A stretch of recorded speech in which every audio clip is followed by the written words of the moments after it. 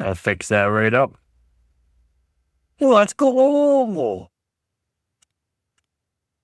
Let's go.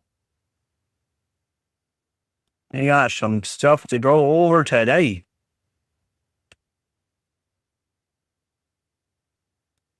Just set this up since I didn't set this up beforehand. I don't know why I didn't. But that's okay. We got it now. We got it. Good to go. All right.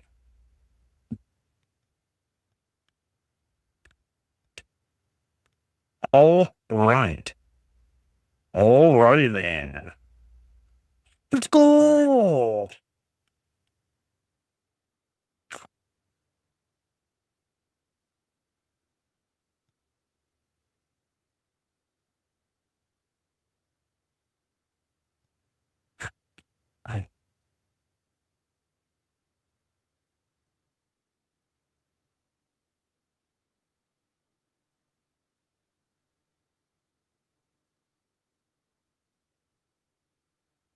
Let's go. All right. All right. All right. All right. All right. We are settling in to go over some of the Ryzen 9000.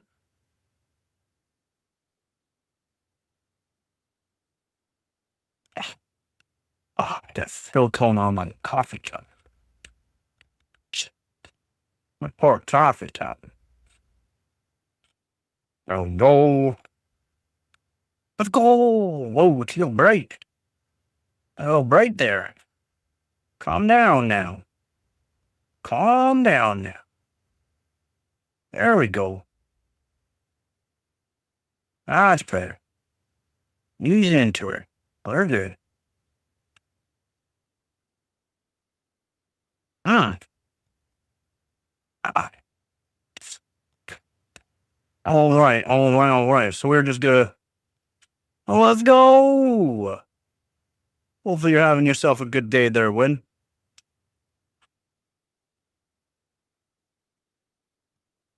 Got a hole in my lip.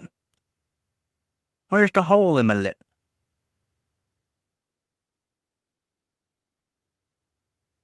Word. Bird, bird, bird, bird, bird, word, bird, bird, bird. Oh, yeah. Just trucking? Still working there, bud? Jeez, man. Don't you truckers ever know when to slow down?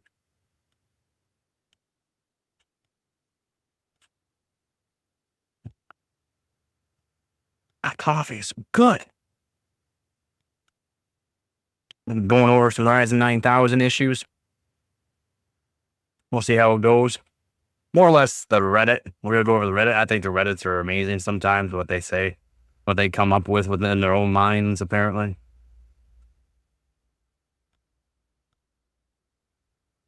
Yeah. I'll be overclocking the 3770K later on, probably to 5 gigahertz, try to beat some of my old scores. Just trying to cool down the place. Oh my God, Dave is happy. Holy moly. Dave's happy. Oh, Dave's happy. Dave is happy. Let's go.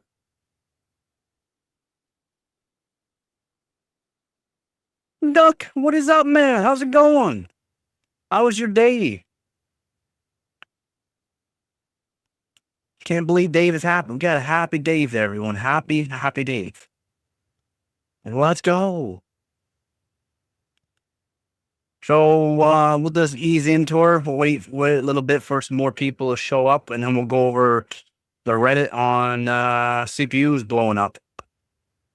No, you missed the first stream. It's all good, buddy. It's all good. I had to take a little break there, unwind, make sure my back feels a bit better, and get some things done, and we're back at her, buddy.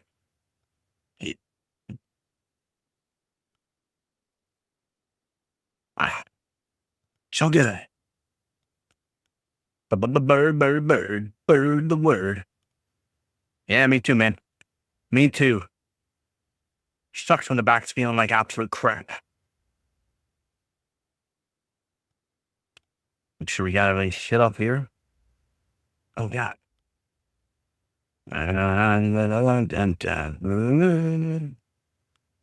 that back into, let me do properties. I know. It's amazing. It's actually amazing to see Dave happy. He's never happy. Never happy. But 40% humidity, 25 degrees Celsius, apparently he's happy. I'm not happy about this temperature, but you know, it is what it is. I got the fan going in the window, blowing hopefully cold air here in a minute. And we'll see how things go. We'll see how things go.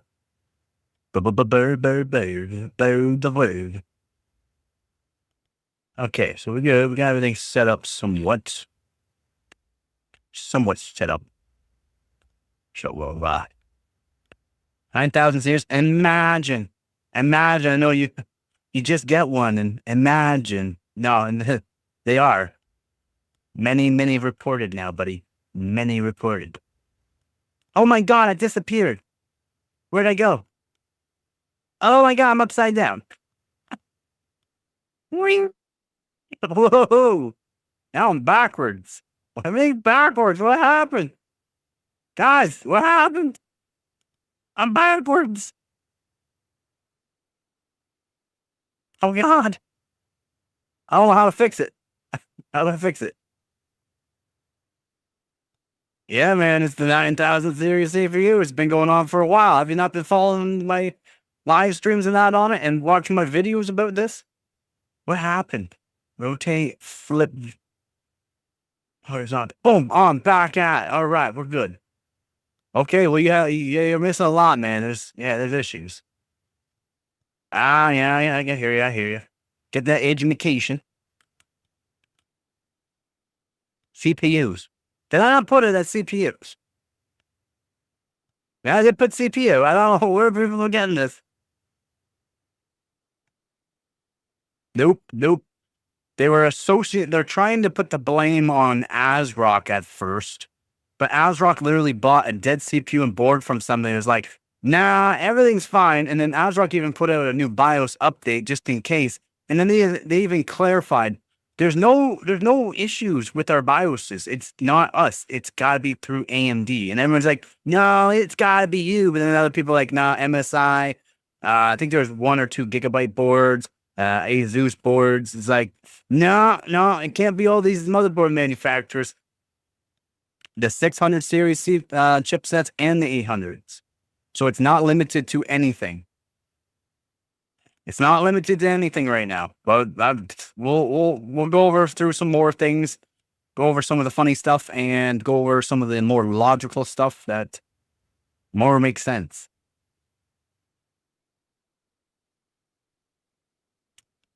So we'll go over that, right? We're gonna go over this. Don't you worry. We'll be hitting this. Oh yeah. So AMD pins Ryzen 9000 failures on compatibility issues.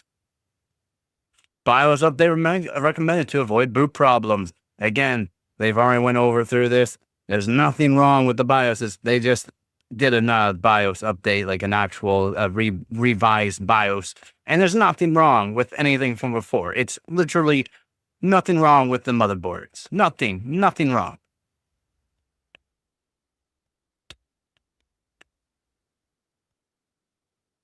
Hope everyone's having a good day. I've been having CPU problems though in some games. CPU likes to slow down. That's odd. What motherboard do you have again? You have an Asus board, don't you? I hope it's not affecting you there, man. So we got Cougar. Ooh, I like the name. THG in their misleading titles. So they pin the random, sporadic, no boot issue down. But the failures, chip discolorations, whatever else, remain unsolved. And these were 26 days ago. We'll be going over the latest things as well. ASRock already claims none of their BIOS revisions have any CPU failures. Nothing to their CPUs. Exactly. Nothing with ASRock. There is nothing wrong with ASRock boards. They were trying to pin this on ASRock for some reason. Don't know why. But they've already figured it out. Ooh. Bright candle. This doesn't add up to the description of the problems reported at all. I suspect we're going to find the CPUs dying, and this becomes something else in time. Time has come. Fingers crossed my 900X3D is not one that dies young. I could do without the aggravation. Very, very much agreed. B650E Wi-Fi, not B65. I've never heard of a B65. Have not installed mine yet. Had it since launch. Now I'm scared. You should be. I treated the 13700K I had before, like 900X3D, really well. Given all the potential problems, I immediately applied the power limits that Intel recommended, installed all 3 BIOS microcode updates that were the moment they were available, limited the power to 120 watt, even after updates, and still died 2 weeks ago. Intel will replace it, but it will take months. But guess what? You didn't do anything that the motherboard did. Doesn't matter about the microcode. Everything on the Intel CPU was fine, except for the crappy motherboard you were using that was given too much voltage on the actual stock settings. You twit, read, go over my videos, go over my live streams, go over them, people. I have fixes for this kind of thing to let you know the motherboards have a big impact on voltages. This right here does not seem like it's the motherboard manufacturer, so. I know. I don't get it. That's honestly pretty wild. Isn't the problem that something is causing the CPU to receive too much voltage regardless of Intel default and user settings? Thank you! We all bow down to the guy that knows something. Let's go! Intel has claimed to fix 4 times now. However, the first was the power settings, where they're basically blamed the motherboard manufacturers for high voltages and current. Basically blamed. Because they then have issued 3 microcode updates claiming to fix the voltage spiking. But the microcode only fixes Intel side, not the motherboard manufacturer side. Okay, calm down me. But my CPU died after the application of the 3rd one, which came out about 3 to 4 weeks ago. I don't personally think Intel knows. They have been stabbing at the problem for over a year now, and clearly it wasn't enough. My CPU was never unstable. Then it got unstable and died 2 days after. Because you're an idiot. I gotta hide him because he's just an idiot. This article is specifically about CPU not boot issue, not failures. We have to mute this guy because don't even look into that. I've already decided that if my 900X3D dies, I'll probably grab a 700X3D and get most of the performance without most of the worry. Go back a generation, most things have been fixed. Motherboard manufacturers probably been doing BIOS updates and or fixes along the way.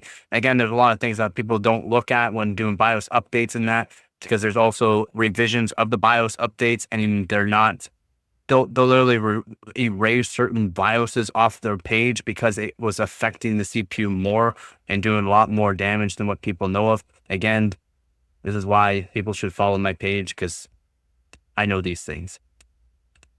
Okay, well, would that also be the reason why the 900X series with boulders on the backside? What about the ones with the scorch marks?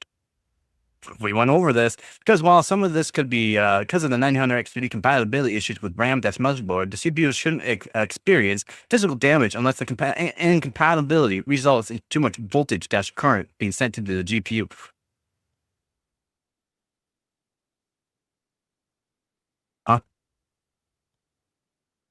Where's he getting the... What is wrong with this GPU? Huh? What? Brain. Just like what happened to Zeus and exploding and melting the 7000X3D, enabling Expo also changed the voltage sent to the V-stock, which is voltage for AMD. If the RAM ran on 1.4 volt, then the memory controller also got 1.4 volt or and above, which it didn't likely very much at all. It went to over 1.7 volts. Please, shut up.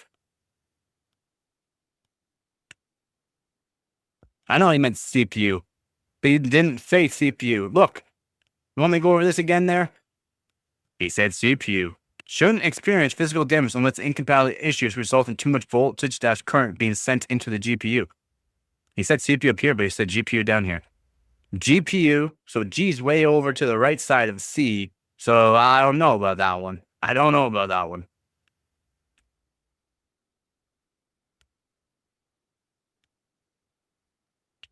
I know. I got the 900 XT. Be nice. I'm sorry. I'm trying. I'm trying to be really nice. But these people just need to stop. They need to stop.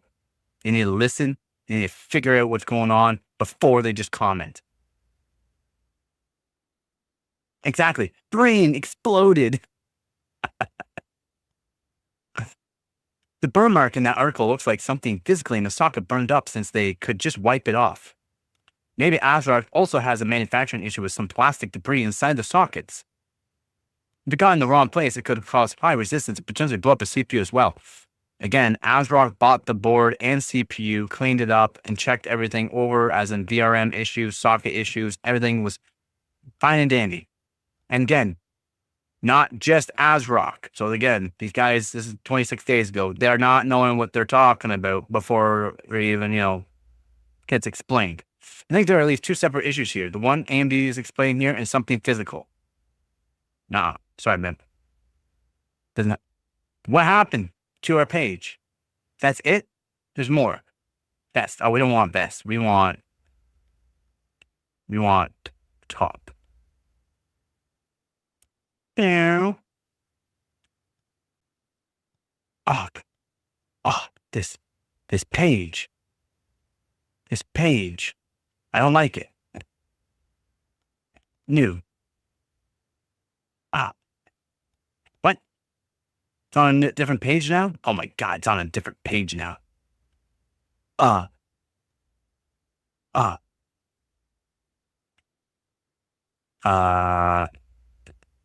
9800X 3D.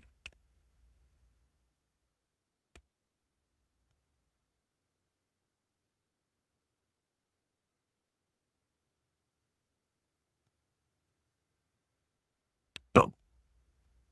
Found it. Best. We don't want best. We want top. This is not the one I wanted.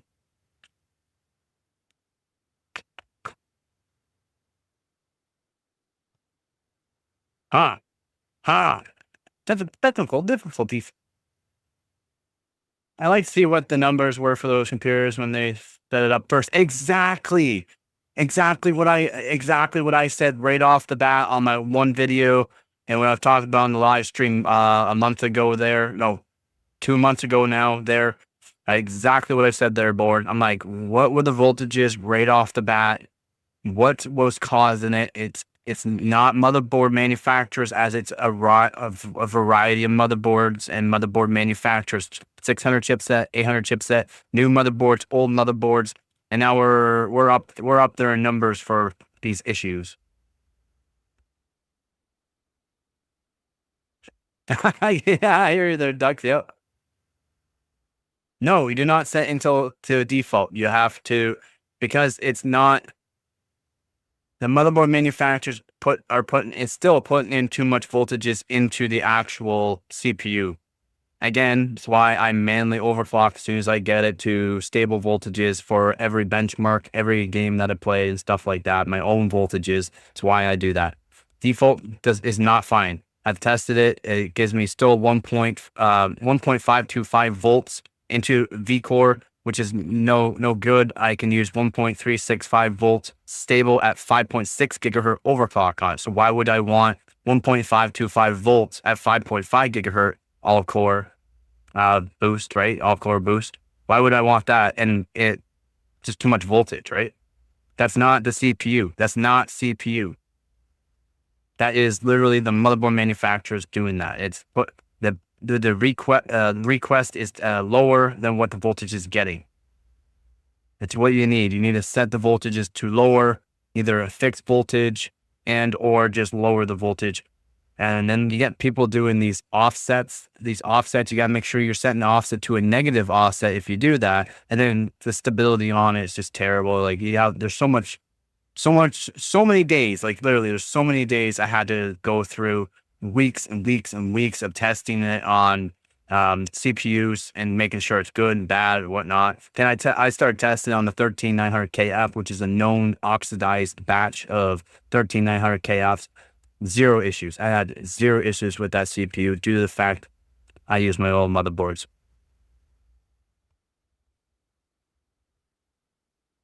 Exactly. If it's not broke, don't fix it. But again, if the voltages are way too high from motherboard manufacturers putting too much voltage in it, you should manually lower that voltage. Do not raise the voltage, lower the voltage to where it's stable for all the games, benchmarks, testing, stuff like that. Because the Asus still terrible for it. Gigabyte's still not good for it. I heard MSI boards are still kind of rough for it. There's actually a little bit better. MSI boards for Intel's are a little bit better, but still Asus horrible. Gigabyte not great. MSI is better. ASRock, I'm not sure about the ASRock boards. I haven't really searched much on the ASRock boards for the Intel CPUs, so I'll have to get back to you on that. We'll find out, right?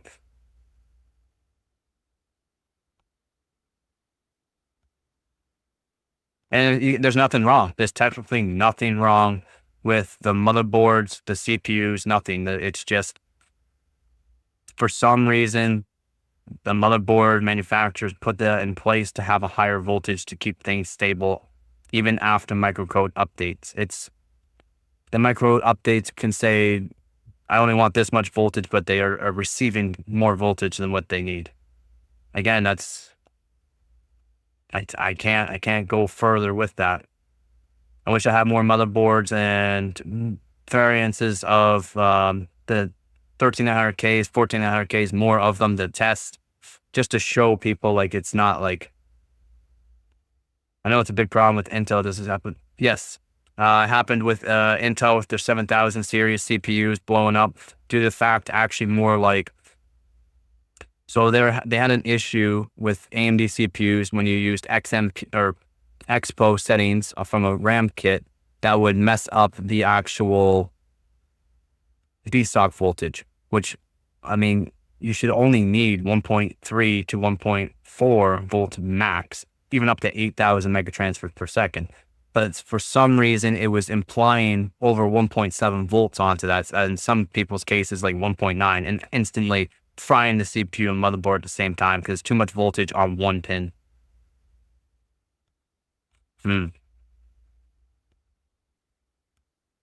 Yeah, it's just people not doing further enough investigation on and just pinpointing stuff. And it's literally, like I said, right off the bat, I've literally last year, around this time last year, I've gone over all the issues with the CPUs and stuff like that and what people should be doing, and watching the actual RAM manufacturer's voltages, as in your VCCSA, VSOC voltages, like all of your voltages, your VDD voltages as well to the CPU, to the fact when you enable XMP or Expo, those can be changed drastically to where it could harm the CPU. Yes, RAM shouldn't harm the CPU, but it does. There are voltages for the CPU that are for the RAM to help the CPU stay stable at higher frequencies or tighter timings. And it's motherboard manufacturers too. I went over this again last year, probably around this time, which is absolutely wild. And I've gone through so many videos, try to help many people, and I've helped a few people. I've helped a few people now. They've commented and said, thank you so much. No more crashing. Now I don't have to worry about voltages being too high and stuff like that. It's amazing. And hopefully Yanni got it cleaned out. I don't know if he started it yet.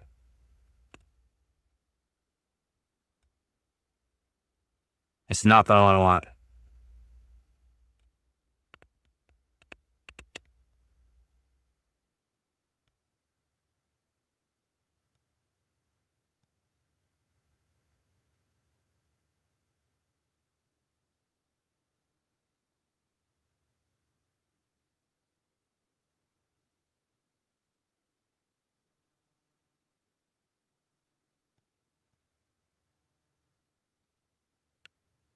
Okay.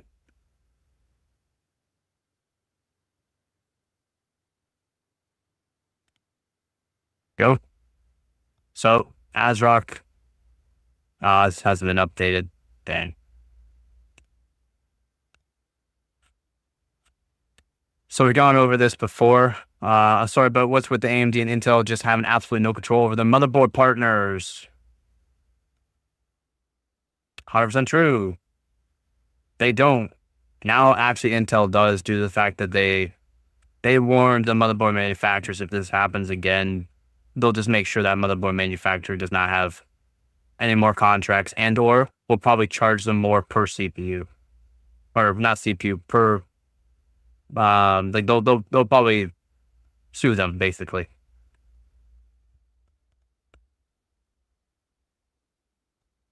I haven't started, just chilling. Yeah, I know, it's probably gonna storm here tonight.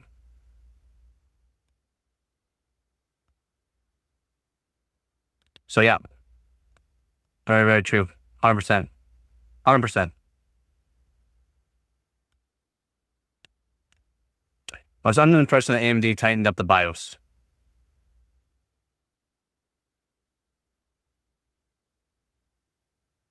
Wait, is it AMD that's supposed to do the BIOS? Or is it motherboard manufacturers are supposed to do the BIOS? I forget. BIOS does voltage rules, or at least defaults, with the motherboard manufacturers after exploding 700 XUDs right after. Again, that's not how it works.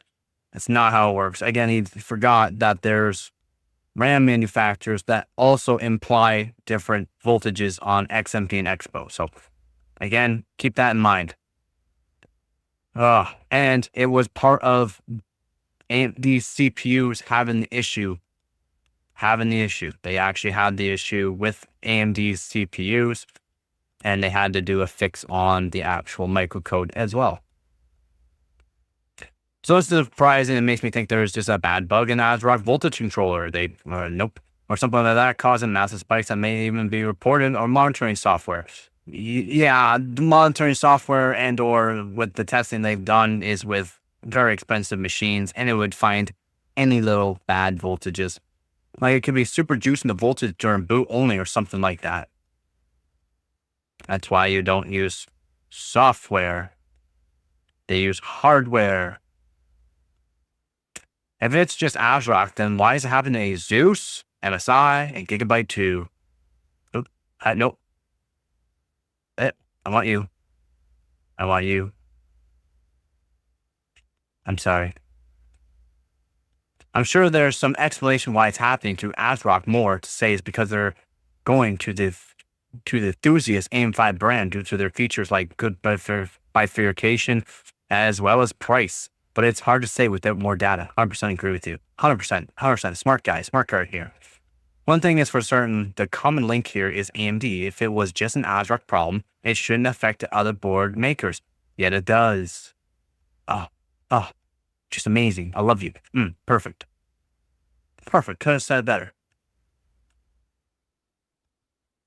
The only thing you can do right now is check the voltages and see how bad they are. If they are bad, then definitely you would have to lower them manually just to make sure that they don't spike.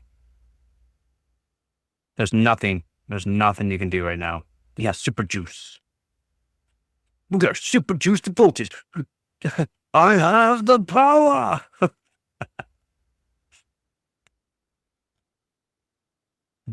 Yeah, you literally have to check the voltages through software, which is all most people have is just software. It's the best you can do. If the voltages are out of whack, again, you can figure out what the voltages should be for every AMD CPU, because not every AMD CPU is going to be the same voltages. So you can search that up, check it through the software, and that would help you figure out whether or not you should tune down the voltages, set manual voltages.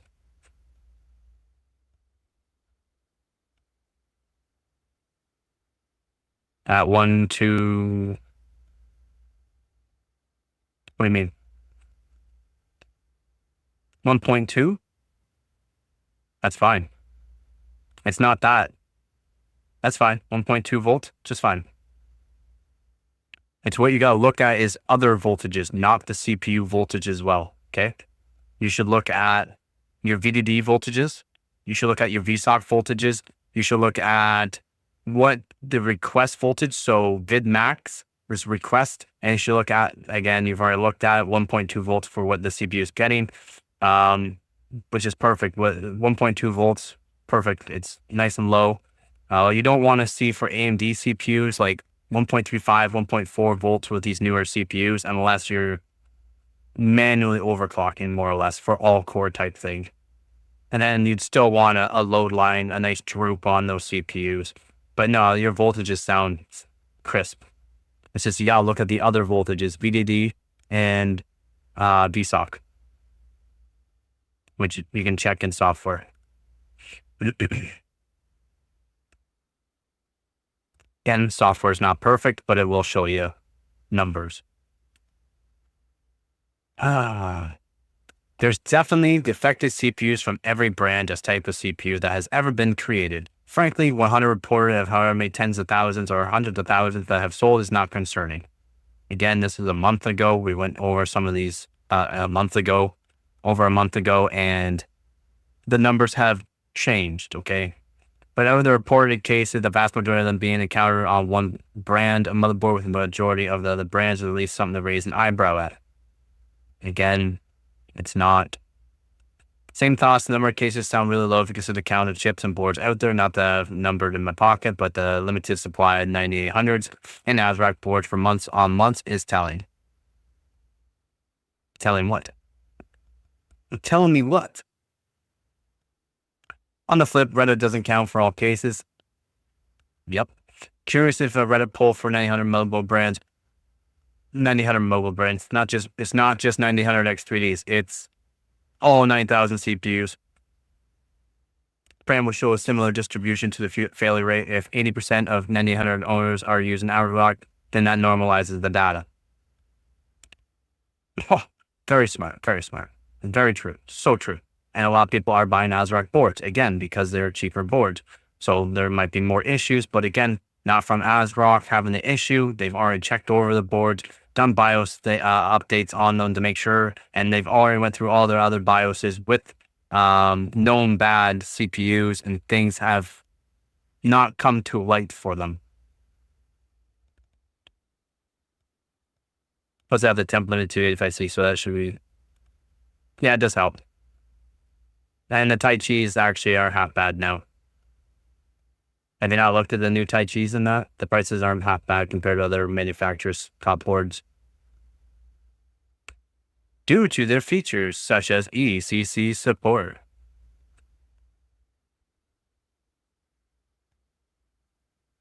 Okay. Yep, bought the B650E Tai Chi Lite because of confirmed ECC support. Running an 800 with DDR5 6000 with ECC using ASRock firmware, including Hynix timing sticks or Kingston ECC view dimmed, and rated at DDR5 5600 with Hynix 8i chips. Okay. Comment deleted by user. ASRock saying has RAM at 1.4 volts.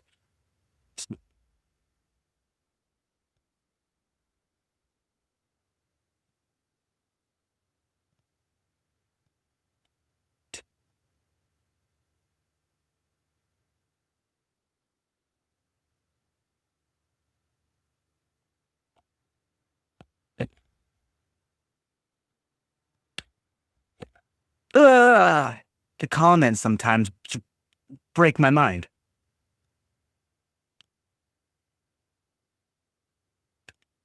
It's RAM manufacturers that imply those voltages when you enable Expo or XMP. It's not the motherboard manufacturer at all. If the mobile is being used 10 times as much, there's going to be 10 times as many failures on it. Not really. Not really.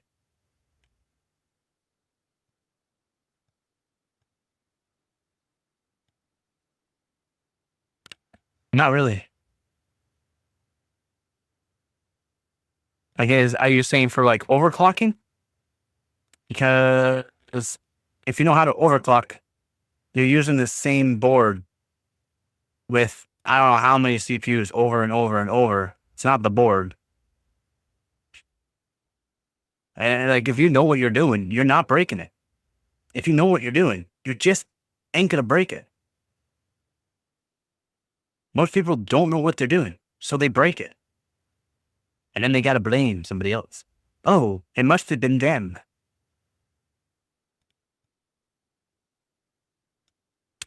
I'm not sure ASRock has made any official statements about it. Seems more like conjure from commenters on a Reddit article and Reddit up to this point, but I have deep dived into forum threads. On one particular example, they kind of finger pointed at debris in the CPU socket during installation as the cause of failure, which is not blaming AMD directly. Maybe user error or manufacturing defect on part of leaving debris in the socket. That's still a rough one. 100% agree with that there, buddy. Yep. If there are more CPUs being paired with manufactured motherboards, then there's going to be more failures. And it's not due to the fact that it's the motherboard manufacturers. It could be the actual CPU manufacturer, right? Again, Intel was selling so many CPUs, and then what happened? There's issues. A lot of people had issues, but did not know what was going on. Now, AMD is selling more CPUs than what they generally would sell. And guess what? You're going to see more issues.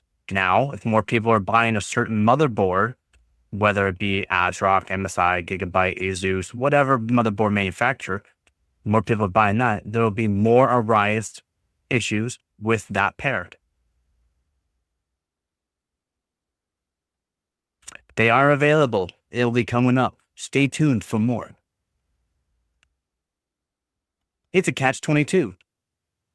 It's a catch-21. You either lock down the motherboards and make every board the same, or you allow them to innovate and differentiate to compete. 100% agree. But Intel locked them down. So if you make every board the same, eventually there will only be 1 or 2 MFTs left. That's fine. At least we won't have dying CPUs. And then there'll be an actual blame on the actual CPU manufacturer, because there will be any motherboard manufacturer brands, top line brands, or anything like that, that can take the blame. It'd either be user error or CPU manufacturer error. I can't imagine AMD telling motherboard manufacturers what voltage to run for stock speed default settings would stifle innovation. Motherboard manufacturers would still be free to innovate, increase voltages for non-default settings, and to properly innovate in areas. AMD kind of has a bit of a say on theirs. Intel literally said do whatever with the CPUs as long as it's within, reason. And they still went up and beyond reason and messed up their CPUs. AMD has more of a control over these motherboard manufacturers from back in place. Like, this was set long ago. It's nothing new for this to come out. Nothing new. And then Intel now, last year, said no more. No more. No more. Oh, we need this. To be fair, it would be stifle innovation to use default voltages as differential. Specifically, when your board is more equipped to handle more than competitors. Not sure this matters to me, but it makes sense. Default settings do not need to be more voltages. That does not change anything. It does not help anything. It just creates more issues. People don't realize that. The motherboard can handle overclocking the top of the line CPUs better than the bottom line, due to the fact better hardware, more VRM, so many other things with it. And then you can manually put more voltages to where you want it and still have not an issue. So why would you want higher voltages at default settings? That's what I don't get people not understanding. You don't want higher voltages on default settings. And geez. You want lower voltages. You want things to last as long as possible. Like, last as long as possible. And that's lowest voltages you can go. You're really not supposed to innovate with voltage, my guy. This guy. This guy. The partners are making motherboards, not entirely new CPUs that can handle additional volts. This guy. The CPU is what it is. You don't go and F around with it. This guy. Motherboard vendors make accessories to go with the CPUs. They don't make the CPU. This guy. Some CPUs have some extra headroom for overclocking, sure, but let's not equate basic overclocking with innovation or creativity. You got that right. That's what the accessories in your motherboard is for. Got that right. Think of motherboard vendors and the interior decorators, and that's what basically they are. They don't build your home or install the electrical wiring. They work with what's physically already there to make it look nice. This guy. Jeez. Again, some people actually have a brain. It's nice to see. Not just people that are just talking out of their absolute ass. They're innovating with voltage in that they're trying to get an edge on competitors. How does raising the voltage on stock settings increase performance? It does not. It does not increase performance whatsoever on stock settings. AMD gives motherboard makers a design guide and configuration manual for each CPU family. If the spec is 1 volt plus or minus 20 millivolts, they attempt to be closer to 1.02 volts than 0.98 volts. The clock gen says 100 megahertz plus or minus 3 megahertz. They might push to 103 megahertz. ASUS has gone beyond that occasion with certain parameters to try to get an edge. ASUS has been doing that for a very long time. To the degree to which they provide an individual voltage plane controls on some models is also innovation. The auto overclock routines fall into the innovation category. There are tons of ways motherboard makers can push the limits of specs and still be within spec. They have, on occasion, exceeded specs. This guy. What's your name there? Listen before speaking. This guy.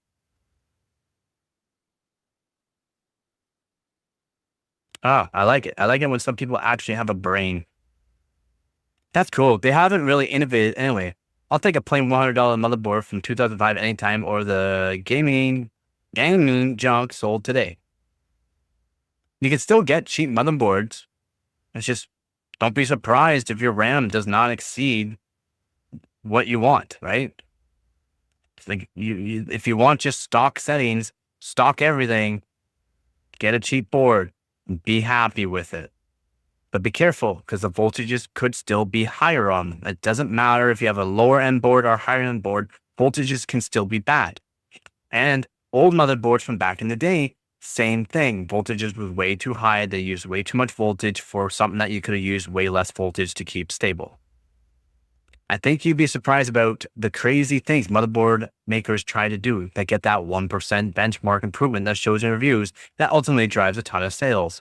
Everything from cherry-picked clock generators to increased voltages to tweak load lines. Listen, before speaking, I would want to shake your hand. Shake your hand. Everything from they just started adding the stubless dim slot contacts. Some have innovated with attachment mechanisms, massive traces, crazy VRMs, wacky heat sinks, PCI bridges, etc., etc. The motherboard business is pretty brutal. It is. It really is. It really is.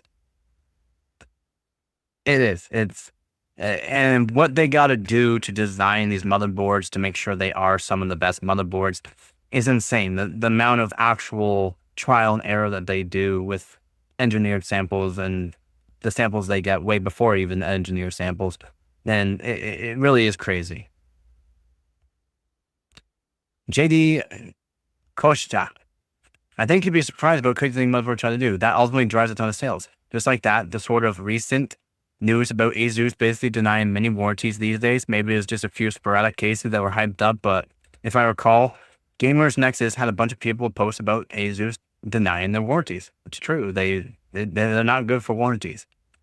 I'll only bring this up because I used to pay the premium for ASUS motherboards ever since I had an issue with my A8N SLI Deluxe and had to RMA it after a couple months. Still well within the warranty period. They did it, no questions asked. And nowadays, probably not, because people don't realize they can deny your warranty if there's a scratch or anything wrong with it, because they, again, it's gotta be still mint fresh. That way they can maybe resell it. If not, then why would they want to help you with your warranty if you damaged the motherboard? If you damaged it, well, guess what? The RMA is not going to happen. Other than having to wait a week for a new board, the RMA was easy and the experience was great. Admittedly, they didn't really do much more than the bare minimum, honor their warranty within a reasonable time period when accounting for shipping, but they responded quickly. I didn't have to fight tooth and nail. That's nice. That's nice to see, but it doesn't happen. My 900 actually build is the first build done since my ANN SLI. That won't be an ASUS board. That was late 2004, early 2005. We're talking 20 years ASUS only motherboards. But the price premiums they are talking these days alongside them now, denying warranties, it's just not worth it to me. You think customer satisfaction would be one of the those sales drivers you mentioned? Yeah, you would like to see that. If not locking them down means CPU fails or explodes, then lock them down and let me buy a stable product. 100% agree. 100% agree. Board partners do things outside of specs and get away with it. Yep. So they grow bolder to do even things more outside specs. It's actually not uncommon in an industry. It's just that this is a very high profile occurrence. Yes, it is. Intel and AMD gently parenting ASRock. That's okay, ASRock. Just do the best you can. They're doing just fine. Nothing wrong with them. They use source articles. ASRock subreddit started 2 months ago. Update right now. 108 cases. That was 1 month ago. We're up over 300, 400 cases now. So we'll get into that. And the amount of ASRock boards and other boards is now, instead of it being like 90% ASRock, has changed dramatically as well. Well, this is indicative. AMD's business practice just seems to be just a little less worse than our competitors. Wow. Funny how everyone is suddenly a statistician now compared to 12-volt high power connector failures. That just came out of nowhere. What was it to measure? 100% 12-volt high power providers use the same connector. There's not very many cases with this issue. Especially with the new 5000, it's only one so far.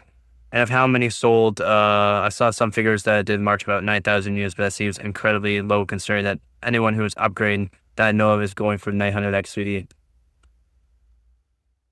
And a lot of them are. So in Germany alone, there were around 9,000 sold in February, and that's counting their biggest online retailer. It's in 6 figures. Yep. If you talk about Mind Factory, you're right. They sold 6 to 9,000 per week for a while, maybe still do. Well, they're selling a couple hundred Arrow Lakes in the same time. Yeah, not selling so hot Arrow Lakes still. Yep, that's one. They couldn't remember the name. Yeah, that makes way more sense. I don't think CPUs tend to fail with a major flaw after initially working, though. Den Unravel are not counted in this. I would even say 0.1% failure rate on CPUs that worked on Unravel is too high. Nah, it's not terrible.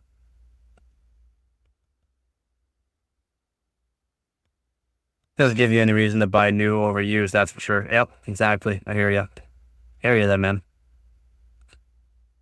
Maybe people have many people have ASRock boards. Yeah. 80% of failures on ASRock, but you think ASRock has 80% of the market? For those CPUs and pairing them up? Yep. Definitely not worth asking. There could be an anomaly in the market with AM5. Yep. Computer Base recently had a motherboard survey. ASRock had like 15% market share among the DIY community.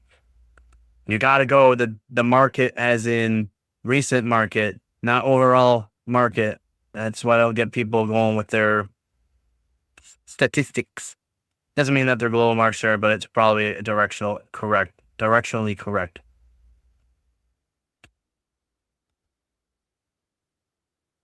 For an 800X 3D builds? What?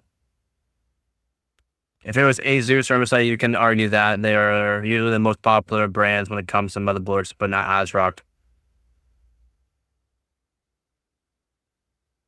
I don't know about that. Pretty sure ASRock has been constantly making some of the best budgets. Yep. Yes, they have. We don't care. Stop talking about that. ASRock been the cheapest and most recommended board for AM5. I think they might be outselling ASUS, and there we go. So true. 100% true.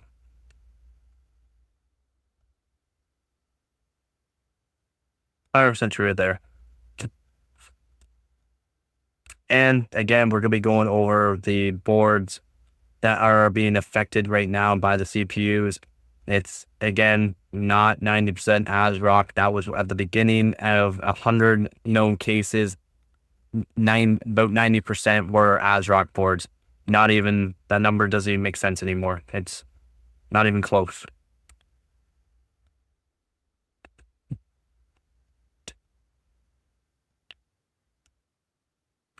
Not even close. It might be the best option for X87E on paper, but most buyers are just doing the 150 B60 boards, even cheaper with retailer bundles, which are AM5 last time I checked. Yeah, doesn't matter. It's still a 600 series and 800 series chipset board. It doesn't matter.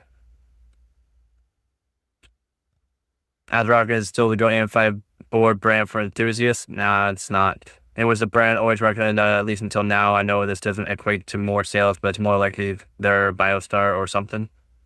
But it's not like their BioStar or something. BioStar had some decent stuff.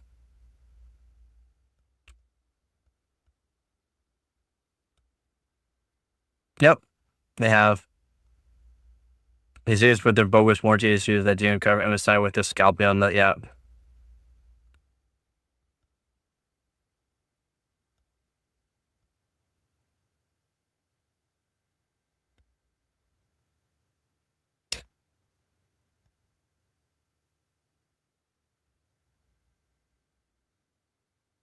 And mailing things on ASRock. Run hardware info 64, keep an eye on V-Core VSOC. That's what I've been telling people. It'll probably help resolve your fears. Yep. CPU V-Core main voltage for the core should be ideally below 1.4 volt in most cases. On my MSI board, it rarely goes over 1.2 volt, but I'm running PBO curve optimized with negative offset to reduce voltage. If approaching 1.5 volt, that's worrying. Yes, it is, but it shouldn't be doing that. It shouldn't. CPU VSOC, basically powered CPU memory controller, should be 1.3 volt or lower in most cases. Most boards run to 1.25, 1.3 volts. By default for PBO, it varies. If you're approaching 1.4 volt, that's worrying, but I doubt that's happening. It could though. Note these two voltages are not the only things that can cause CPU from firing. There are two major ones. So I say VDD as well. Check your VDD, the two VDD voltages. VDD AO and VDD Q. VSOC. And these are, for AMD. VDD IO and NVD and NVD DDQ should be about 1.35 volts. VSOC 1.25 to 1.3 is okay. If it starts going way above that for VSOC 10, something needs to be changed. Thanks. I tried it for half a day and didn't notice it going up this number, so I think it should be okay. I uninstalled it for some reason. I think it randomly started, causing the games to crash, shut down, started again, maybe call for AMD and trailing monitoring. I hope so, since it's been fine for hours now after uninstall. I'll look into PBO curve optimizer. Yeah. Saving this for my build, my new computer this weekend, hopefully sprung for the fastest game CPU on the market for the first time in my life, so I'm gonna cry breaks, yeah. Yeah, don't cry, buddy, don't cry.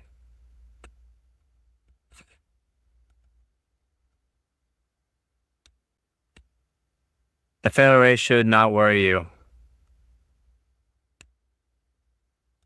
If any idea about failure rates about electronics, you should be happy instead. These CPUs have an incredibly low failure rate, way below the historical average CPU failure rate. I don't know about that.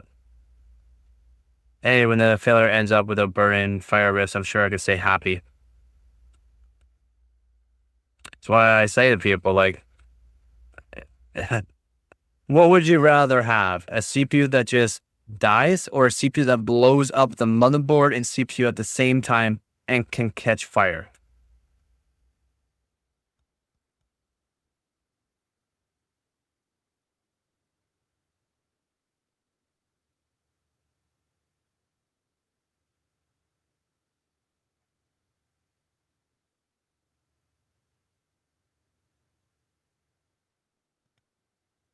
Considered normal, right? But if it's only 9,000 series CPUs that are just causing issues and then again, failure rate should not end up with a fire or burning motherboard, right? You should not have a risk of something that bad, which happens on AMD CPUs in the past and in the future. So why are people okay with the failure rate? Why are people okay with the failure rate when it ends up burning getting so hot, it's melting the metal. It's melting metal. So why are people okay with the failure rate? Yes, fire bad. Fire very bad. So I always ask people, and I had a little argument with one of my commenters, and he literally stopped talking after. It's like, what would you rather have? A CPU that just degrades and or dies on you, or a CPU that literally can cause a fire? No response after that.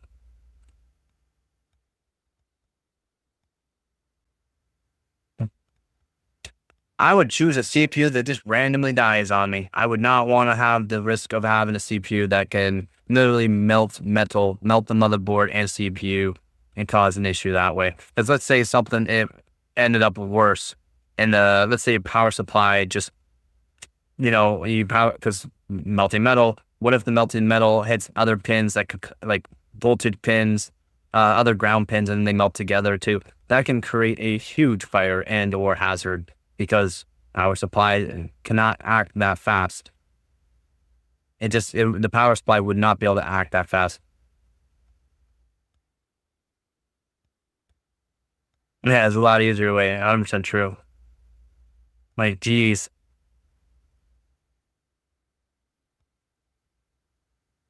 A CPU burn itself is not the same as a CPU setting fire to your home. Again, maybe they got lucky, because CPU can, if it melts and catches fire to itself and melts the motherboard like metal, and that metal drips and connects other pins, it could cause more of a fire that could burn down your home.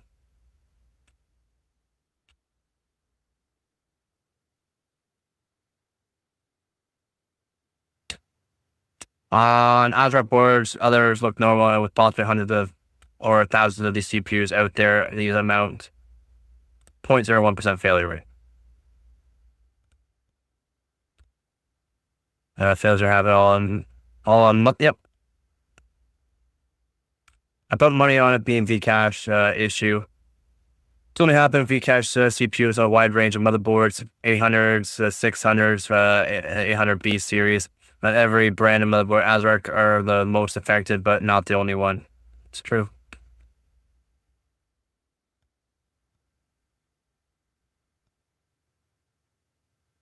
Exactly.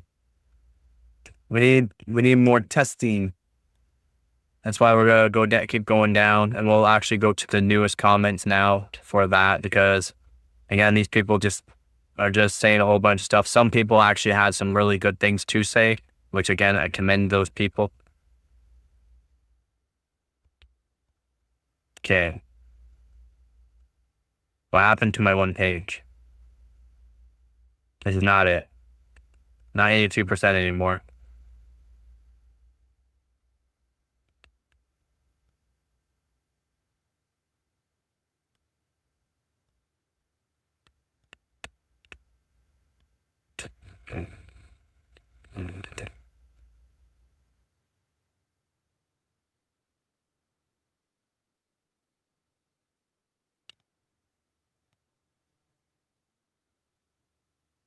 Uh,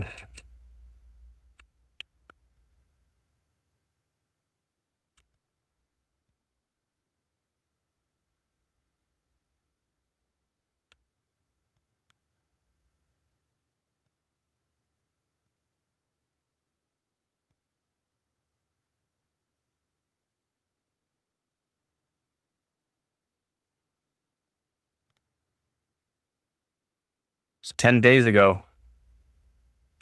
It's 10 days ago from ASRock. A little bit of investigation to BSOC.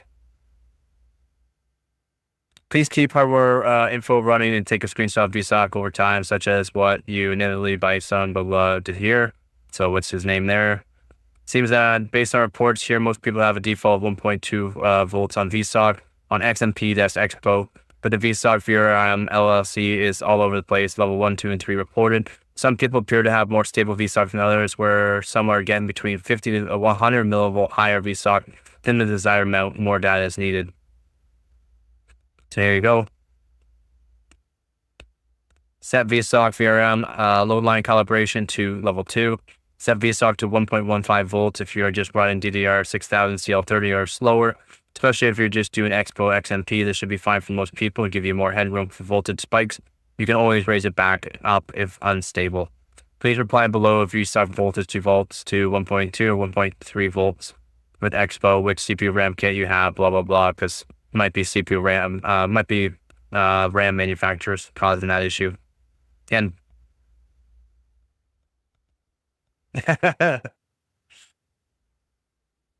so Azrak X870 Steel Legend BIOS 3.2 gigabyte.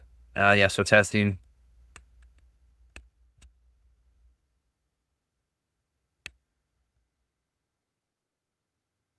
Only applicable in BIOS versions listed below for gigabyte Asus Azrak. Your VSOC is set to 1.3 volt for whatever reason. You never change SoC, VRM, LLC. Your IOD and your CPU is already cooked.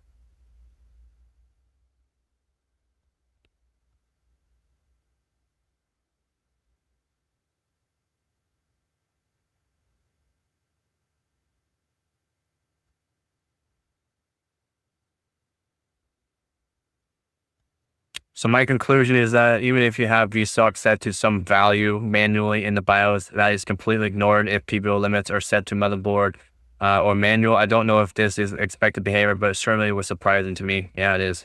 It should not be overridden. Whatever you have manually set should not be overridden by any means, whether you have PBO or what on.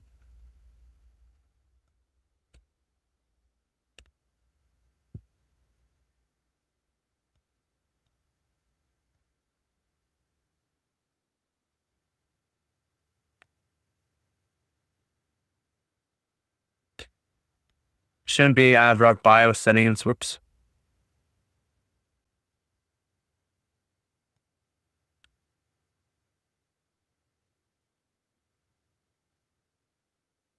Why would it be ASRock settings? Did he even test XMP or Expo?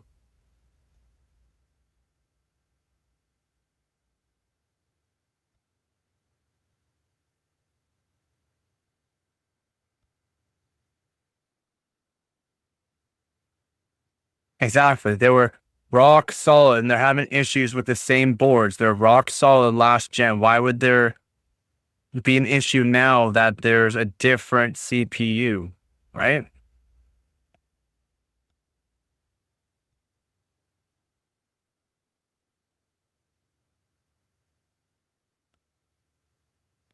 And the 87 Taichi here sets the SOC to 1.19. It's good.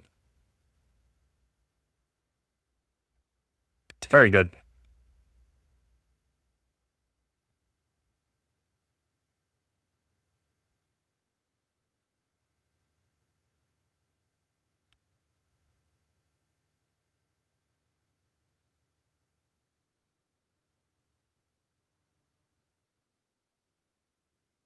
Shouldn't need 1.3 volts for VSOC. Not unless you're trying to get 8,000 megatransfers per second. You shouldn't need it.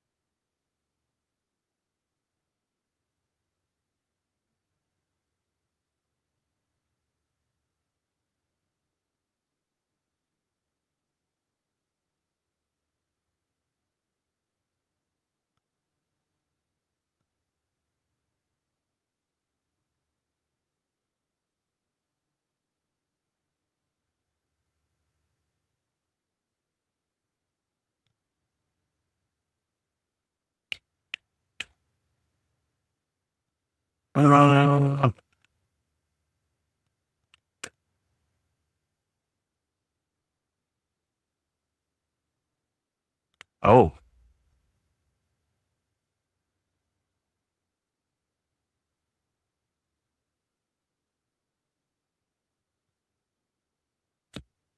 So this is a 9800 XT running an X870 Steel Legend on 3.18 AS01 BIOS. As you see, the same artificially injected DRAM frequency problem as Asus X870 Hero. The one more concerning thing is that artificially injected 2.01 volts of VDD and 1.815 volts of stock voltage. Also, the global frequency limit was somehow raised to 8.175 gigahertz while asleep.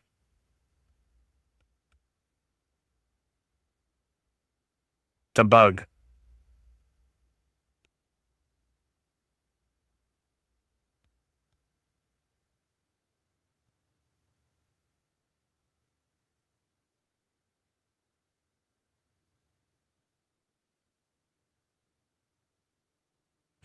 And please speak as you might to a young child or golden retriever. It wasn't brains that brought me here, I assure you that.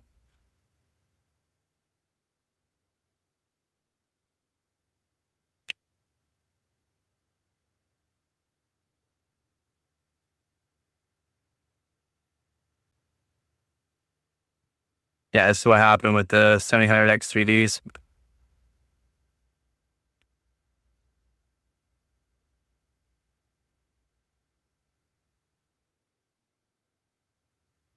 Yeah, 1.8 volts is wild. It would have fried. It would have fried. It would have fried. It wouldn't have been running. It's probably a bug.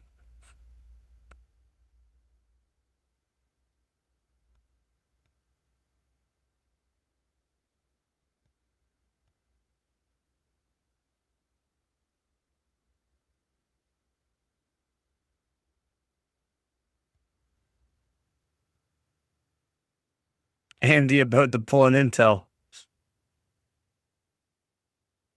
Oh, people.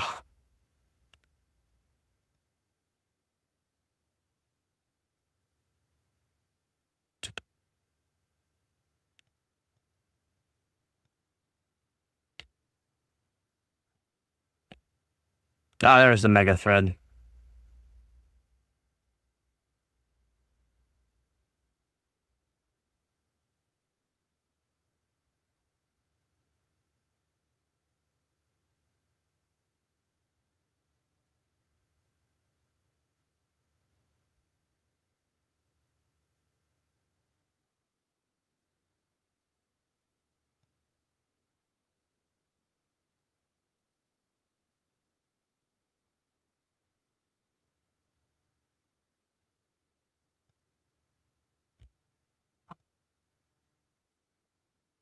All right, so we got new. Same issue here with my 9600X and ASRock B850M. This is 5 hours ago. Again, Pro RS Wi-Fi. PC is 3 weeks old, was working perfectly. Suddenly would not wake up from sleep mode. CPU, and DRAM, light, up followed by boot LED, then does nothing. Cannot post to BIOS. Try clear CMOS. Flash a new BIOS. Reset CPU. Different RAM configuration. Expose on. Undervolt curve to -20 on CPU. I've just had a failure on my CPU on my new build, 9950X3D and X870E Pro R Asus motherboard. Just posting it here for conclusion and data harvesting for the purposes of posterity. I know it's not exactly the same issue. I have video evidence to prove the case if necessary. 5 hours ago. Can you please be more specific? Do you think there's something wrong with the CPU? Is CPU cooler mounted properly? I've only written here after extensive fault finding, but of course we'll see what BS the retailer tells me tomorrow, which will be day 3 of spending money I shouldn't to discern the hardware culprit. The short of it is that I have bought new RAM and new motherboard for the motherboard to exhibit the same behavior, regardless of using an existing power supply or an alternative one for the purpose of testing. But since you asked, proof the motherboard pins, land grid array is perfect working order. Over on YouTube for shorts. New, old CPU.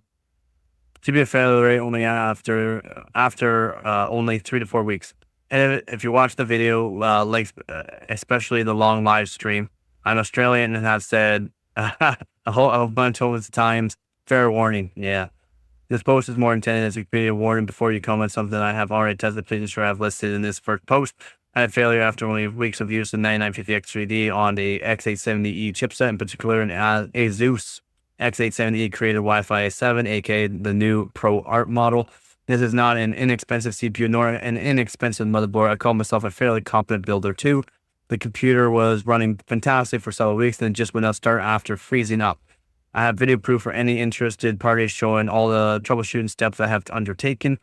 Then I understand there has been a bunch of problems with 900X3D CPUs and the X870E chipset where basically the CPU completely fails. Not exclusive to the 800 chipset, so not exclusive.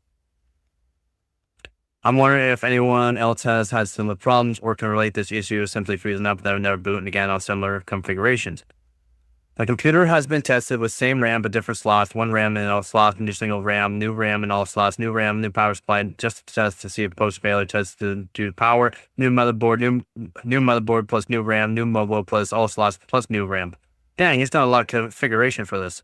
I thought it'd be the motherboard because DRAM light shows up and stays lit persistently, does not, and does so even when testing different permutations of the RAM inside the machine during time of failure.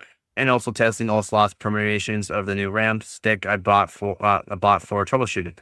But turns out both of the exact same motherboards are doing the exact same thing. BIOS update does not resolve issue, so it should logically be the processor.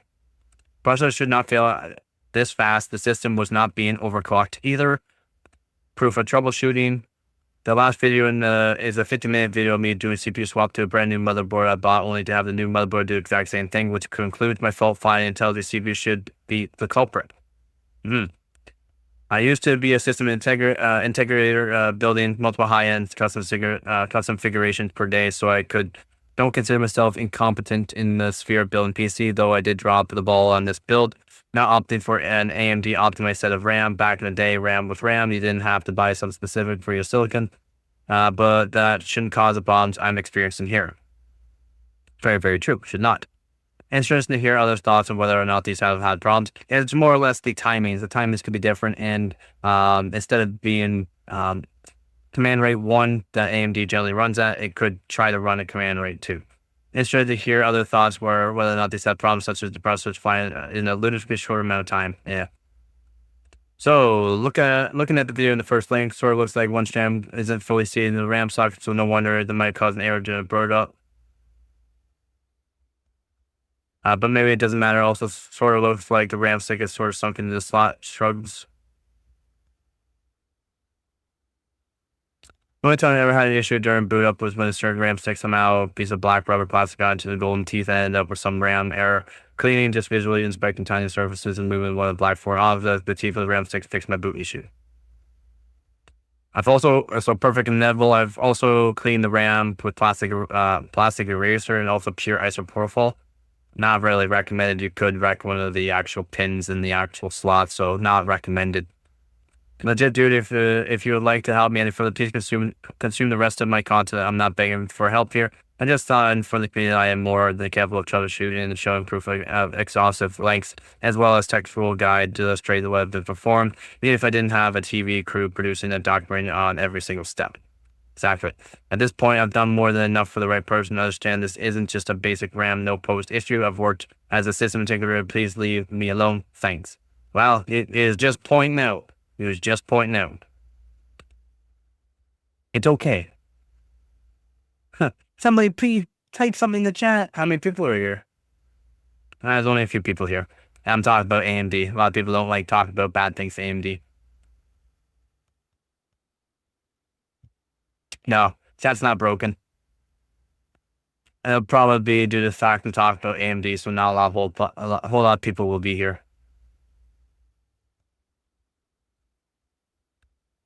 It's okay. I knew this would kind of happen.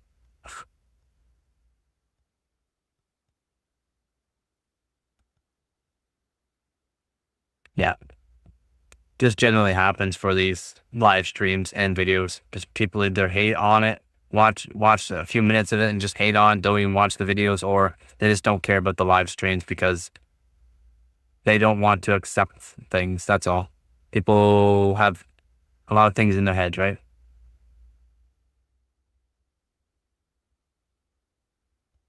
No, banned. Got warnings from Discord as well. So if he comes around again, he will get a notice. A letter in the mail kind of notice. So he probably won't show up again.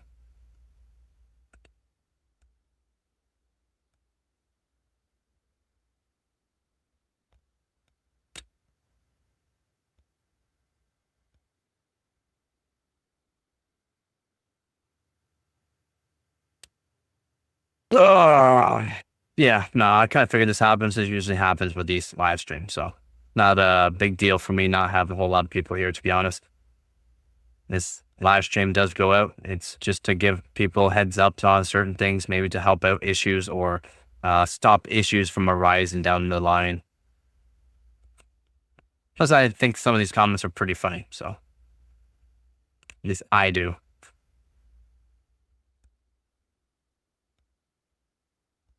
But some of the comments are very thorough and actually have actual facts in them, which I really like as well. Yeah, man, if you're seeing any kind of issues with your CPU, if you want to just take pictures of your voltages and that, send it into the Discord. I'll take a look at them.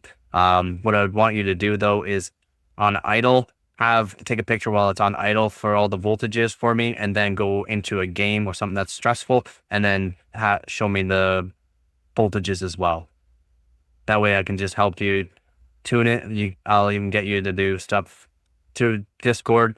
If you have Discord on your phone, you can just video it on Discord, and then we can go through the BIOS. I can help you set the voltages manually, so that way it does not happen, and set the load line calibration to level 2, which is probably going to help it a lot too. And that's not motherboard manufacturers. Remember that. That's implied by AMD.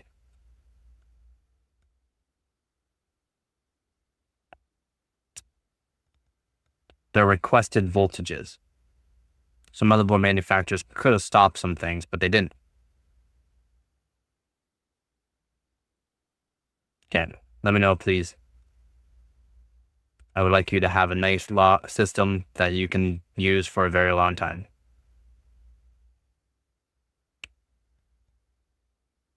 So same guide. The literal next video just shows one stick in, then the video just shows just one stick of a different brand, exact same file you're talking about. So when you think you have asked, trying to try such and such, maybe just read ahead a bit more, mate, seriously.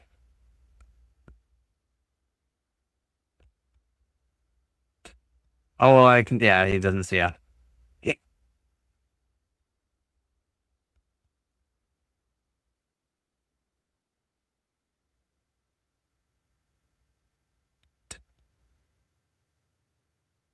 Nice. Make sure it's good and spick and span, buddy. And he has a lot to say. Go read the post made earlier, blah, blah, blah. There's discuss the lengthy troubleshooting I've gone into.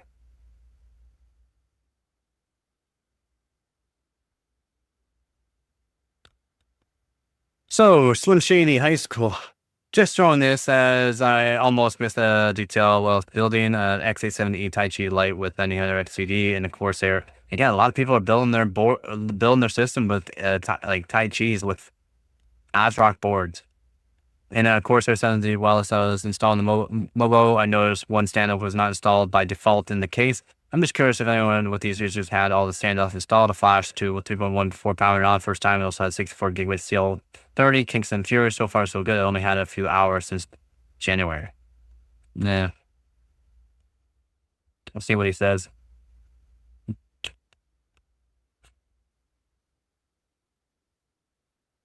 Welcome back.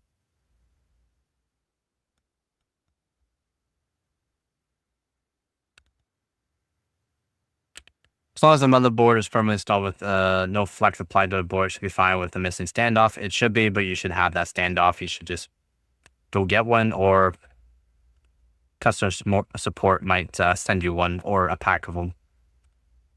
It's the opposite. An extra standoff that can cause problems, maybe tough to buy on the board because shorts or other issues.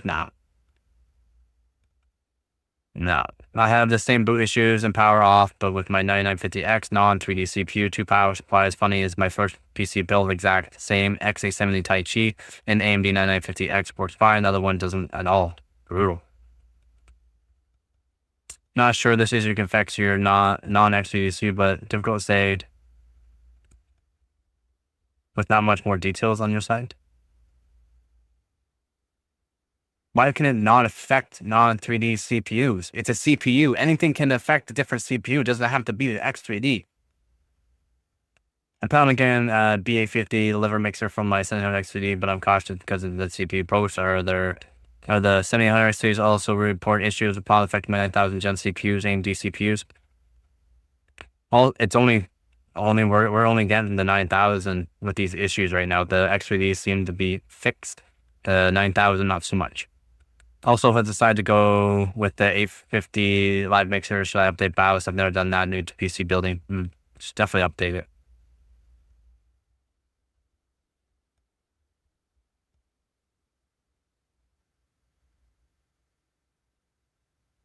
They're not more voltage hungry. They are hotter.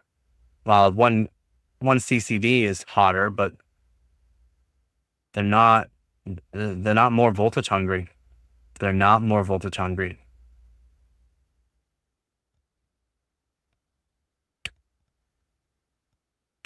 It seems to only affect 9000 Gen based on the reports. Yep, and at least older BIOSes for 7000, 8000 Gen with the 600 chipsets. As report is safe with those have been time tested now. Though the oldest BIOSes have frying issues, so no one should take the opposite stance either. Yeah, they use basically the same power. Again, different kind of CPU, so there might be a little bit of differences. Silicon as well, silicon lottery could be up or down a little bit. A little bit's fine, but when you're up way too high, that's not good. Down nice and low is really good.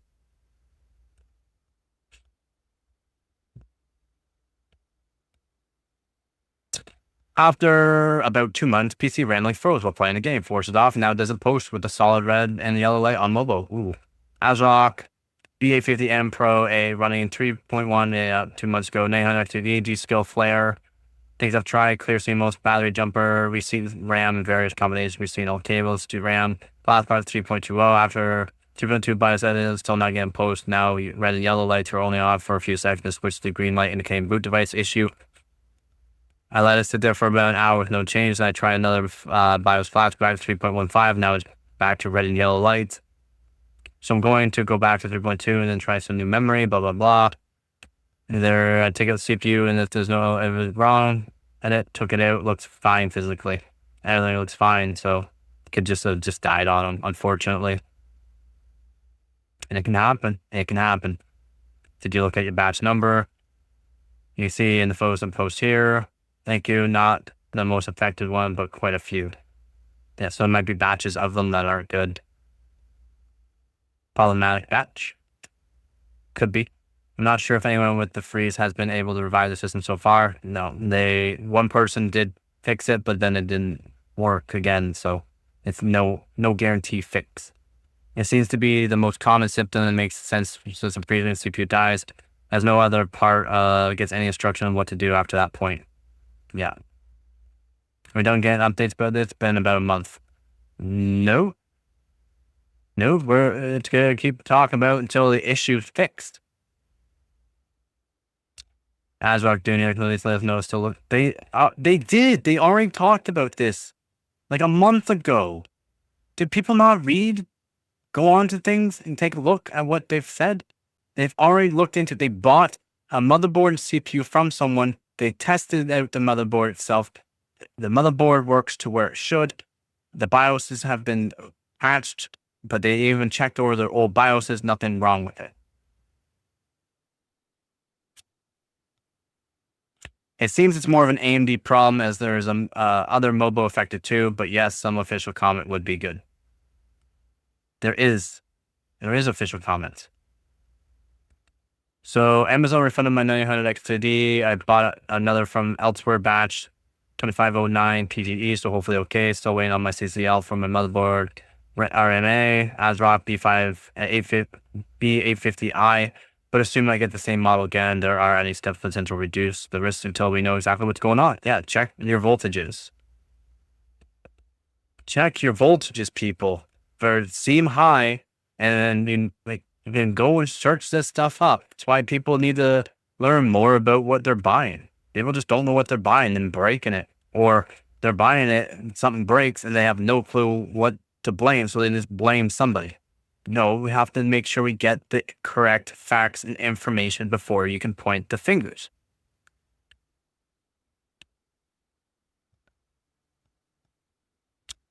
Ah, should have been a lawyer. Should have been a lawyer, guys. I would have been good at it. Eco mode.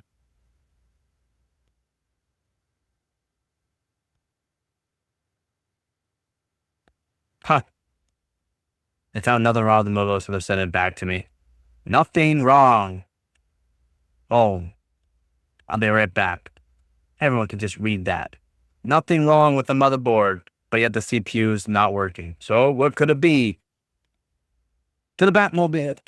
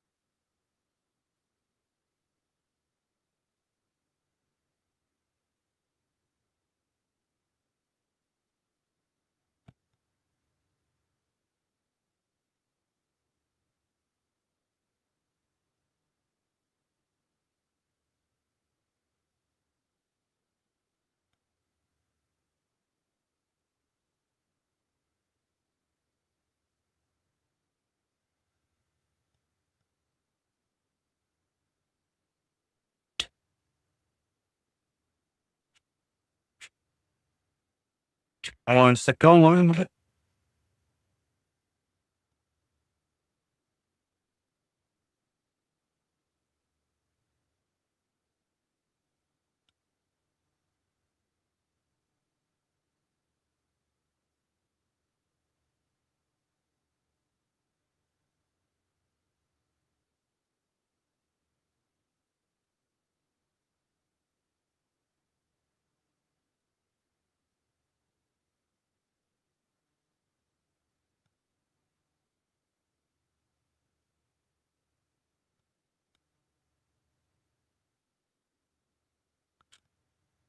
To the Batmobile.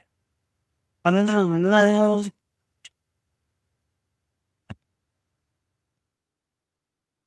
right, sounds good there, board. Sounds good.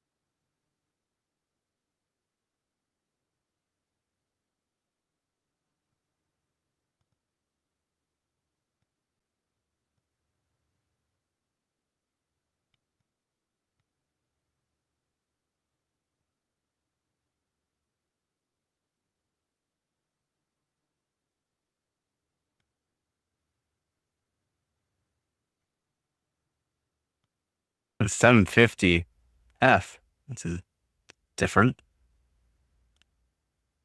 Huh.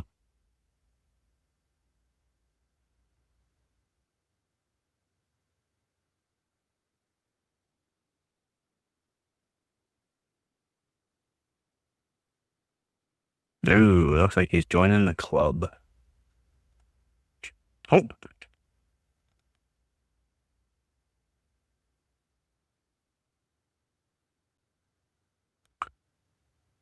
Crazy.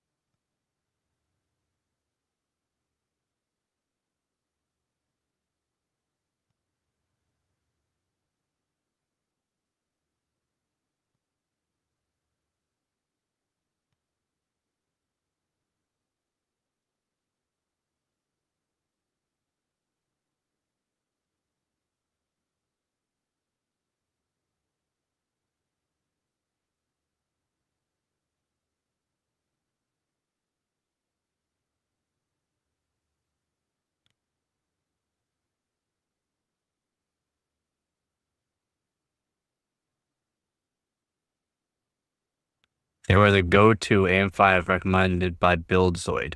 That's why everyone's buying these ASRock boards right there.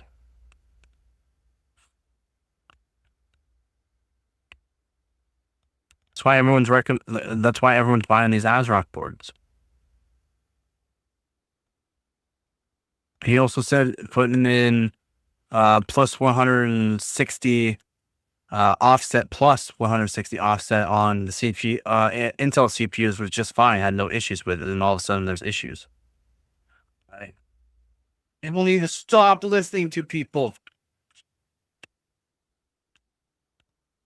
Especially when things don't make sense.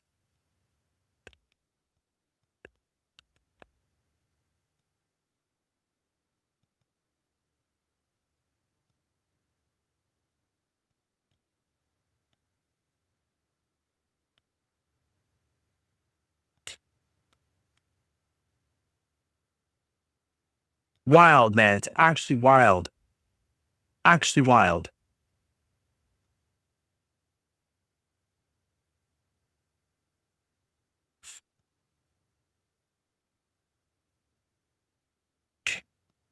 Again.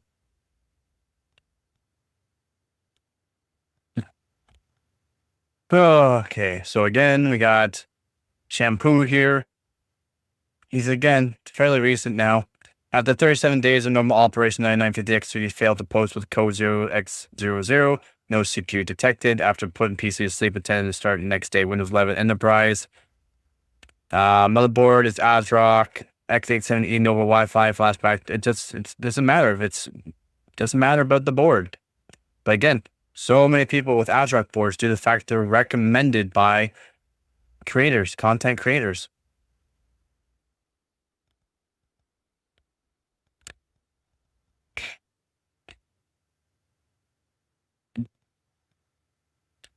So, does nothing. Successfully post with Ryzen 5 8500G 9950X3D fails to post on Asus Prime board. So CPU is confirmed to be the issue. 9950X3D CPU using a 105 watt eco mode, all core volts, negative 20 offset, FCLK overclock of 2133 megahertz from default 2000.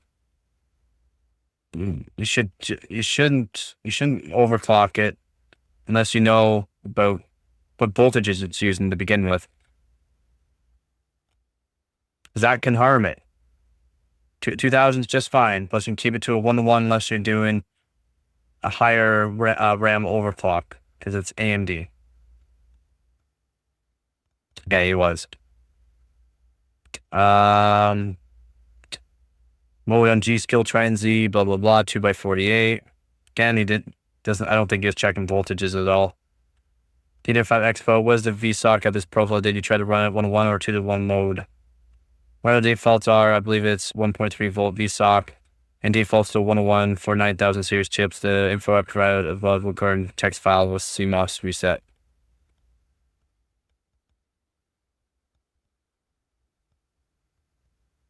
No, I don't think it defaults to 1-to-1 when you're overclocking FCLK to 2133 with 6400 Expo. I don't believe it goes 1-to-1 automatic.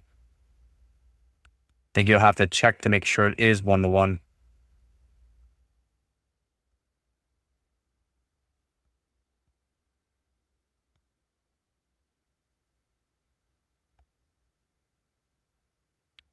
Pin track to close. We recall them being efficiency during normal usage and never exceed 73 or so while gaming.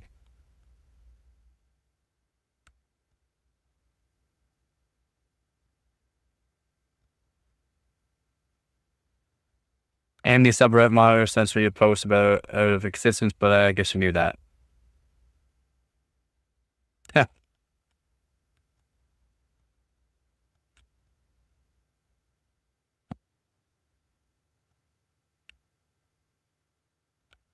Oh, gotta love when they start removing things.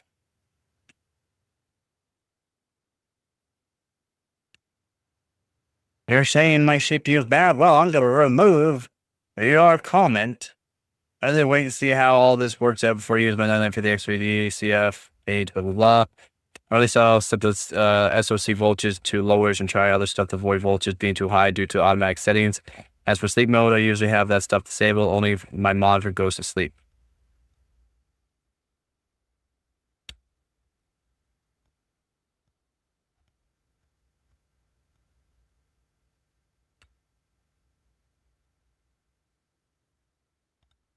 I deleted it. Wow. Presumably not for us, so deleted presumably total OK CPU and risk having bought a faulty shoddy product from the start. Brutal. I can accept all risks involving any damage caused by deleting. I can't accept all risks that involve buying a product that is already damaged. If the BIOS and motherboard is blamed for CPU, then who is responsible for that? Would be the motherboard manufacturer. Would be, but you deleted it, so they can't really say. You can't really say.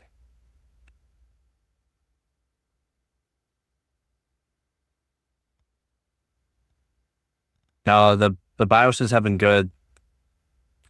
Again, been through this. The BIOSes have been good. Well, another person with his ASRock board. Man, so many people with their ASRock boards due to the fact they're buying ASRock boards. So can't say it's ASRock board though.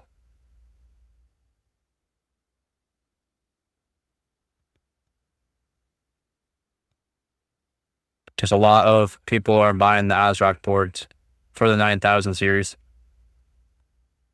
because those are recommended.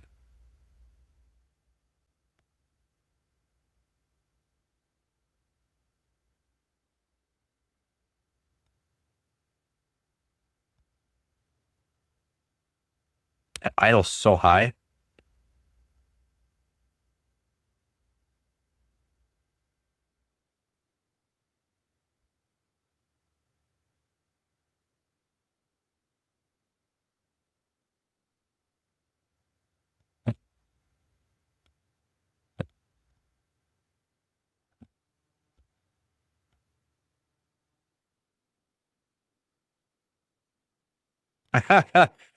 Thankfully, there are strong customer laws in my country, so I just return all the parts to the store and have built 285K plus Z890 with CU DIMMs instead.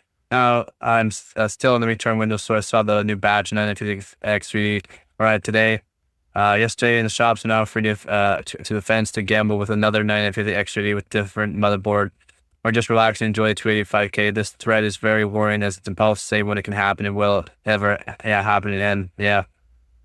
So many decisions. There's only 2 people who got 2 dead CPUs in a raw. Only 2 people with 2 dead CPUs. Brutal. What's up, Debatron? It was and it was 900 X3D, so it could be worth the risk depending on the usage. 950, especially better in games or multi-threads. It's not better in games. Multi-threads, yes. If not, the main use for 25K can do the job very well too. Yep. Pulled the trigger today and bought another 9950X 3D as Rock's Tricks, Corsair Vengeance. So fingers crossed. Did not return 25K yet. We'll wait for a week. Wow.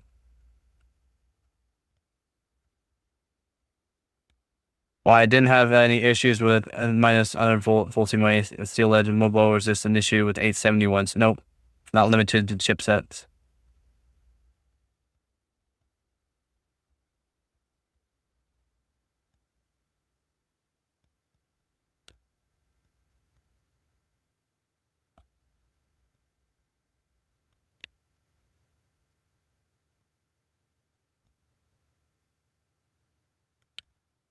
Crazy.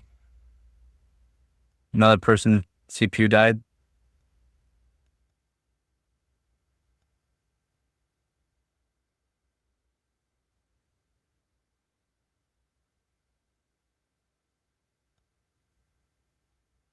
Personally, I wouldn't trust AMD Expo not to do some over voltage. You should at least set the VSOC voltage manually. Yep.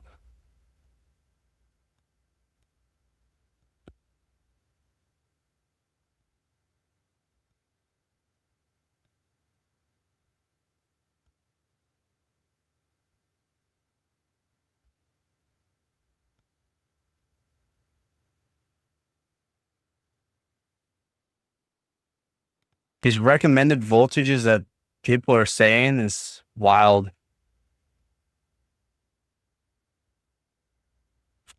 The VSOC should be like just over 1 volt. Having it much higher is not good.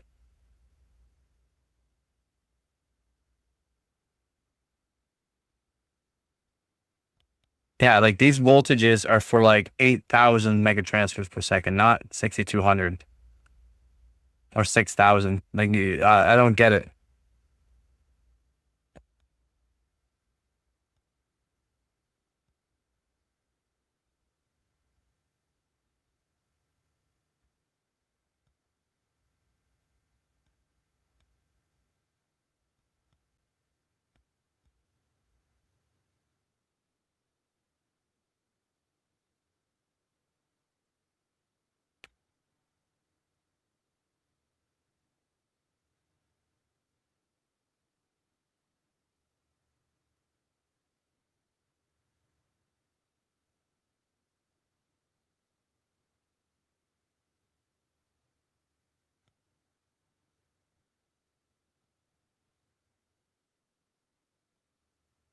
Yep.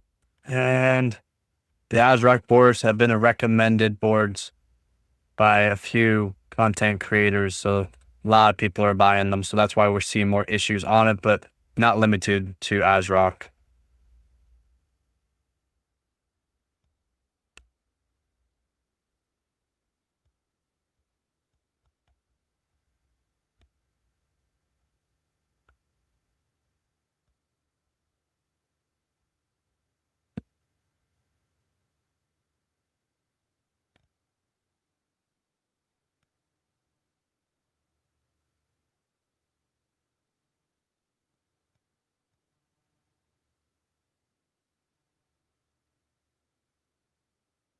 CI doesn't know what he's talking about.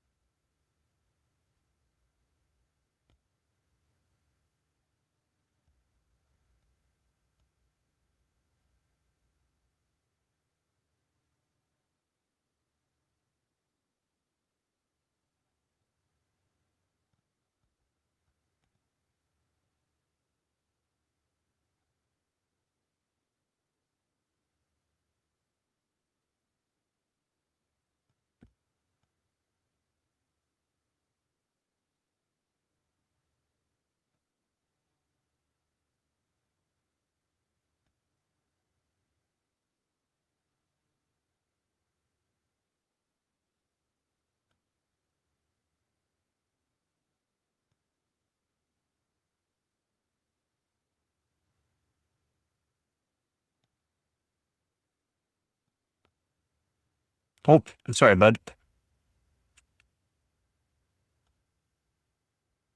Yeah.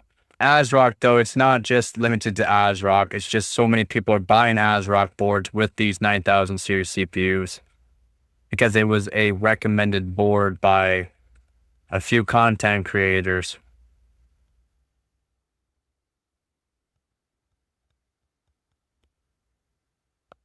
Yeah, maybe it was just he didn't know how to do anything with the boards. Those boards weren't half bad, but they weren't great boards.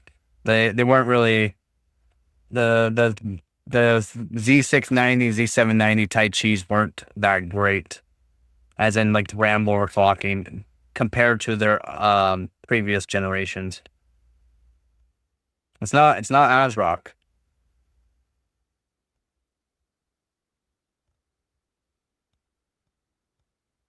Well, what I would love to be sent something like that to show people that it's probably not anything wrong with ASRock.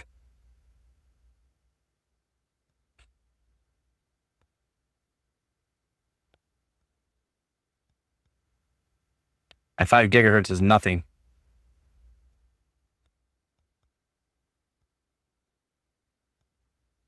Like, was it working just fine on stock settings? Or were the voltages on stock settings? So it never worked? The CPU never worked? It should have been RMA'd. But if it,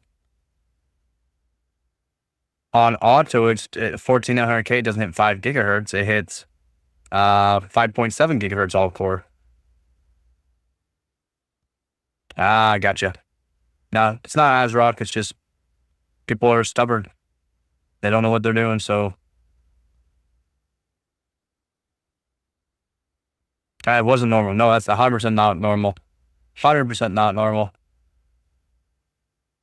100%. Yep, I agree. Not normal. Something's wrong with the CPU. Should have been just recalled right off the bat. Stop messing around with this RMA. It takes a bit of time, but at least you can get yourself a new CPU that works.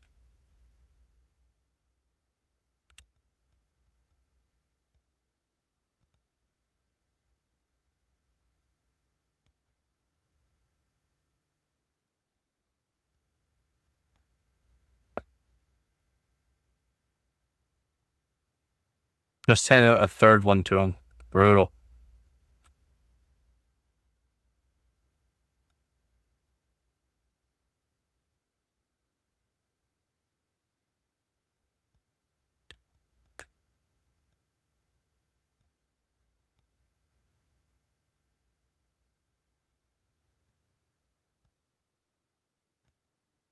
Yeah, could have been just been the CPU. Could have been a defected one. But even with default settings and that, you should check the voltages because, again, Asus with the 13th, 14th gen CPUs putting so much voltage through them, it was wild. Absolutely wild. A store that built this PC, wow.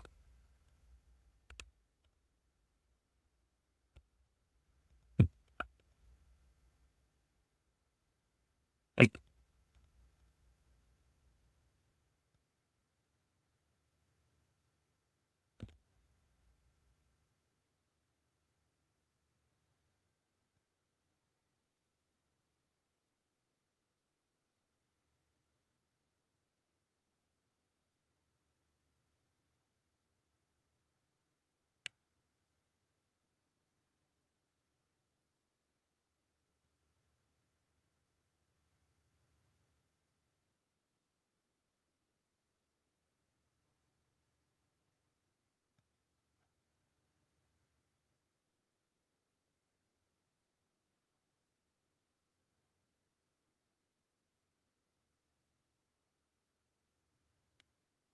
what's up? Maybe. Yeah, I called you Hammy. I guess they made a lot of money testing whole people PC with this. Yeah, probably. Yeah, people keep coming back, keep spending money, right? So if people keep coming back, spending money, why not?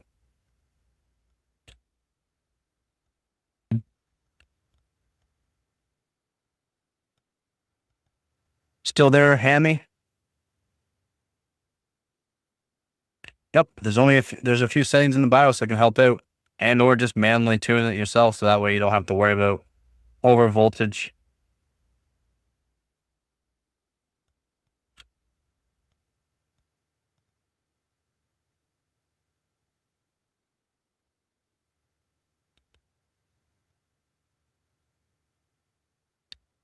Quick educational question.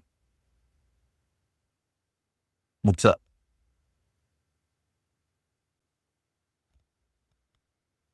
I remember a lot of things, buddy.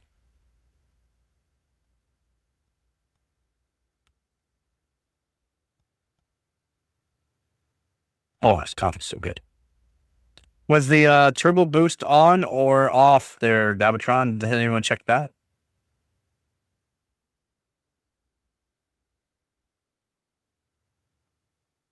Once again, I can lock it. They can lock the cores for no reason. Yeah. Some people messed around with settings before and it did that. Oh, gotcha. So it was a few years ago now. I gotcha.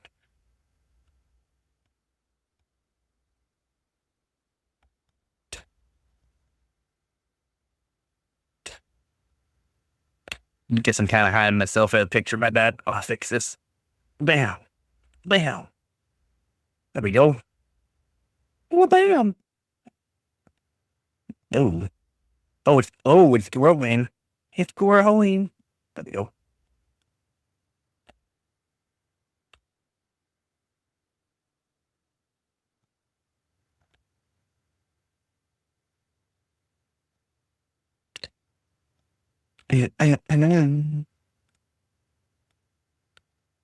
CPU's not dead. There's any complaints. The CPU's not working on different BIOSes, but the CPU's working fine on the same motherboard.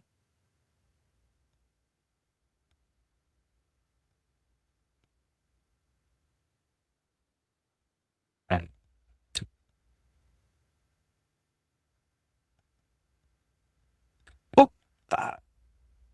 Overclocking i5 14600KF. Nice. What budget mobile you recommend for a Baroque like me? Why the overclock render farm, my man? Also, overclocking a 1080 Ti, milking all the way. If not worth, tell me so. Yeah, overclocking the 1080 Ti can give you some more performance for sure. For sure. Get as much as you can out. Make sure it's stable though. Make sure it's stable. It will give you more performance. Again, it does outbeat the 4060 still, so and matches like the 4060 Ti. As long as you're not caring about ray tracing. Yeah, mine's been working just fine. I'm going for some records hopefully here soon on it. A budget MOBO though. Are you looking for a budget motherboard as in like a Z690 kind of budget or Z790 budget? That way you can get overclock, like the most overclockability for RAM and CPU. Not if he's trying to do some good RAM overclock. I wouldn't suggest the B series. Again, I call the B series the basic series for a reason. I know their budget. B stands for budget, basic, and all the B's you can hit with it. Yeah, not for overclocking. He said he's overclocking, so I'm not sure if he's just strictly going to do CPU overclocking or also with the RAM. Because with my 12600K, I can get 8,000 megatransfers per second out of it. My 12600K.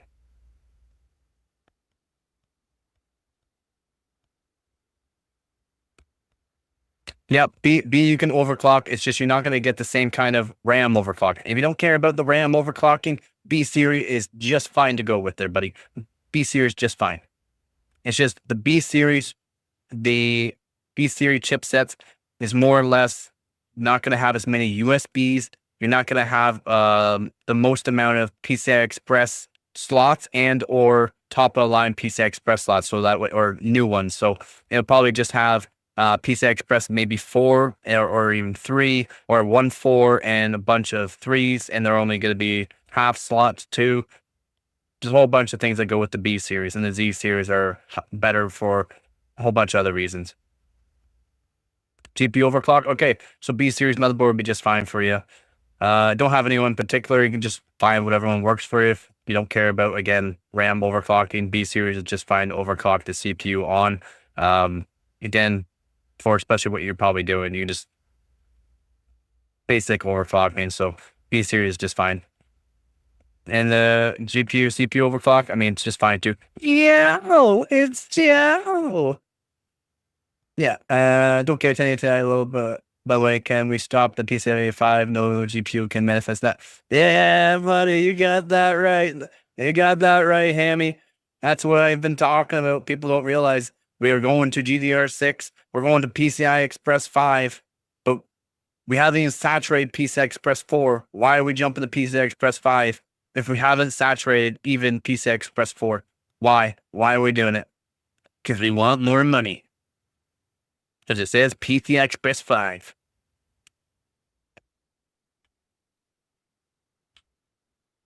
I hear you, buddy. But yeah, any B series that works for you. If you need so many USBs and stuff like that, B series might have less USBs on the back, like on the IO motherboard IO, right? And again, you might only have PCI Express 3 and 4 on for not just your PCI Express slots, but also for your NVMe drives as well. Well, some cards, but the GDR7 now we've saturated PCI Express 3 with certain tweaks and BIOS settings with certain motherboards.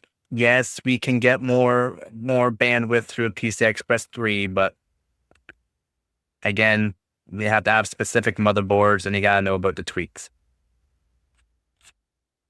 Yep, due to the fact that the games and stuff like that don't care about the bandwidth. Not bandwidth, well, bandwidth and or how much we can actually output through it, right? It's all about the actual cores. It's not really about the RAM and the amount of RAM.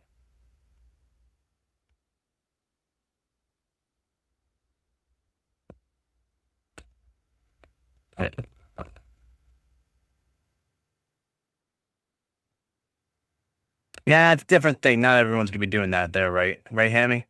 Not everyone's gonna be doing that kind of thing. We're talking pretty standard kind of stuff right now. Not everyone's gonna be doing that. And again, like PCI Express 4, we can technically get 32 gigabits or actually 64 gigabits per second out of PCI Express 4 with certain motherboards and settings. So we're not even close to saturating PCI Express 4 for actual bandwidth. Because GDR7 is only 32 gigabits per second currently.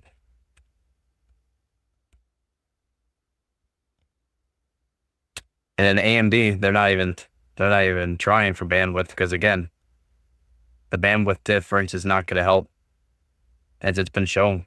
I've shown it too. Going from PCI Express 4 to 3, there's maybe a 1% difference. Maybe a 1% difference, depending on what you're doing. But yeah, if you need certain things for like your AI and stuff like that, then yeah, more bandwidth is technically going to help you out.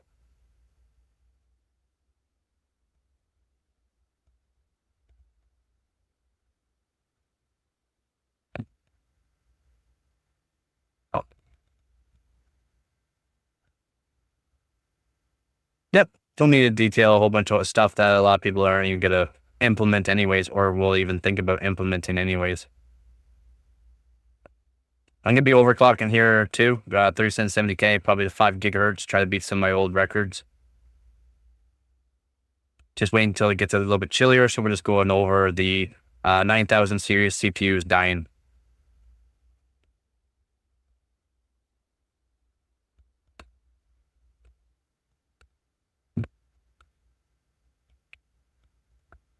All right.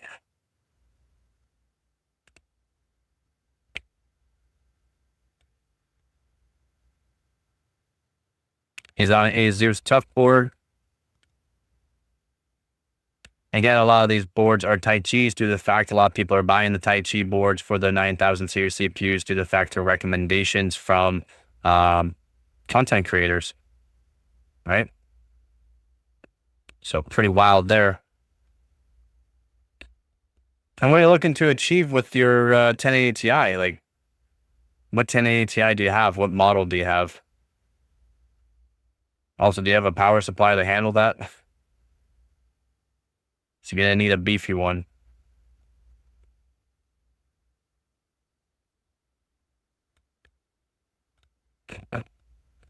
So my 1080 Ti can push 340 watts.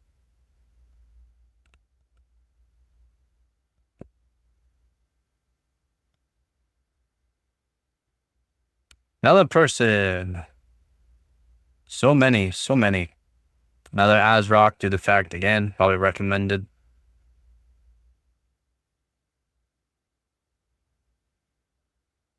Got a replacement.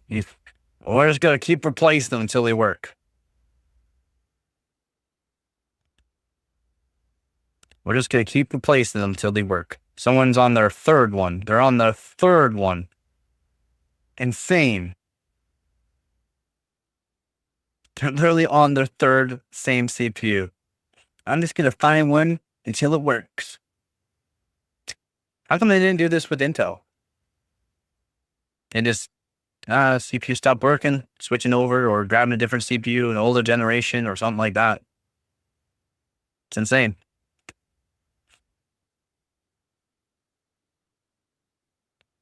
Ooh.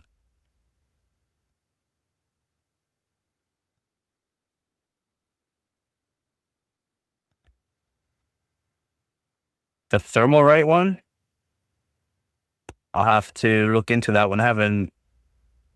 Not sure how good that one is. He said best on the market? Oh man. You said you said your Asus is best on the market?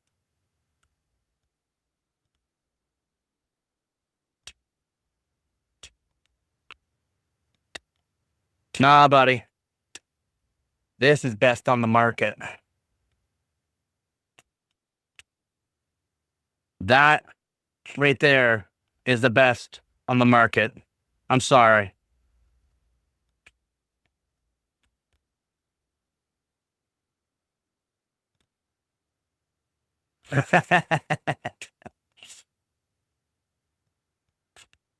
No, it's still good. You still got a really good card, of course. I'm just joking.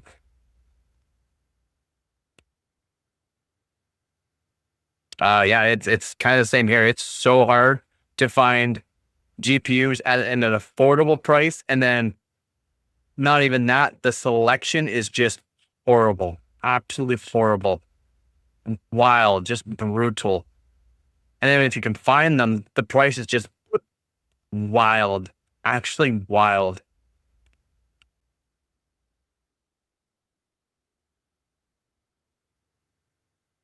Going for another CPU. This guy's going for another CPU as well.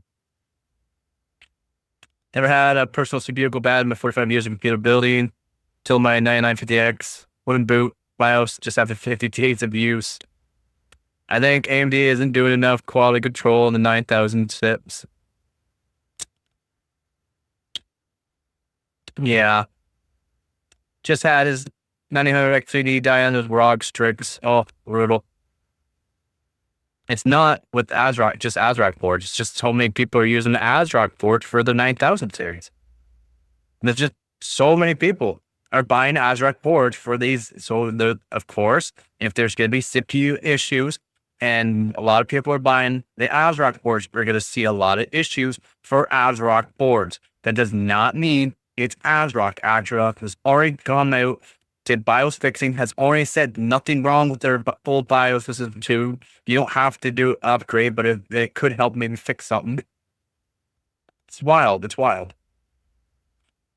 Sweet deal, no rust, not open even if the Hummer did for VRAM temps for 140. 140 for a 1080 Ti, 140. What?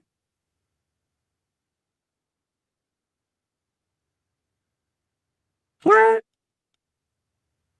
You'd expect there to be some rust for $140. That's insane, man.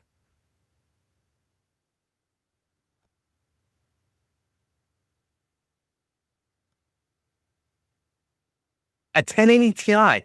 Okay, is it the 413 model? Because they're literally going for $450, $500 used on eBay. Used on eBay. Okay.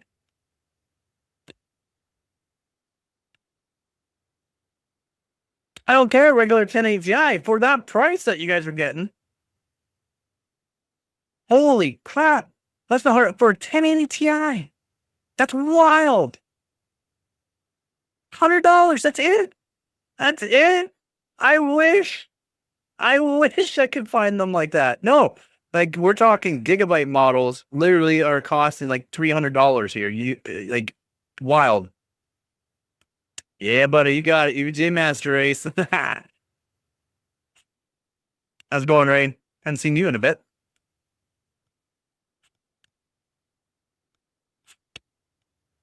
Yep, UJ Master Race. Although I do have again, thank you, donator. A Asus Strix 1080. It's a very nice card as well. I'm going to be doing a BIOS mod on that one, so that way I can have no voltage. I have more voltage control and no power limit through BIOS mod. So we'll be doing that. And then the 2080 Super is behind that. Professor.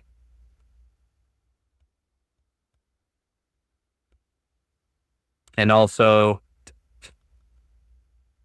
the RAM cooler. And 64 gigs of DDR4 RAM.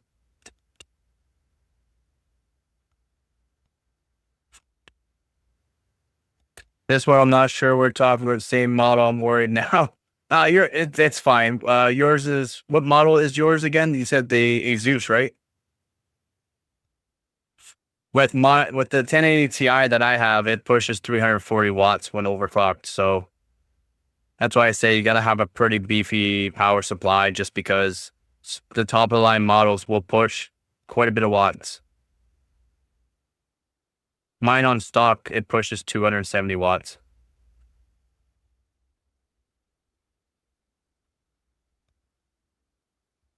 You can't send anything through YouTube, buddy. You have to go to the Discord channel if you want to do any of that.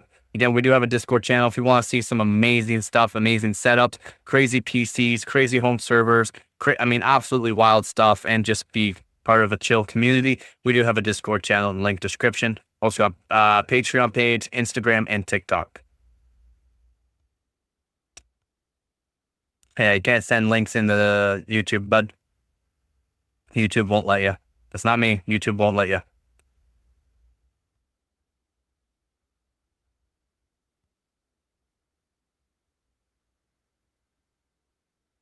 But yeah, the 1080 Ti for the Win 3 by EVGA, top of the line is top of the line. I would like a Kingpin model, but they're literally wanting like $2,000 for them used. So a little wild there. Isolated or not, just 10 times frequent as rocked in Asus. Happens that any CPU can die on any board. Recognized pattern is the key to survive longer. No. Pattern is CPU.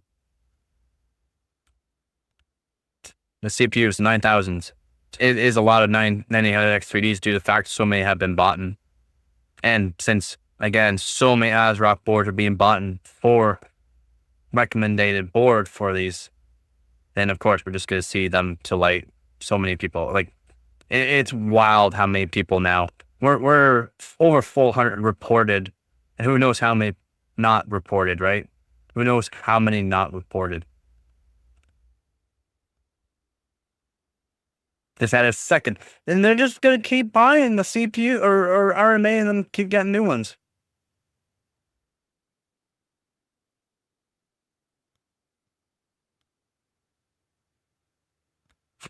Three. Some people get 3 CPUs.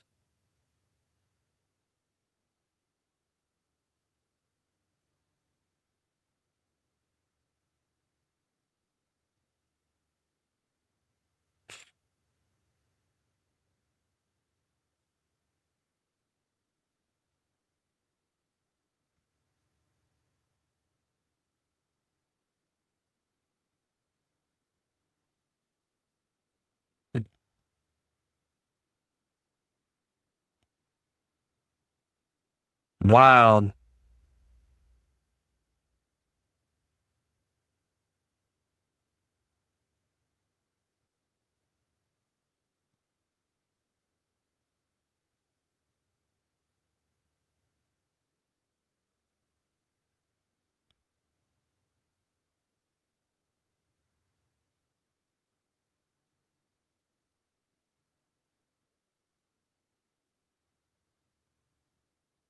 Yeah, that's why I don't really care about AI right now. Again, it's all in learning.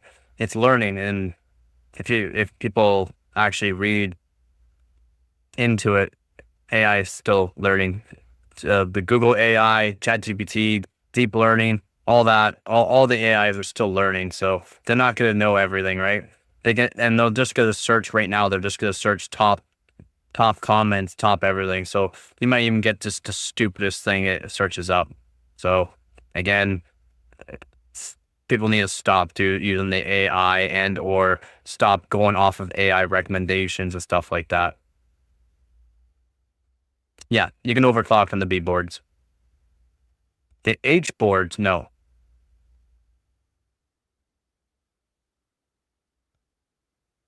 I don't even think you might be able to enable Expo or XMP on some H boards, but no H boards. B boards, yes. Z boards, yes. X boards, yes. So again, I'm talking Intel and AMD there.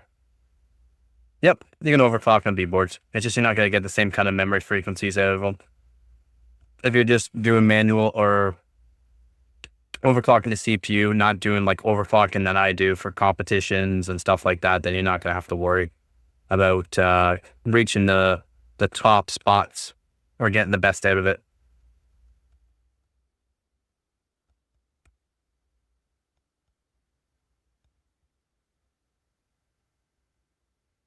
Yeah, let's go. Glad you're back home. Glad you're getting yourself some pizza. I wish you could share some with me.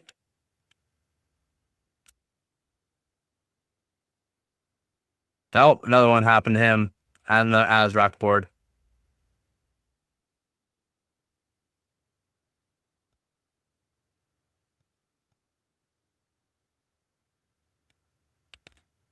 All right, this guy says he's gonna drop he's just wanted to drop my experience. Okay, we're gonna go see what his experience is. Computer dropped dead while using it a week ago exactly. Came across this and have since shipped out my CPU to AMD, but ASRock has failed to get back to any of the support requests or emails I've sent because they're being hammered by all these requests. And they've already gone through this at the beginning too. They've already gone through it. So it's going to take them a while. It's not like they're not trying. It's just so many people. So many people have bought their boards and AMD 9000 series CPUs are just dying. So filling back any requests I sent. I'm thinking at this point I might just have to get a new motherboard and eat the money I've spent on the X870. So I haven't fixed the issue yet. Waiting for AMD's verdict on the CPU. Go from there. They should just replace it. Be like CPU is dead. As a constellation peer, people here will tell you that there is 0.01% chance for dead on ASRock and nothing to talk about at all. Because really there isn't. You cannot just blame ASRock. It's just so many people are buying ASRock boards because it was recommended from a YouTuber.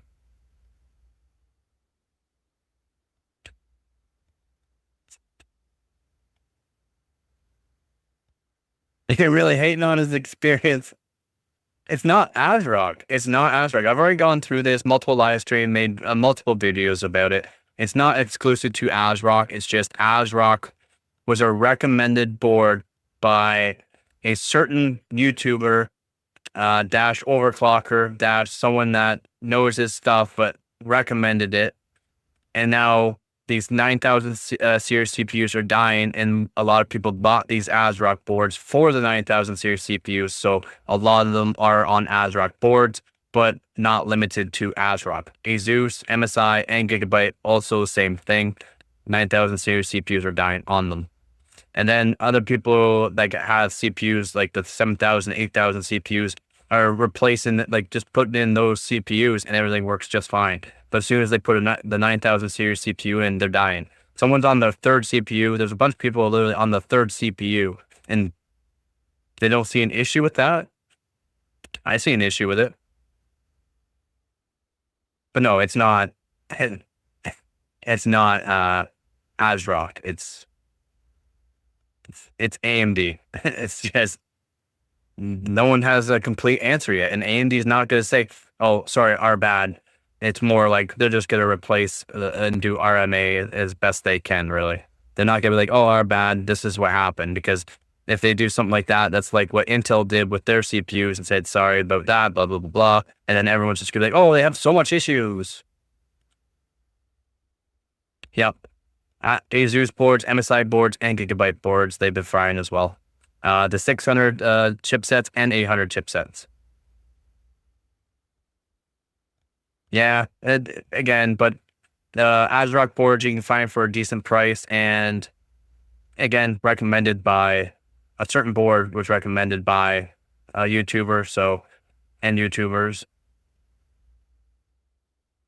It's all good, man. Ask you questions. I don't mind answering. You know that. I do not mind at all. Yeah, so since so many people are buying these 9000 series CPUs and then buying the ASRock boards, we're just going to see more issues on the ASRock boards, right?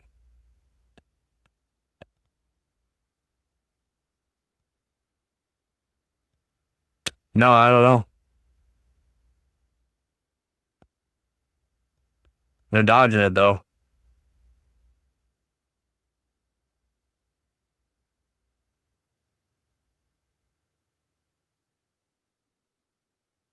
Really? The secondhand market has everything free for the 1080, 1080 Ti's? That's wild, man. For decent prices? Chips. Yeah. Shit, Chris? I was like, Chris, I'm pretty sure he's trying to say chips. Only 485 for the ASRock Riptide. The Riptide? 485 for the Riptide? What? The Riptide wasn't even the good board before.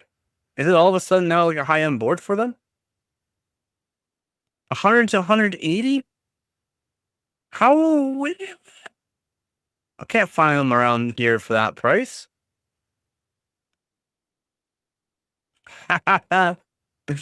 Oh, man. It's like the high-end boards here in stores. Oh, wow. Usually the Tai Chis are the high-end boards. Usually the Riptides weren't the high-end boards for ASRock. That's kind of odd. I guess it's the high-end boards there, though, for you. That kind of sucks.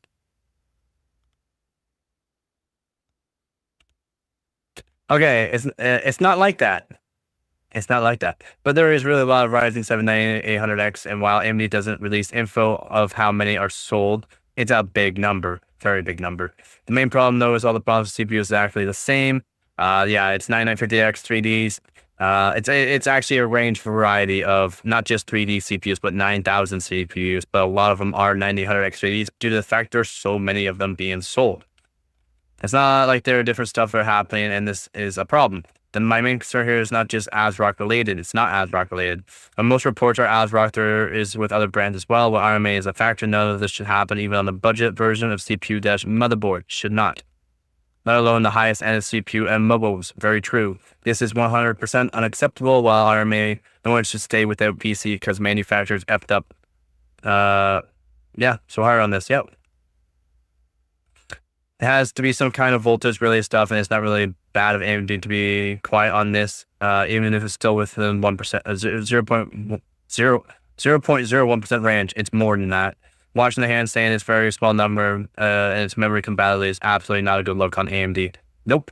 That's why I said it's you're not going to get much of an answer from AMD. They're just going to try to quietly do RMAs and do the best they can to do customer satisfaction that way. And they won't release something like what Intel did and just absolutely cause actual havoc on themselves. Again, they're pretty smart that way. Is this good? MSI Pro B760M A Wi-Fi DDR4? Too cool with just having DDR4. Do you already have DDR4? If you already have DDR4, then perfect. If you don't have DDR5, then DDR4 would be good to go with. And the pros are actually, you can get them for a decent price, those boards.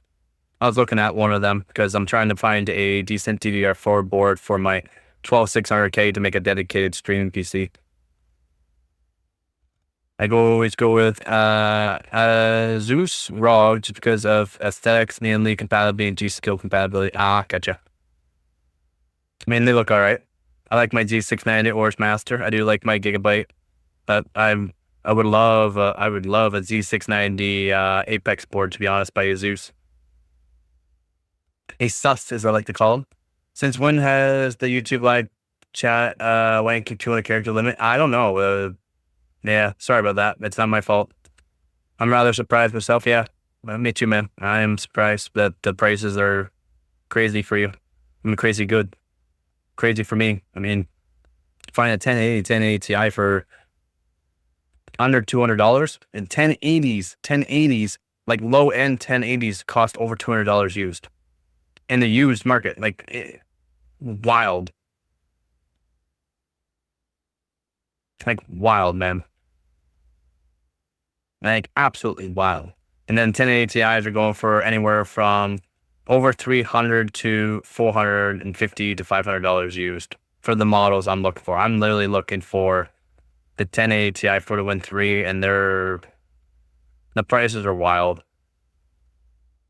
Like up to $500. And I'm looking for one that has a box and they're selling them used for $500. So it sucks. It really does suck.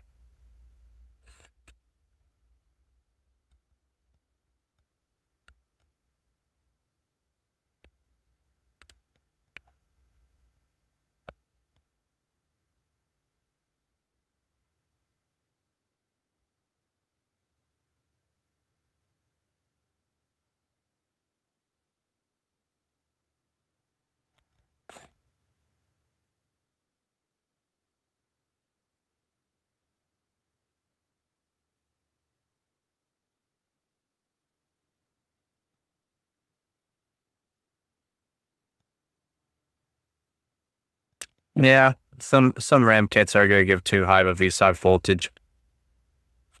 And 2x32 gigabytes, not like it's a huge density sticks.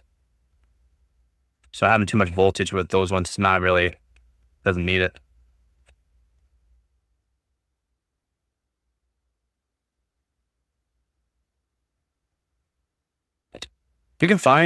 Should be able to find DDR5 fairly cheap.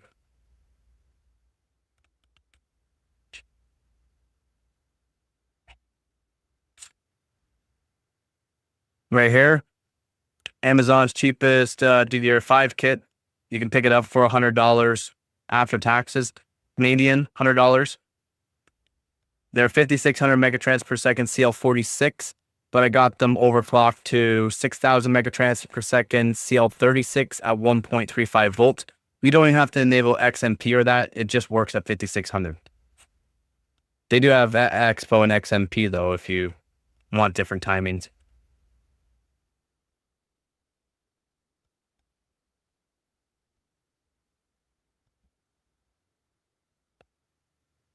Yep, depending on what you're doing, you don't need it. You don't need crazy frequencies too. So again, T-Crate makes a really cheap DDR5. So if you're looking for a cheap DDR5, it's there. Just gotta be like, you can get some really good kits too. That kit there's Micron memory for DDR5, which isn't great. But again, at 6,000 megatransfers per second, I got it down to CL40, 6,000 megatransfers per second, CL40 at 1.1 volts. So very low voltage. It'll last basically forever.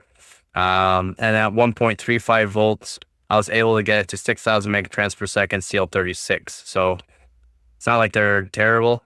They performed all right. It's just they're Micron. Can only do so much with them, unfortunately.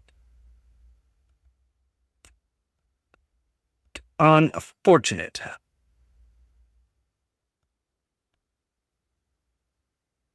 I mean, they don't look bad either.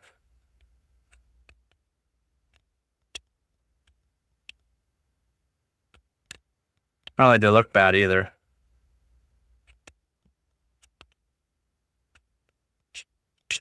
Due to the fact that DDR5 has way more bandwidth and higher frequency, your cast latency doesn't matter there.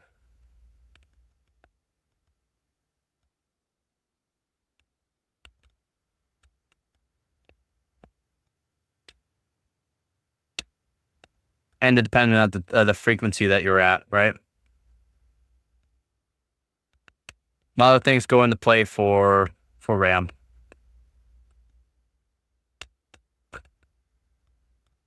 How does that work? Point of speed to latency into gaming and rendering. The latency latency can help you, right? Latency, it's how fast things can be transferred and passed through. All data and all that could be transferred through cast latency. And then the actual speed on which things can be done is actual RAM frequency, but that can also put onto latency as well. There's so many things that go into latency that people don't realize for RAM, and it's frequency helps actual latency as well, not just the cast latency. And then because DDR5, it just has way more bandwidth, so it helps for games as well. They can just do more.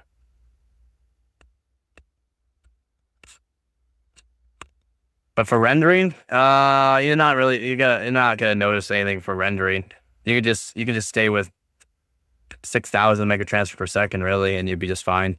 At whatever cast latency you want. But higher cast latency, you're gonna have lower voltages. Lower cast latency, you're gonna have higher voltages.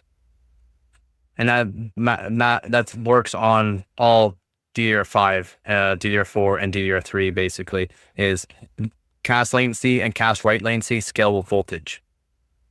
So, but for gaming, you get more performance with DDR5 due to the fact it has faster speeds. Technically, you can get low latency as well, as long as you can find a kit that's low latency and faster speeds. Faster speeds will help latency as well. And then just way more bandwidth, overall bandwidth.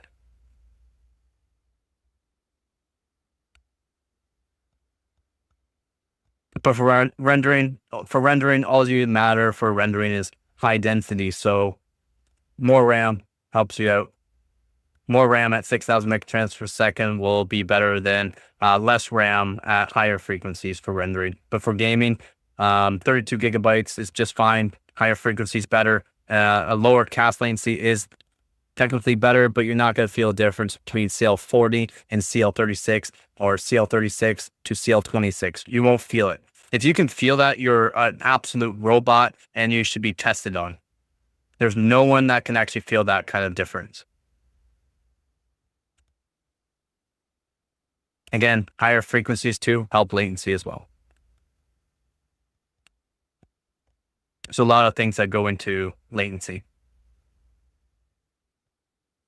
And then you got to worry about your CPU. Is your CPU going to be bottlenecking the RAM? Is your CPU a high-end CPU that has really good low latency on that as well? Because it's also your CPU. How well is your CPU's memory controller? Infinity Fabric, right? It's terrible on AMD, to be honest. AMD has the worst latency than Intel. Intel has the best latencies on their CPUs. And then add on a good kit of RAM, high frequency, low latency. Intel's an absolute monster for latency.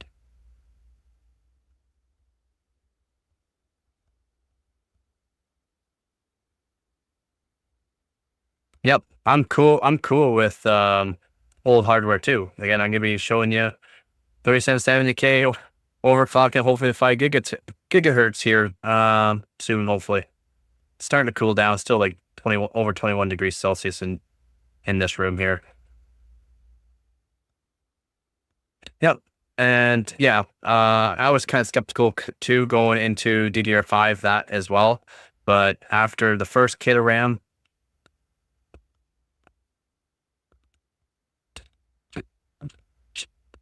So first kit of RAM I got was and these are like original type DDR5 from Corsair. They're Corsair Vengeance 5200 CL40. Again, these are Micron. Going from this to the Corsair Dominator Titanium, which was 7200 megatransfers per second CL36, just with the XMP, not my own manual tuning, was a complete difference. Way more frames. It felt really snappy, felt really good playing these high refresh rate games, and then doing my own tuning on it. Way more frames. It felt incredible. The complete difference. No, it's not 80 core. No, it's not 80 core. I wish. That's LJ1366. So the best you're gonna get is 6 core. Are we over 9,000? It's over 9,000. I want to be a Saiyan. I want to be a Saiyan. Not yet. How's it going, Hart? No, what's in this system here is two X5570s. They're $1,600 CPUs back in the day, but they're not that much now. But they're 4-core, 8-thread each. And it's an HP ProLiant, an old HP ProLiant server. I wish it was an 80-core monster, buddy.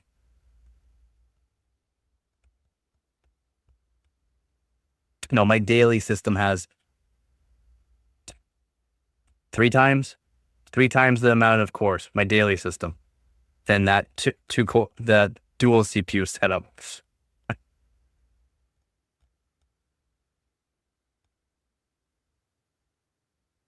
Though I can do 280 gig on it of RAM. Oh, 240, 280 around there, gig of RAM, when I can't do that with my system. So, I mean, it works. It works. Plus, when it's like just barely being used, it just sips power too, which isn't half bad.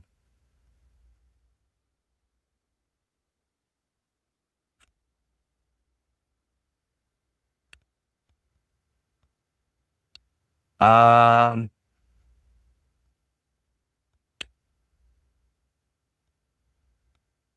guess I'm not really showing all my stuff, but that's fine.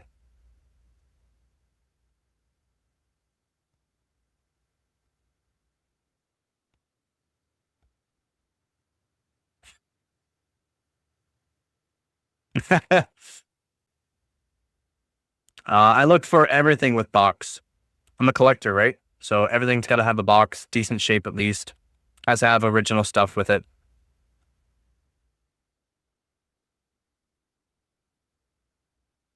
All right, take it easy, man.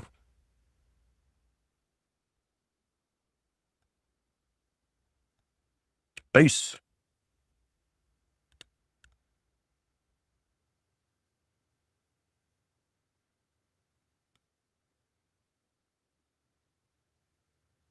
Another dead within 48 hours.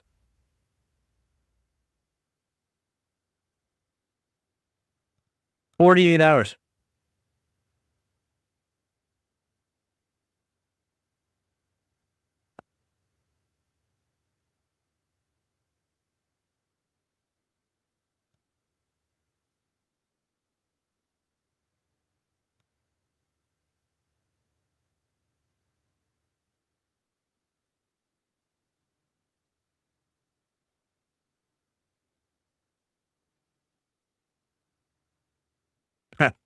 Take it easy, Hammy.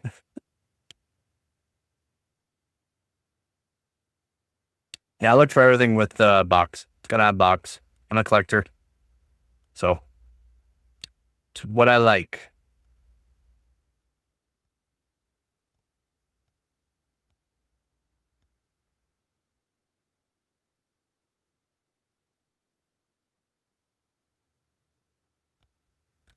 What's 48 hours? So another dead within 48 hours. So he got another 99 or 9800 X3D, I think it was, and it died within 48 hours. 48 hours. Again, a lot of people are having problems with the ASRock boards. Not limited to the ASRock. It's just so many people are buying ASRock boards. It was a recommended board by YouTube creators. So a lot of people are buying ASRock boards. And there's a lot of 9,000 CPUs just dying. And so we're seeing a lot on ASRock boards. But within 48 hours, another dead CPU. So that's insane. I mean, absolutely wild. Within 48 hours, the CPU just dying. Wild.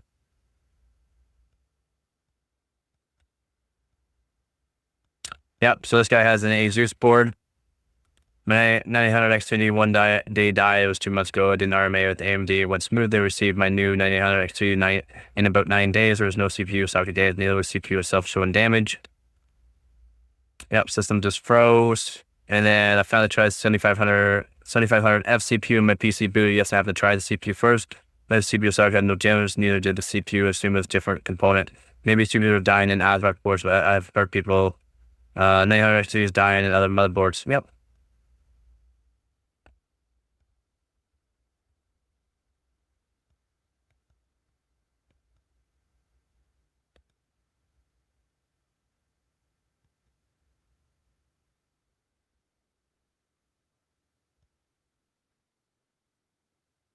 Bad CPU.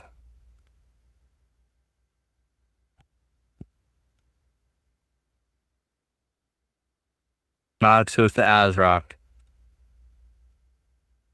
6 blue screens within less than an hour.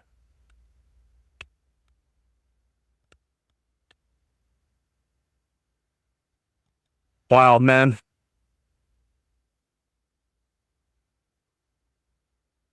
Just so many people are trying to blame ASRock in the beginning, and still a lot of people are trying to blame ASRock, which I don't get. If you've already read through the comments and that earlier on with, month ago, 2 months ago about this, you'd already know it's not exclusive to ASRock. Stop trying to blame ASRock. Majority of them are on ASRock because so many people are using ASRock. Just stop trying to blame ASRock. It's on Asus, MSI, Gigabyte, ASRock. So, I mean, how can it just be ASRock?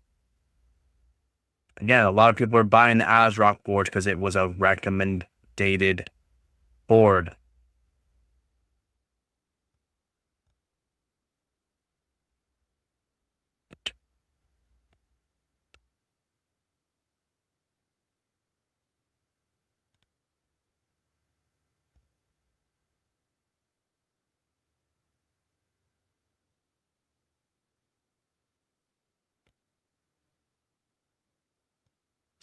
Specific CPU batch plays a significant role, apparently.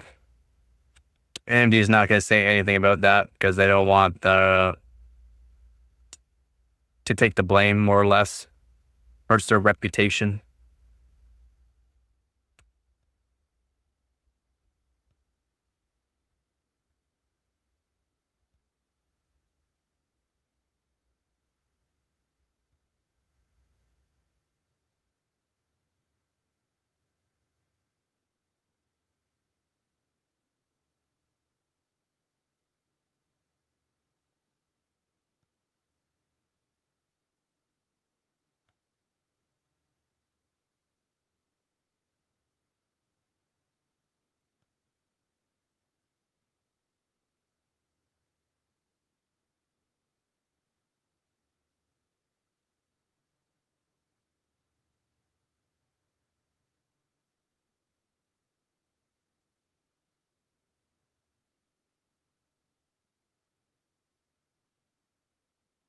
Other one.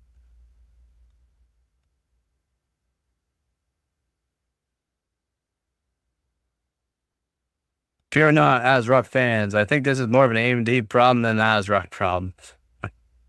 Have no fear, bears here.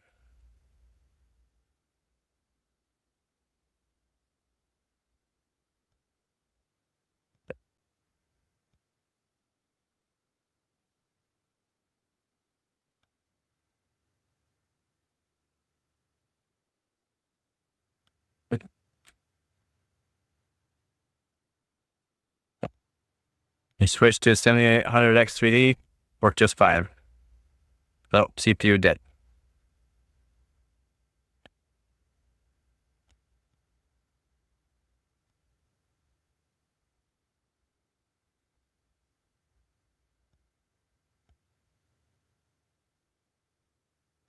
Yeah, this is how things usually go. I certainly believe that while these mega threads make moderators' lives a lot easier, it's also conveniently obfuscating the extent of these types of problems to protect the manufacturer's reputation. Yeah. Can be seen as damage control, hurting their reputation. Is the opposite of damage control any unrelated issue we lump together with the worst fears? Yep. I'm gonna dig a little further as soon as this Italian first breed get devoured. Have fun, man. Have fun playing your BMG. I don't see what you guys see in that game. I really don't.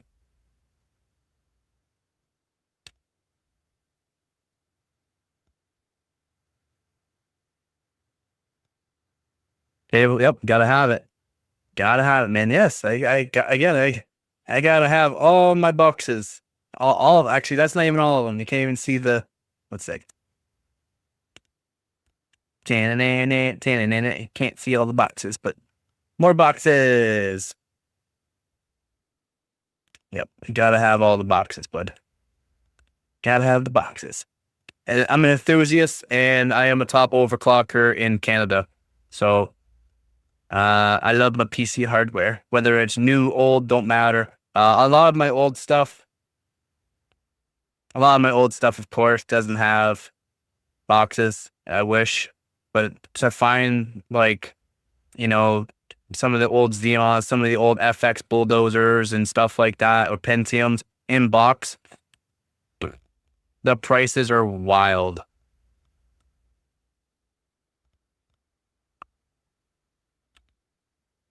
Too much for me, and I love my hardware and all, but I only pay so much for certain things.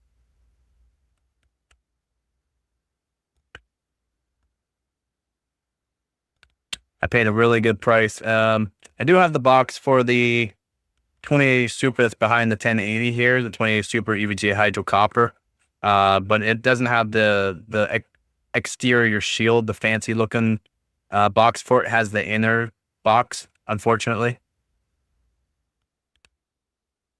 That's how I bought it. It's fine. I got it for a really good deal. That's why I didn't mind.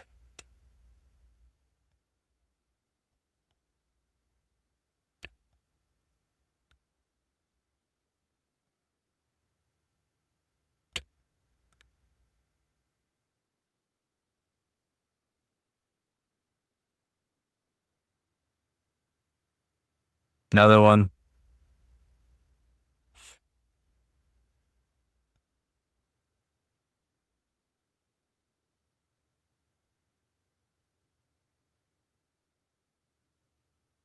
I follow this thread since it started, and I pray that it's not appearing to me, but nope. Saturday, my PC froze suddenly, black screen. Tried to power it off, but without success. Shut down PSU with button on it. Try to reboot without success. Red LED.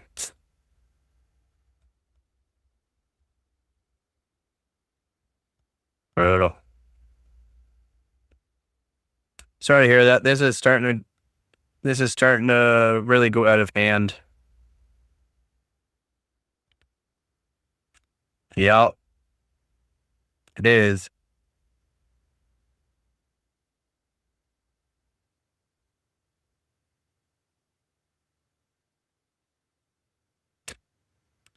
Don't hate me. I didn't do it. But you know who I would choose. You know who I would choose. And it doesn't start with M.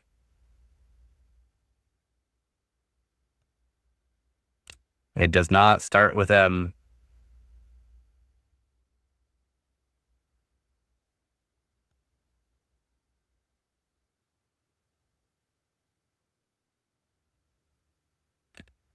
Yup.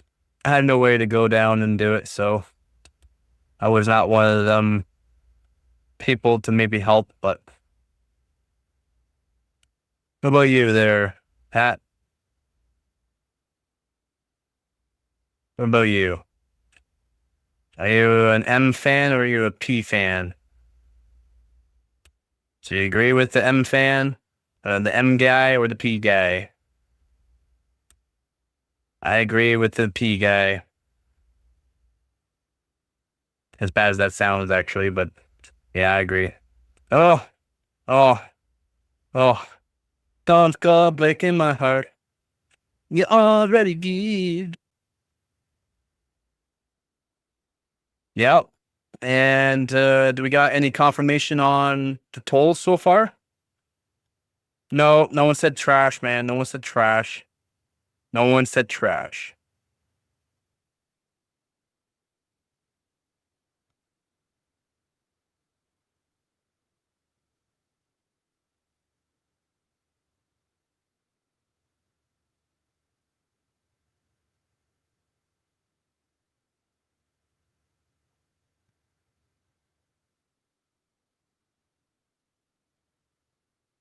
So Mark Carney's Liberal Party has won the Canadian election, but falls short of a majority. Public broadcaster.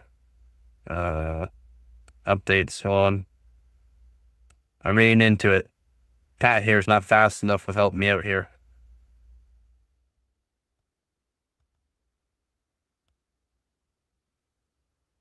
Carney will lead a minority government and will have to rely on other political parties to pass legislation according to the projection. U.S. President Donald Trump spoke to Carney and congratulated him after his election victory, according to PM's office.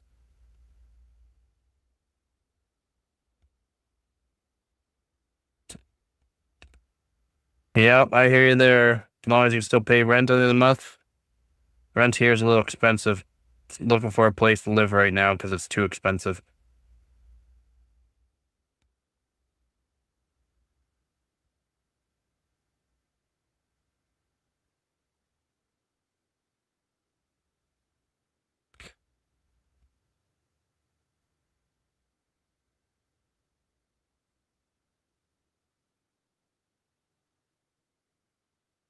No. You better retract that message.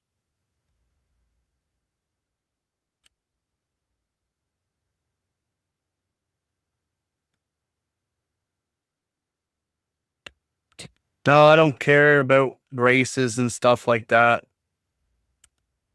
Just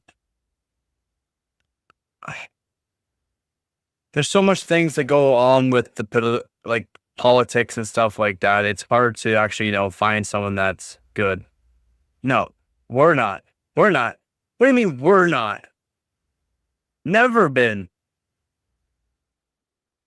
It's all good. Slow your horses there. No, I don't care. I don't care about any kind of race, colors and stuff like that. I'm not racist at all. You can be white, black, green, purple. I don't care. You can speak any language. I don't care. As long as you're a good person. I hate everyone equally. I just don't know enough about the politics and stuff like that to really know what's going to help benefit us. Right? Like, there's a lot of help that needs to be done. Apparently, there's a good partnership apparently for U.S. and Canada, except for the only thing that they're saying is that we will have to agree on what is going to be done. So hopefully something's good. Not much. How about you?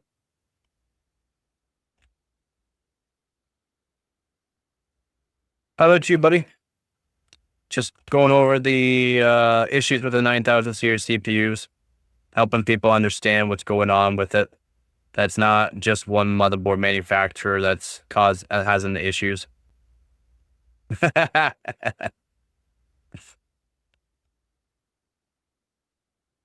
He's saying, Pat said, hope you were not racist.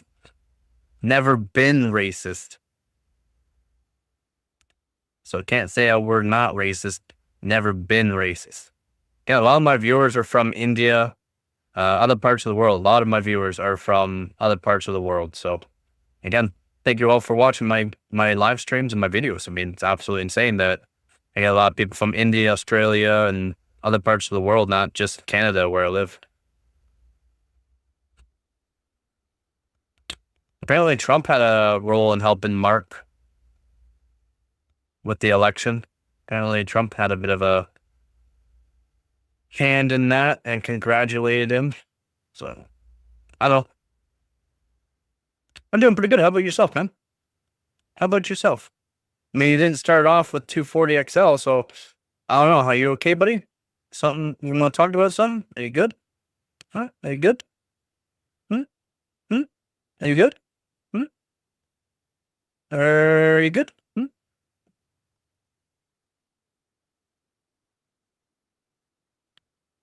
Are you good? Doing pretty good. I'm just trying to get the room nice and chilly so that way I can do some overclocking. Can't handle the power of the 240 XL. Nice. There's the clicking that I know. Ah,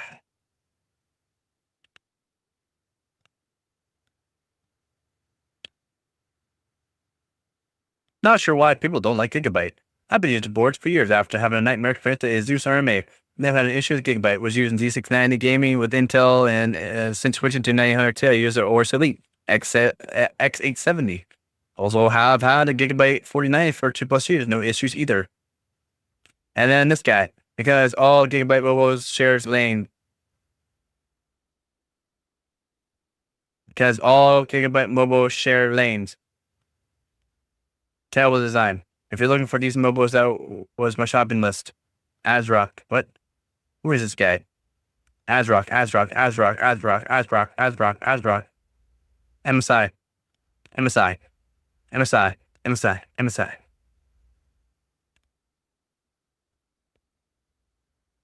Brutal.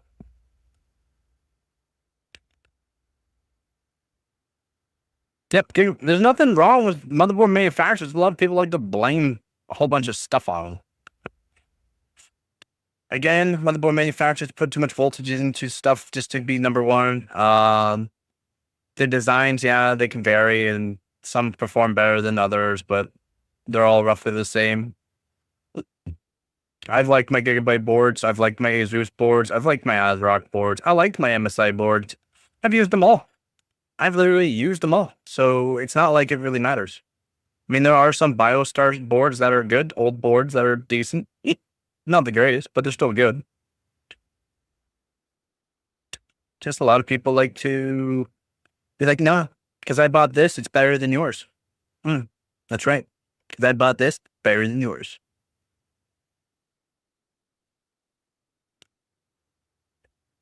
But again, a lot of these 9000 series CPUs are dying due to the fact a lot of people bought ASRock boards.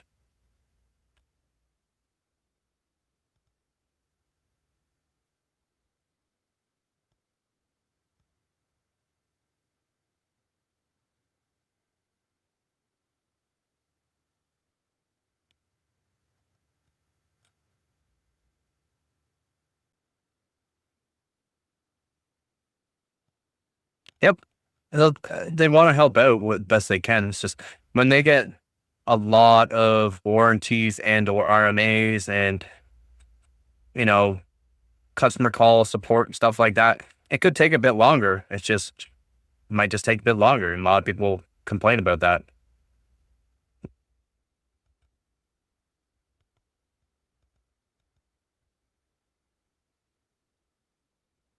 Being racist based on skin color or origin or beliefs simply tells me your IQ is probably around the room.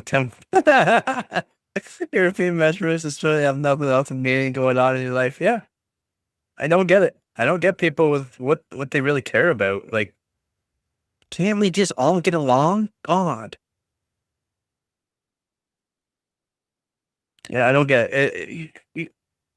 You can individually judge the person due to the fact if they are a good person or not whether what on their skin color, how they talk, stuff like that, right? If you're a good person, you're a good person. If you're not, well, guess what? You're gonna get the debag me.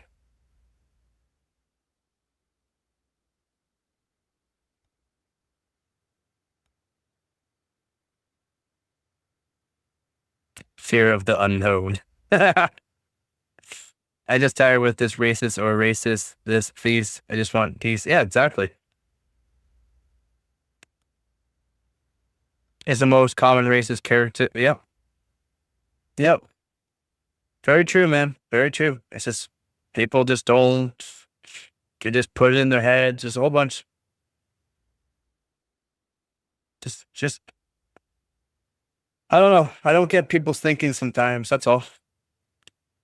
I don't get their thinking sometimes. It is what it is, but it's also, it's got to stop. Yeah. People can have different ways, and it's okay. 100% agree there, Yanni. 100% agree. 100% agree. Yep.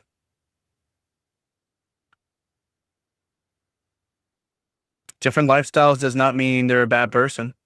If they're a bad person, that means they're a bad person. But different lifestyles, languages, skin colors, that does not mean they're a bad person. It's weird how people just come in and ask, like, are you racist? Are you racist? What? Are you racist? Like, ask yourself that. Are you racist? Because if you have to ask some random person if they're racist, maybe you got something going on in your head that you need to talk about. I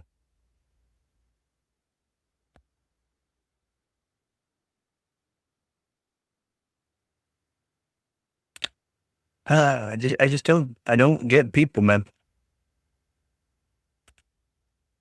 I don't get them. I don't get why they would want to be racist.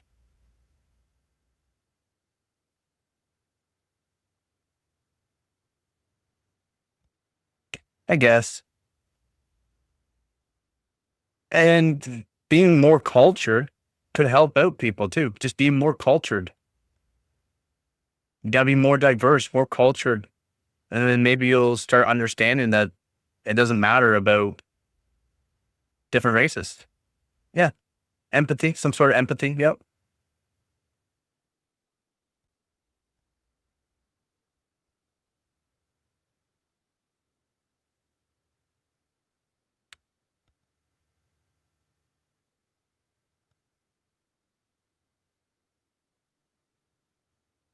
Why does Canada send garbage to third world countries? We have dumps and stuff where things get so our garbage is literally like whatever can be composted goes into compost. Whatever goes into garbage and can be broken down by just naturally will be put there, and recycling is done specifically too. As in papers go with papers and plastics go with plastics. Like our recycling is amazing. Our garbage disposal is amazing. Again, anything that can be composted is composted. Hair, bones, like anything that can be composted goes into a compost. Especially plastic, because maybe they will utilize the plastic too. We can do that as well, but for only certain plastics. I guess that depends on where you live too here in Canada, but where I live, it's strict, man. It's gonna be cultured. Duck, I like drag races. I heard races. Indy 500 or NASCAR? uh, Indy 500. But that is what I thought. Please don't attack. No.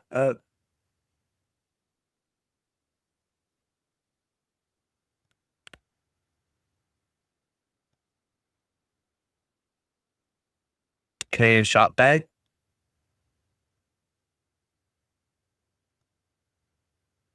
What do you mean?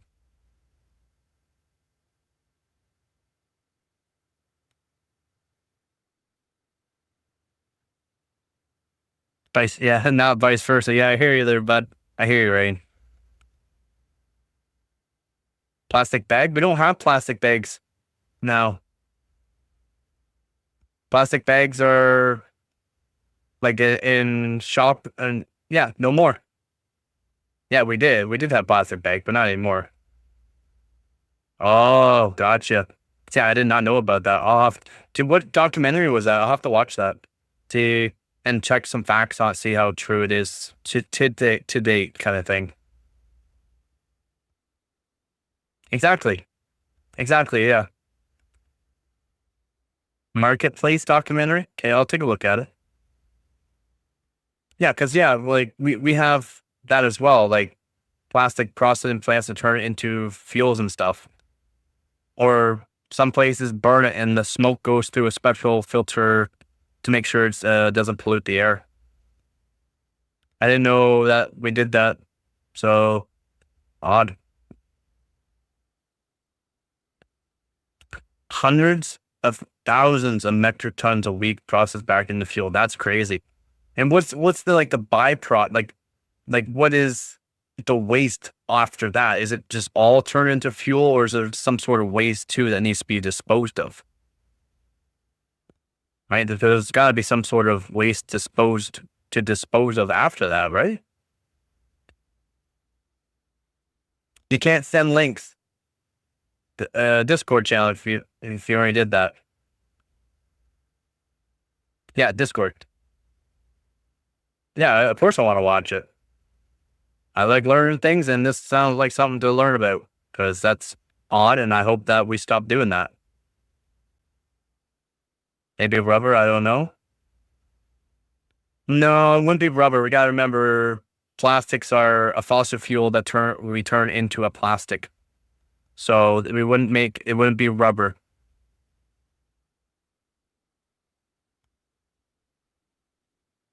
I guess, yeah, refine it more. Okay, I'll take a look at it there later there, bud. I'll probably watch that after this when I'm done streaming. I'll definitely take a look at it, and we can talk about it a bit tomorrow if you want.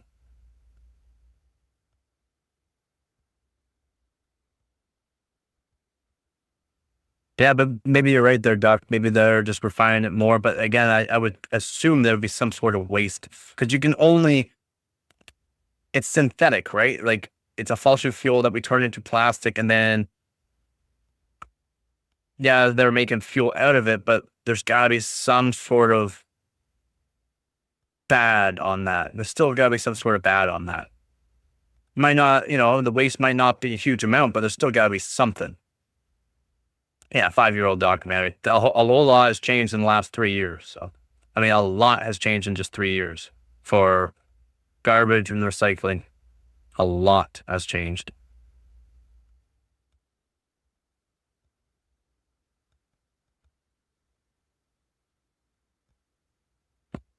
Shredding garbage, mixing it with corns and feeding it to. No, it would have to be some sort of garbage that. No, there's no way. There's no way. There's no way. I don't believe it. Where is that? Where is that? Who's doing that? I don't believe it. I don't believe it.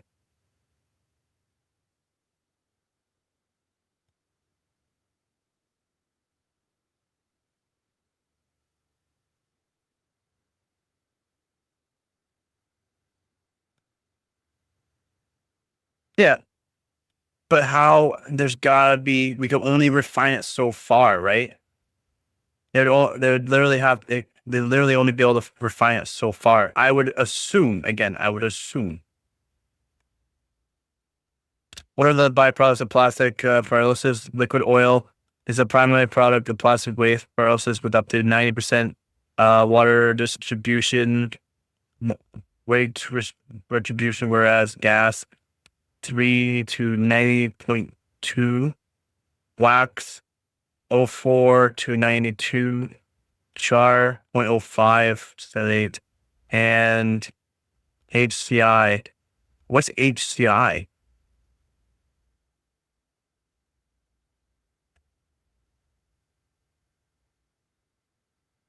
Oh, hydrochloric acid. I think you're right. No, it wouldn't be. Would it be hydrochloric acid?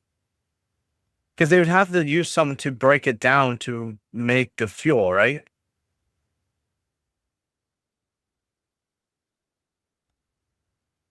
Take powder exposure to bad garbage being type into Google. I can't put. Oh yeah, okay.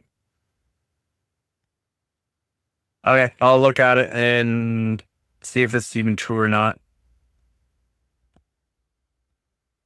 I don't believe it, to be honest. Exactly.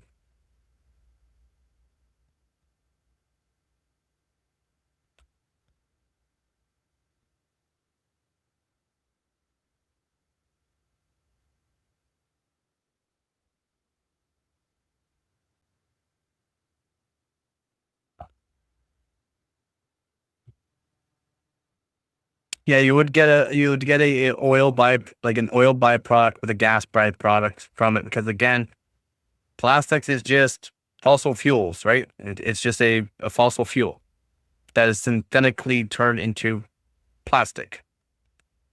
So there's additives and special ways to make it into plastic. There's variances of plastic. So of course you get oil and gas out of it. But what is HCI? Is it hydrochloric acid? I have to see. Because all the other ones make sense of what you would get out of it. And they're technically useful. Everything is useful.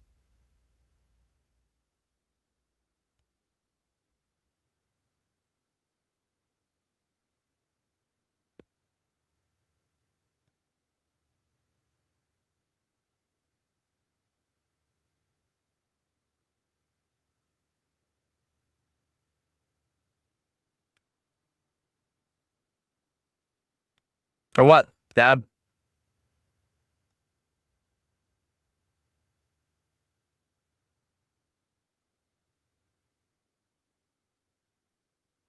For what? What are you trying to do? Oh,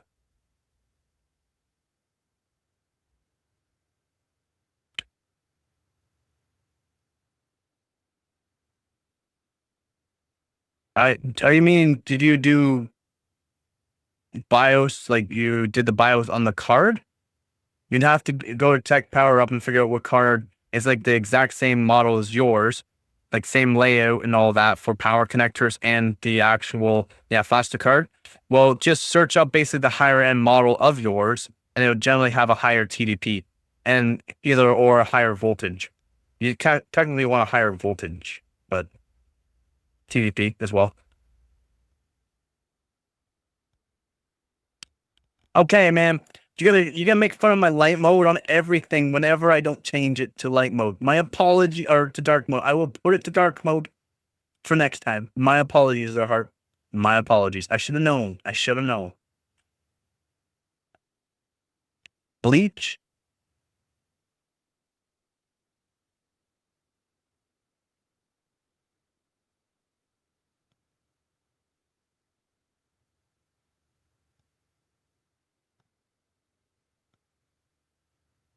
Oh, bleach. Okay.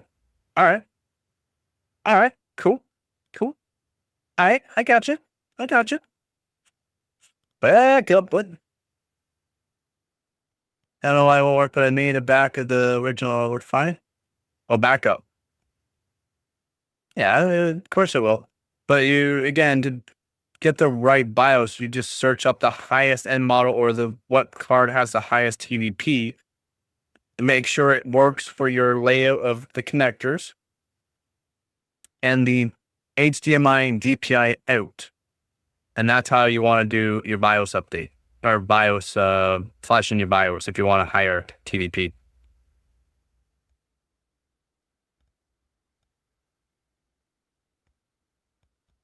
It could be a form of bleach, right? HCl.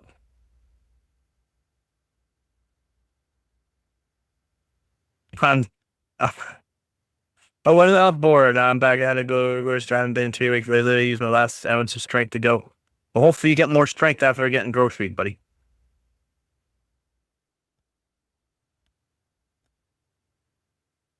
Not just for you, it gets supernova mode.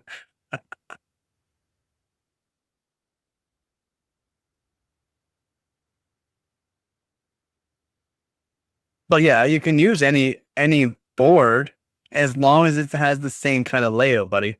That's all you gotta worry about. The same layout. So same PCB layout. The power connectors and the HDMI and DP display port. Just the stuff used to refine the plastic is probably much more costly than what you get in store. Yeah.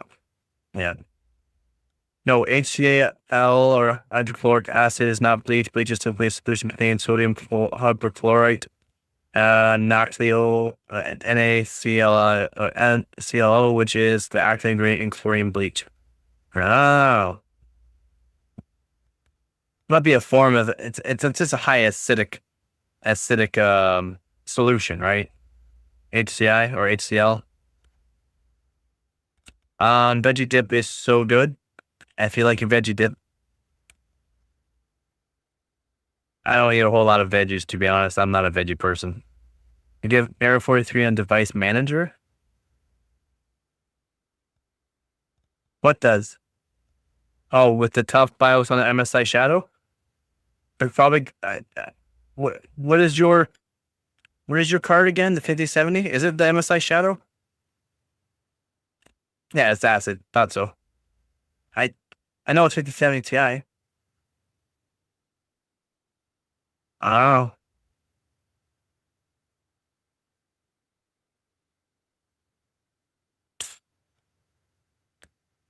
Are you sure you're doing it right?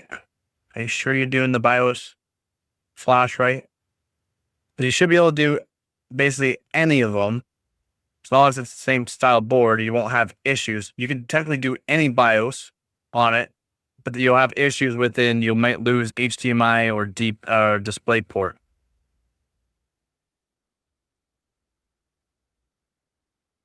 You should be able to roll it back.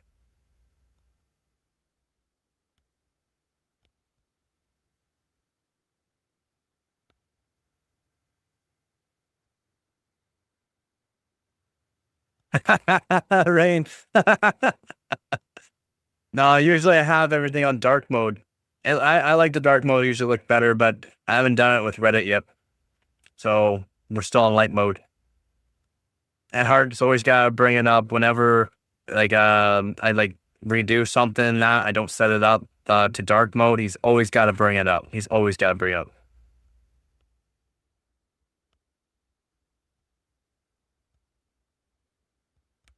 You're just voting for Trump? I'm not American. I'm not American. Fuck you.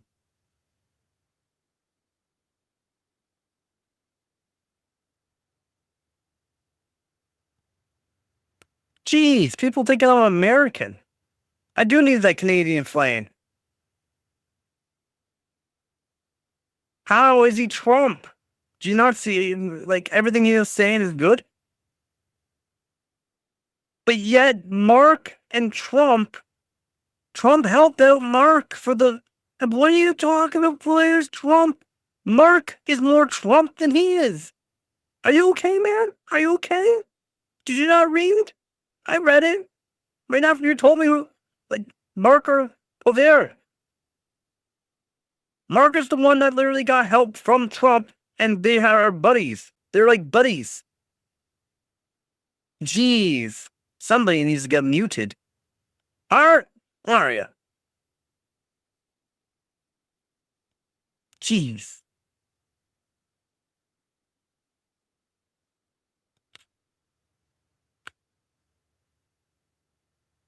Jeez, people just coming in here for nothing. No reason. Bored. What's a Trump? A Trump card, you know. Trump. I trumped you.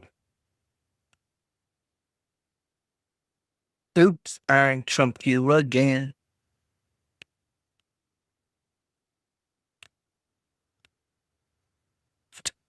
Geez, who is this Pat guy?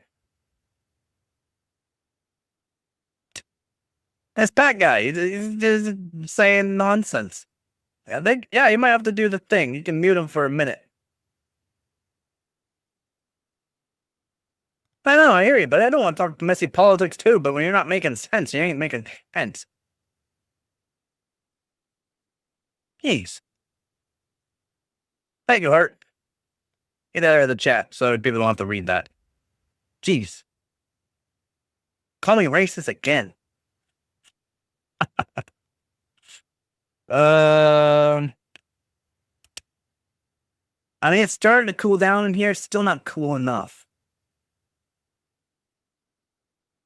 Look at this pretty system. It looks like a unicorn threw up.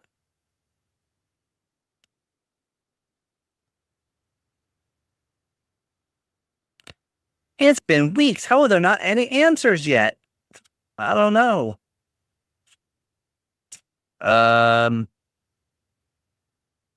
It was 26 degrees Celsius when I started putting the fan in, and now it's just under 20, so about 6 degrees cooler. Yeah, you people with your RGB.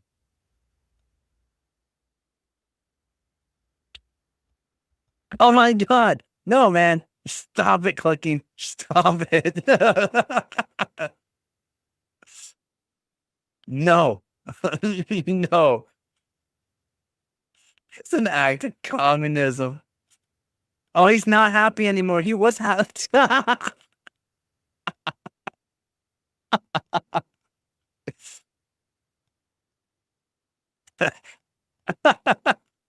He's not happy anymore. He was happy when I first started the stream. He was. Not happy anymore. I did not know about all those AMD. It's not recent. It's been going on for months. He's happy at basically any temperature as long as the humidity is fine, but he's always happy when it's cooler because usually the humidity is a bit higher. But it was 40% humidity when I first started. Now it's 21% humidity, and he's not happy anymore. So, poor Dave. Brief moments of happiness. You enjoying your lovely vegetables? He likes, yeah, humid climate. Well, I mean, that's basically what we're supposed to be at. We're supposed to be at, for us humans, 40% humidity is where we're, you know, is best for us. Too high of a humidity is no good, but 40% is apparently the good spot. 40 to 45%. We gotta read the replies. I would like to have some information from AMD too, as there is different motherboard affected. Since it's affecting the whole 9000 series, we seem to have an Intel situation here, but from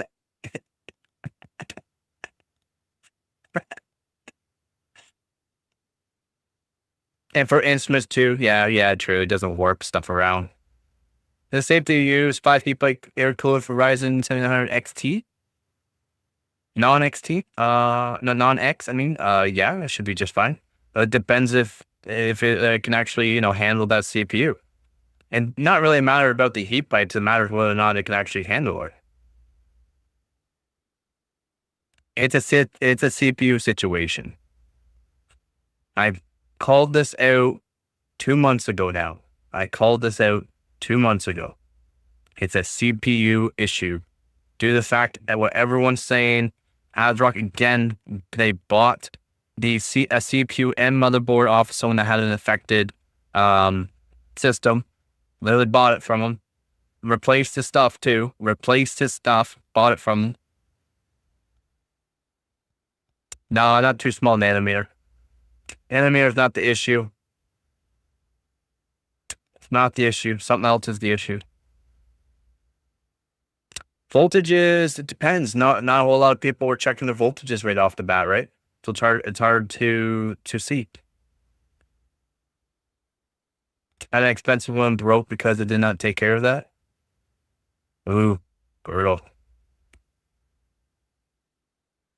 Some of the codes are good for 80 watts. Some are good for about 120, but that's about the limit in my opinion. The Peerless Assassin 120 SE is a 200 watt rated. I've rated it for 180 watts. Not 200 watts, 180 watts for the Peerless Assassin 120 SE.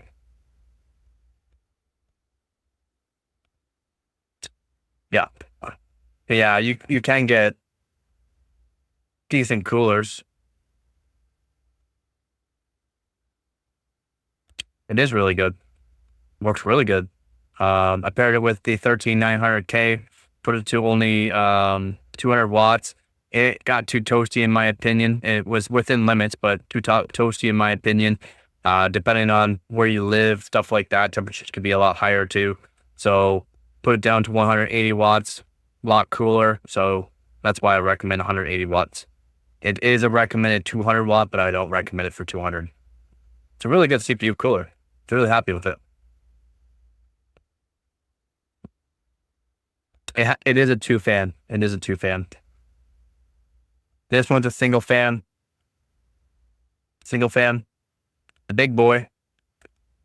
The Peerless Assassin 120 SE is 2-fan. Comes with 2 fans. Use 2 fans.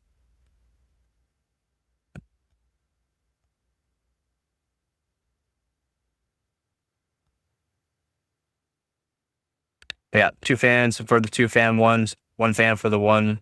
Works just fine.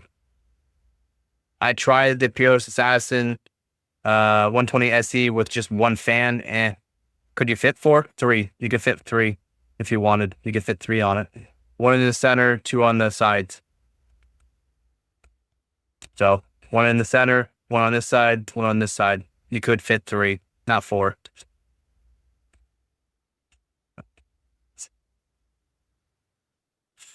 That camera needs to calm down. It's a little bright. I'm almost white as the page. I'm not that white. And disapprove RMA for my dead 9800 XP odds are both seem to will accept RMA request for my functional 87 board that killed my CPU. I think AMD is aware of the issue. They didn't even ask me much. Anyone who had RMA to AMD and ASRock before now in low process usually takes. I'm in Canada.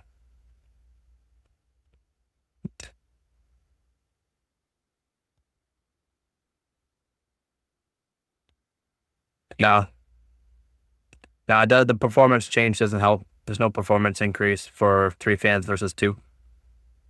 You can only put so much airflow through, right? You can only put so much airflow through. So going from 2 fan to 3 fan, not going to help you.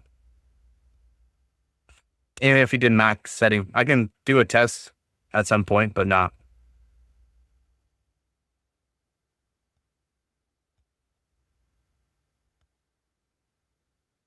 Eco mode? What are you talking to here?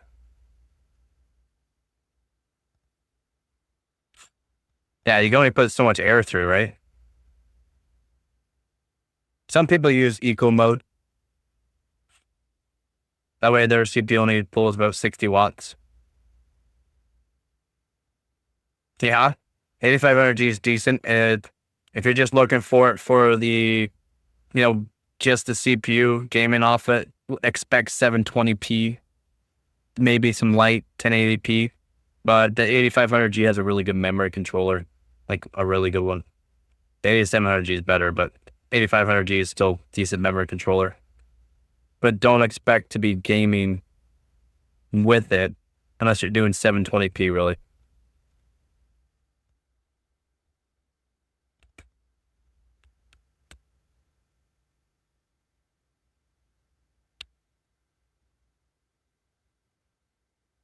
Yep.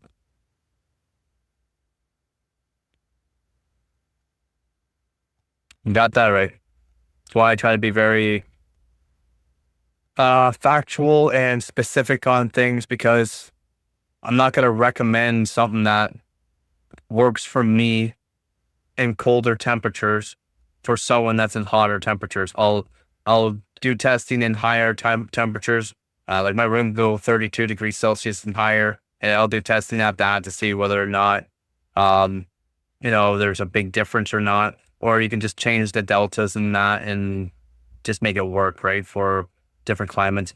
Humidity makes a big play. Having more humidity works for better cooling as well. Some people game on the APUs.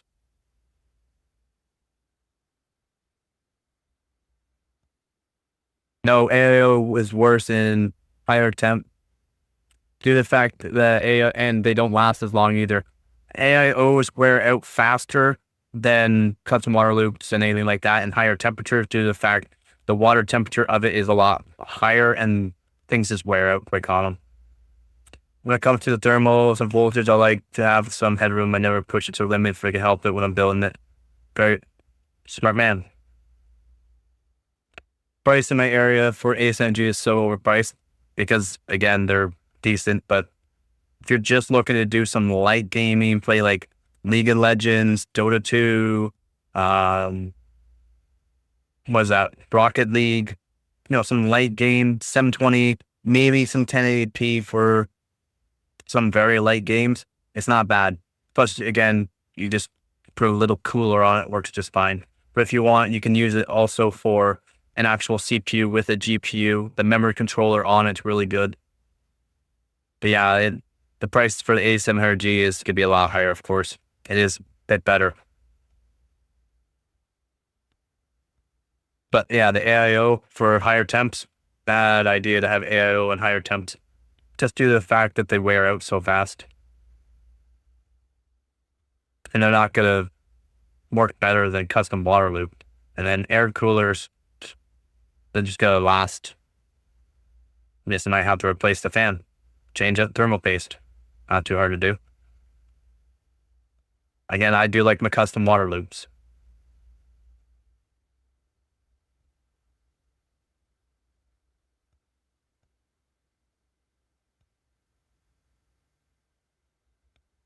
All right, moving on.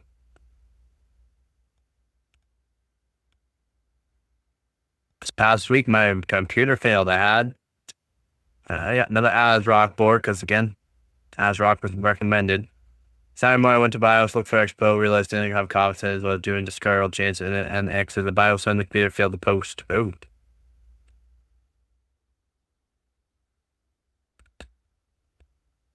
Ooh.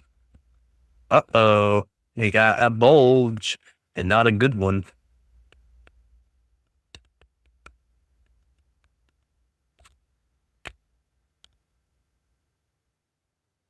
Is it better to air cooler AO? It's pretty damn hot down there. Say what? Air cooler AO, that would be up to you whether or not you want to have cooler temperatures with the AIO or care more like longevity with air cooled. They'll have higher temperatures though with air cooled. Depending on the air cooler, but you can also spend a lot of money on the air cooler and with less money with a cheaper AIO get less temperature, but you have to replace that sooner than the air cooler. So it's up to you.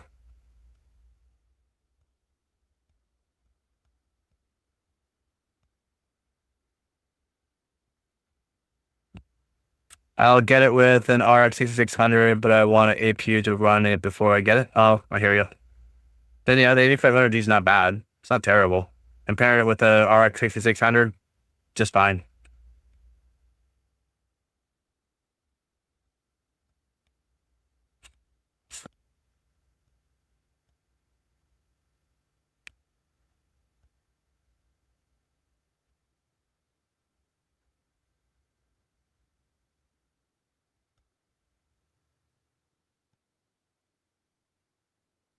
No problem, man. What I'm here for.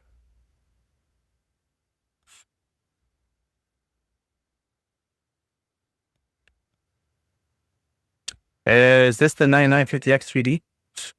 No more with that. Holy moly. Yes, it is. I'm sorry this happened to you, but thanks for posting. Hope you are making it smoothly. That's what I've seen 2 days in ASRock boards. I think they do the further post because the file first to find the chip. His looked even worse than mine. Brutal. Brutal.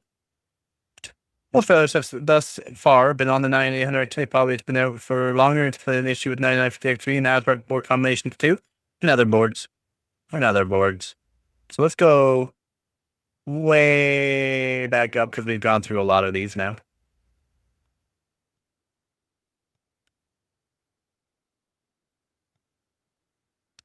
Is there not a way to like, oh, default. Oh, new.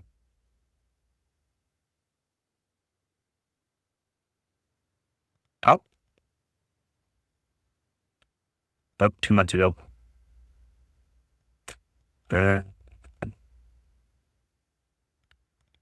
New. 2 months ago, blah, blah, blah. Oh, 37 replies, though. I didn't check that. Or not. I have. 7 hours ago.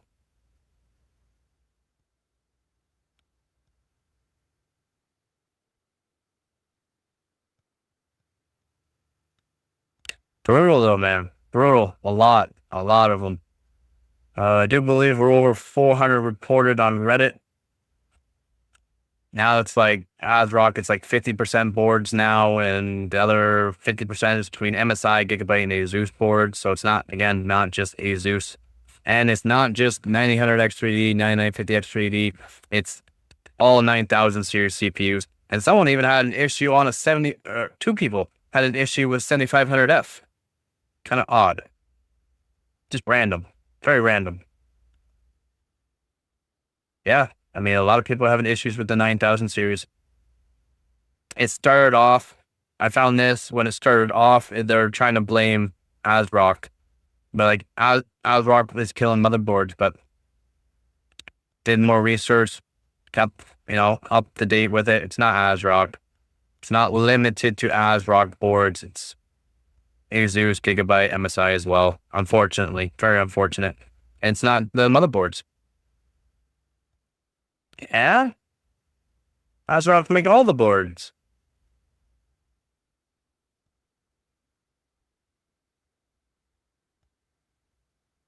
They used to. They still do. Yeah. What do you think a Tai Chi board is? What do you think a Tai Chi board is? Because not many people are buying Intel. Now people are all of a sudden people are buying now Raptor Lake. Data centers and consumers are buying. Yeah. Tai Chi and Tai Chi Cabrera or something like that. The white version. It's just Tai Chi's now not like what they used to be. Tai Chi with their older boards, they were really, really good for overclocking RAM on. Now they're okay. But I can do better. I've gotten better scores with my Z690 Oris Master than a Tai Chi. So they were, man. They really were. Yeah. Tai Chi was. It really was.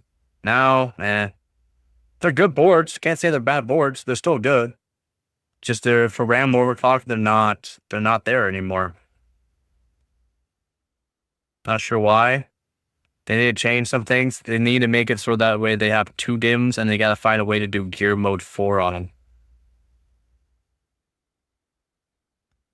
Premium series? What would that one be?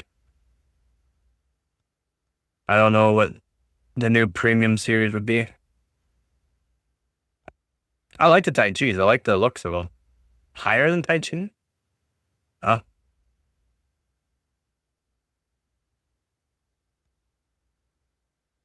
not sure. The most expensive board was the Tai Chi. Was it not? I could be wrong. And then they got the Cabrera or Barbera or whatever. Wow. Hold on. How do I switch it?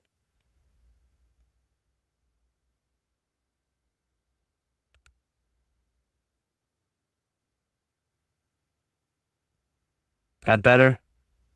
Is that better? Does that soothe your old soul heart? It's gonna make your room warm up. Is that better? Does that make you feel better? Okay, no problem.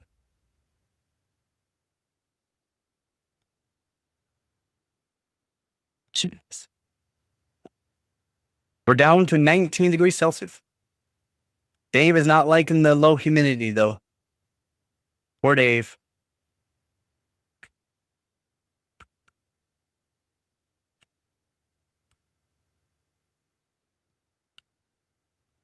Yeah, hopefully your headache is gone and stays gone there, buddy. Just give me 1 sec. Get quick food here.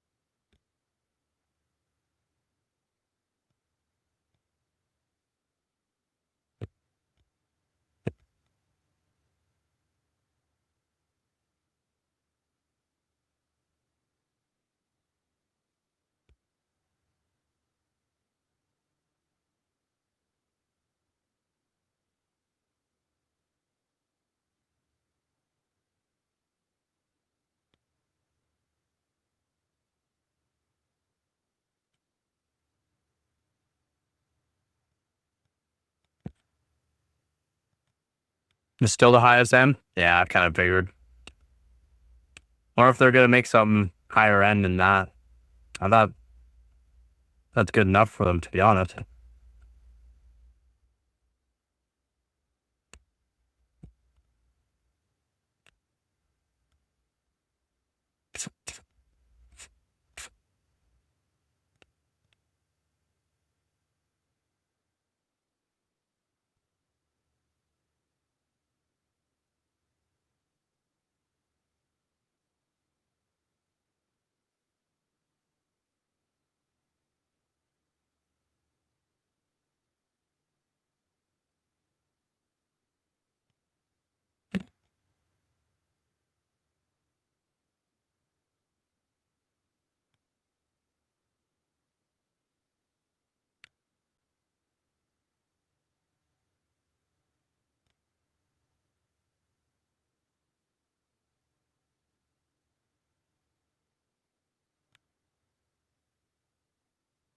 I don't know if it'll be better or not, but it sounds like my kind of board. No RGB whatsoever. Again, all my RGB is unplugged.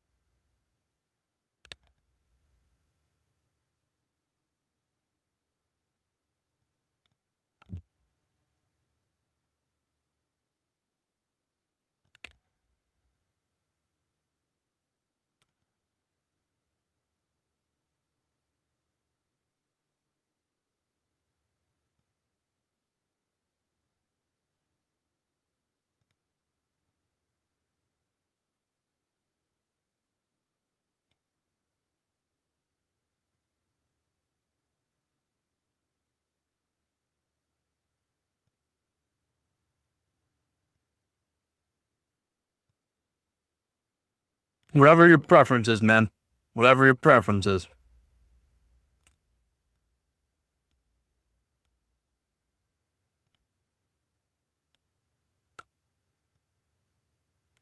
It's even on my really expensive kit of RAM. No RGB. Took it off. No. It's all unhooked. My custom monoblock unhooked. RAM, the toppers unhooked. At one point, I even had the the little bit of RGB on the my 3070 Ti amp hollow. I had it unhooked too. That's the only thing that shows a little bit of color on my PC.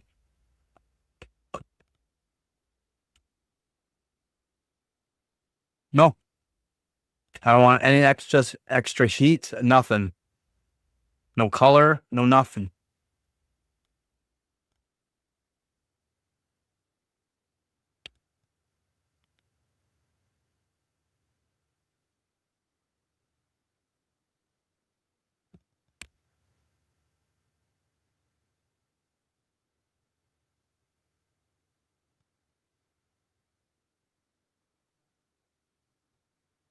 No, they don't.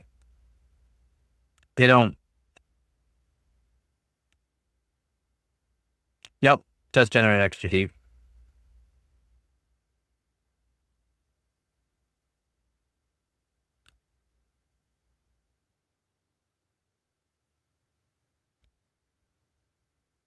Is there a spot to turn off RAM RGB?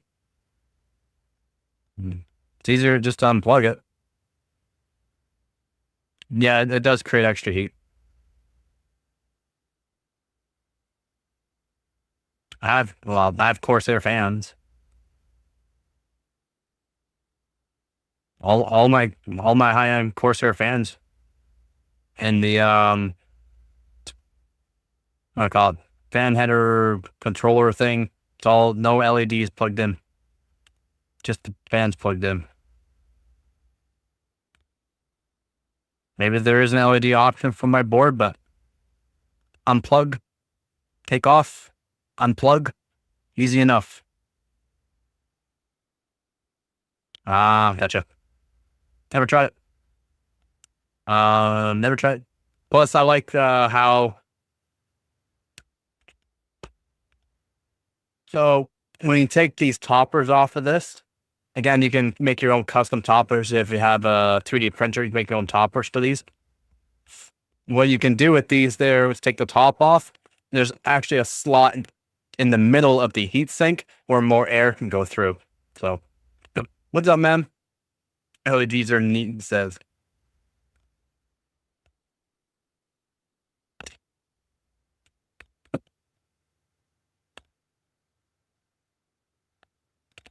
How's it going, man? People like the LEDs, that's fine. I have no queries about that, man.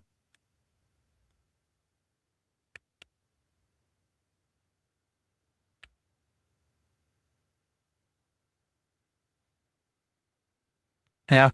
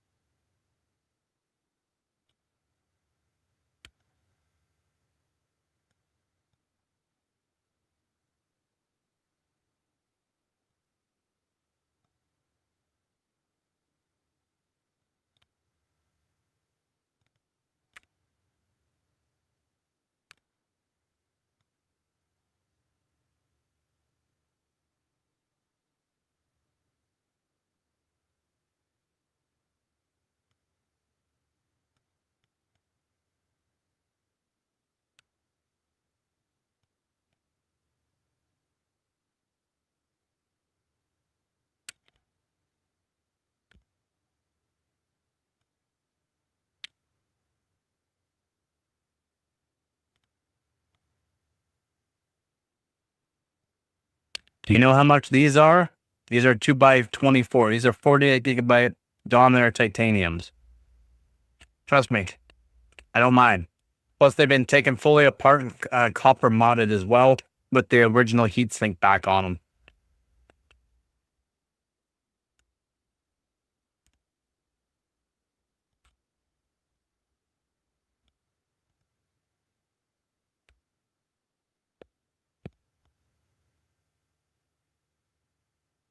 All my stuff is modified.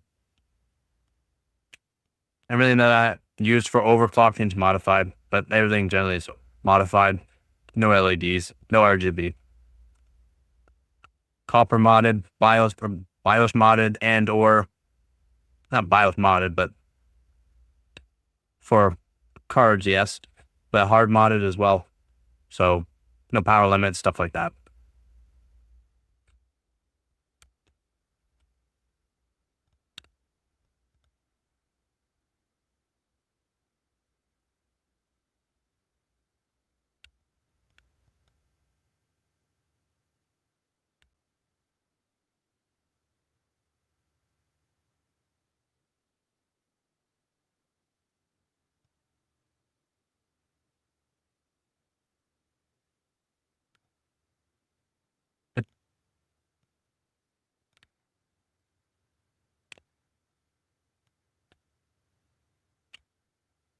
Yeah, they're expensive. I got them when they first came out. They're even more expensive. They're hand binned. They're hand binned chips. They're Hynix M-Die. I made sure I guaranteed that they were Hynix M-Die. Again, you can get 48 gigabyte kits that are Hynix A-Die. It's not what you want for higher density sticks. Higher density sticks, you want M-Die. And for the 32 gigabyte sticks, you want Hynix A-Die.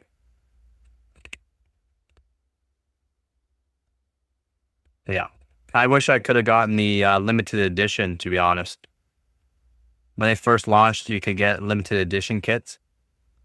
I wish I could have got them, but I didn't get one, unfortunately. So I just got the next best thing. Basically the limited edition, but just the kit, the RAM kit, not the little screwdriver, an extra set of like heat sinks and that for it. I wish I could have got the limited edition. It still cost me a fortune though. They were over $400 for them.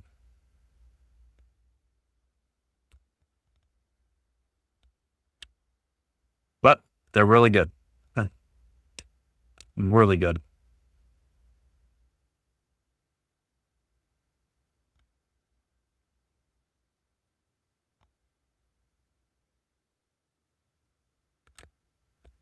Yep. I was really happy with them. I bought them because I knew what I could do with them. I knew I'd be able to take off the topper. Not even care about the topper. Or if I wanted to, I could use the topper too with the RGB and all that, but I knew I could take them off. And the heat sinks on them, you can take them off. Like, and you can take off the heat sinks, and then I knew I'd be able to copper mod them. So copper mod the chips on them. Perfect. Plus they're single-sided. Even better. Just give me 2 seconds here. I'll be right back. Yeah, as you can see there, this is more and more looking like an architecture issue on 9000 X3D than a motherboard issue at this point.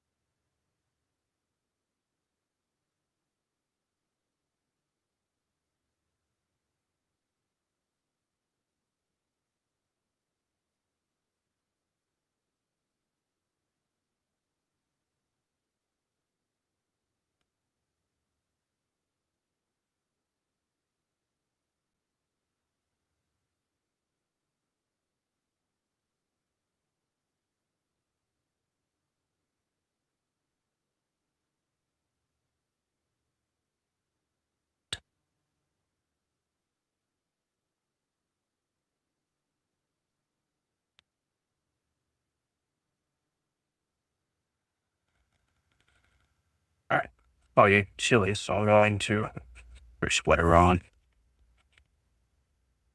I think we might do some overclocking here soon. At least get the system all fired up. Start getting a little bit cooler.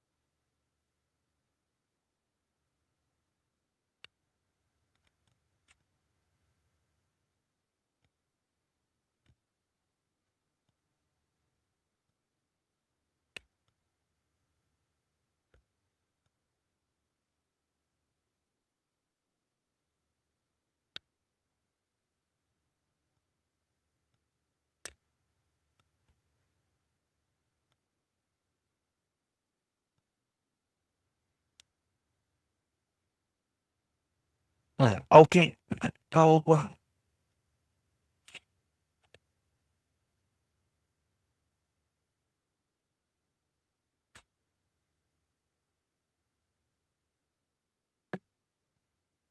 nice.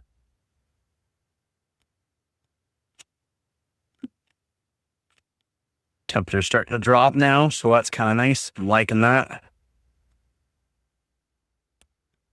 I'm liking that a lot.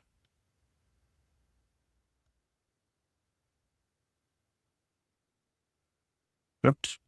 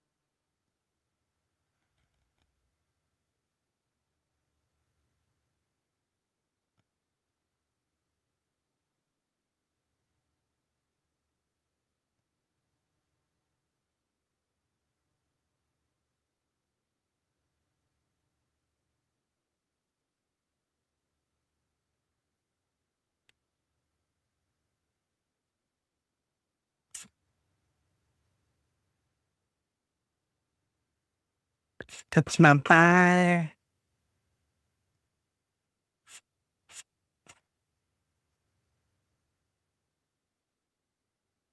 Sweet. We are getting there, though. Just gonna let that run for a minute before I start overclocking, let things cool down more.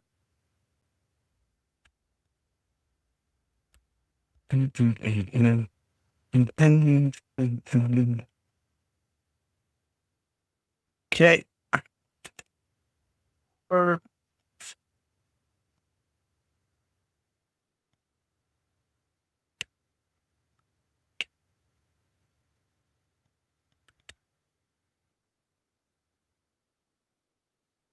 What's that there, buddy? Oh, I'm coming. What's up? Hold on.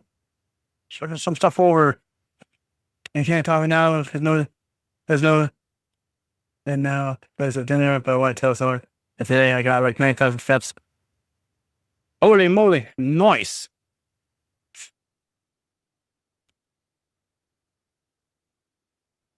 Very nice. Look at this guy. It's an absolute menace. It's an absolute menace to society. All right, so we're going to go to AI tweaker. Oh, I'm on one. We're going to go to here. Load from profile 2. Let's just do this.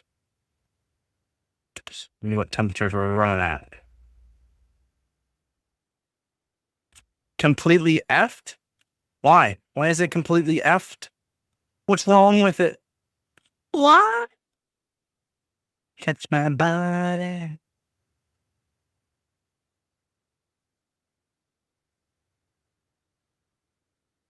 Yeah, it's supposed to get nice and chilly tonight, but it's gonna be not as cold as what I would like until like 6 a.m. Supposed to go down to like 0 by 6 a.m. Touch my body.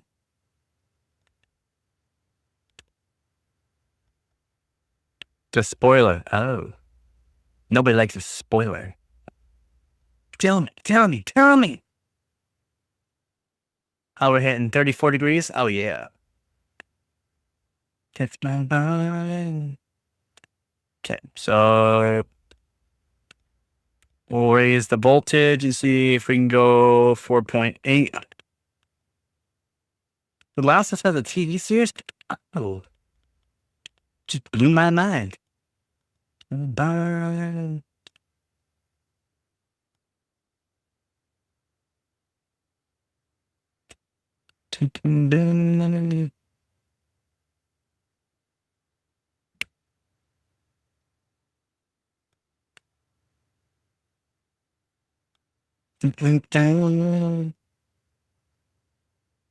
'Let's do 4.8. See if we can get 4.8 working here. Back. Quicker. 200. 1.385. 1.92 is fine. 0.9 PLL, VCCSA is good. PCH looks good. All looks good.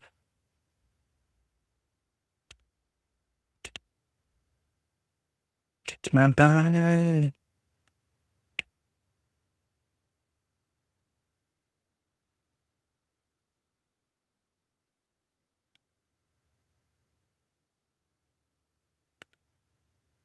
.8.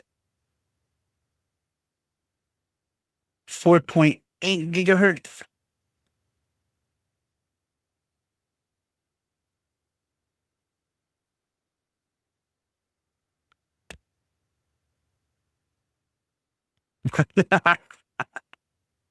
Do not like that. I need more voltage. Oh. I'm just going to try it again.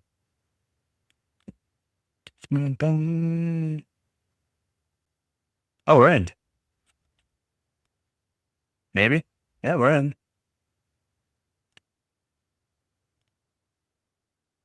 That's by HBO.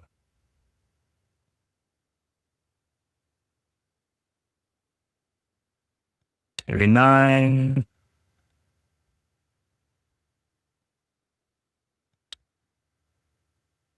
See what kind of temps we're looking at after 7-zip run, though. I'm hoping to absolutely crush my old 7-zip score. Is it going to run it, or is it going to be like, not enough voltage? Looks like it's going to say not enough voltage. Oh. Not enough voltage. All right, so Super Pi should work, though. 1.16, nice.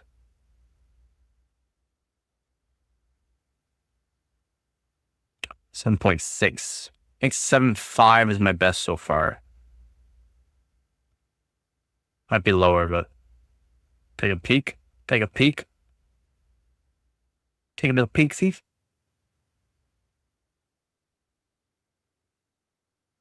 Over a decade ago.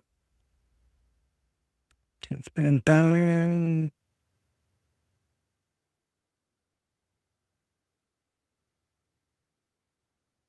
i7 3770K.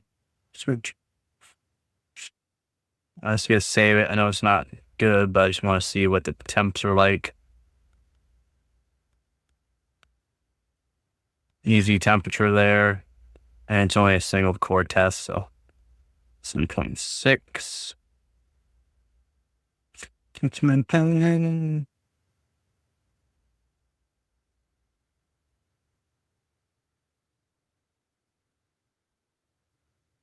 7.3.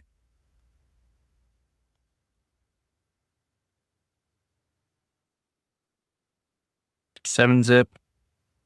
Maybe 37,000. I think I could do that. Until I prime is what though?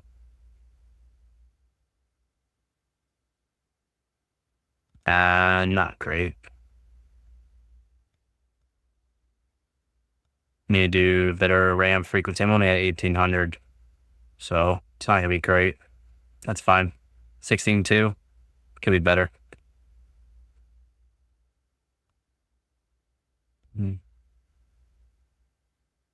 So I need to raise the voltage for 4.8. Just want to see what we're going to be looking at for 4.8 before I do too much.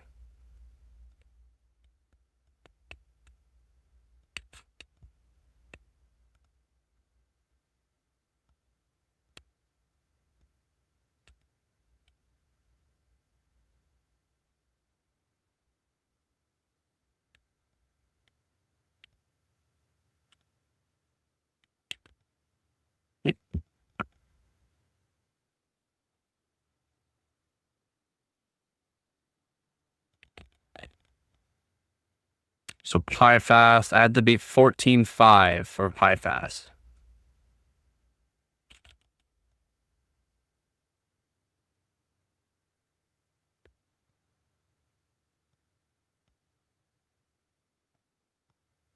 Hello?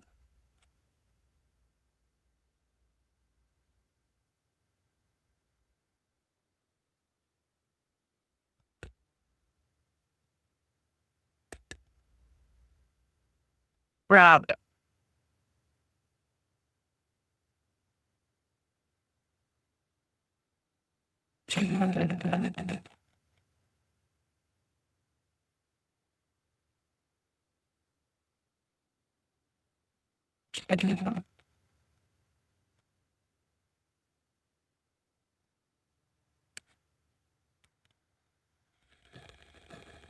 What's your problem there, buddy? What's the problem? Tell me what's wrong.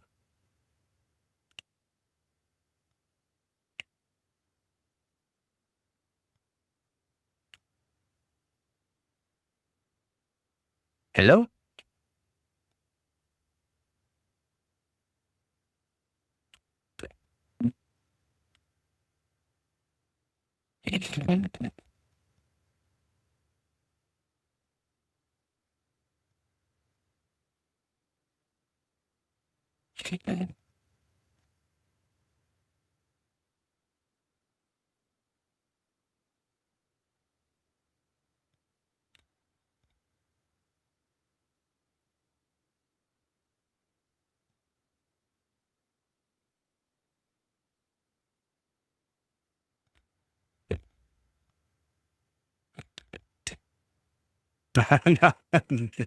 I'm talking to the PC. My bad.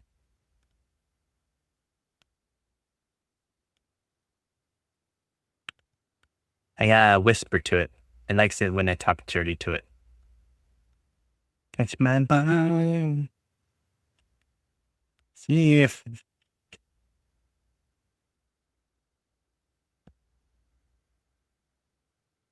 Should apply my timings.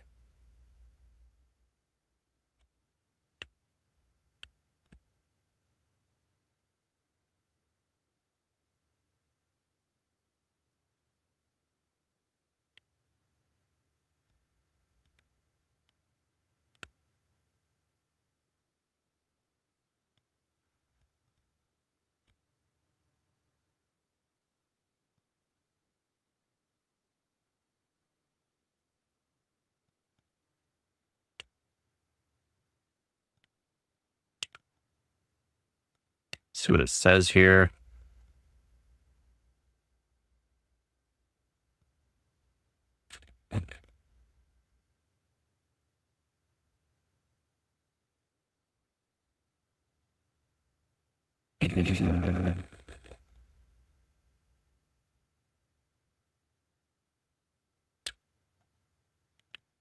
Yeah, the biggest I got was just under 200 pounds, but I was a weightlifter. I was doing weightlifting. I thought I looked just fine. I could bench press 365. I could squat 450, and I could deadlift over 650 pounds. That's all that mattered to me. I didn't care about my looks. I ate 11 meals a day. The only thing I've been lifting is Hot Pockets.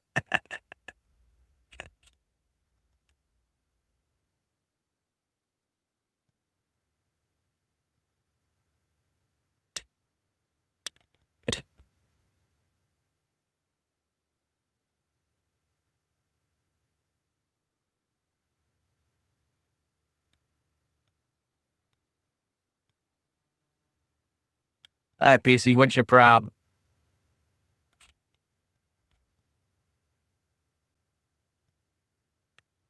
Tell me what is wrong with you.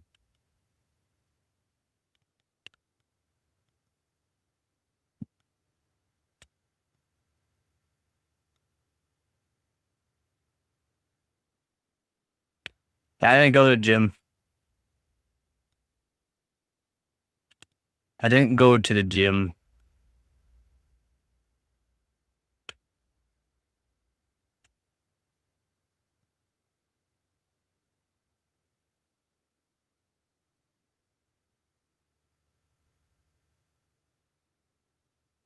It's fine.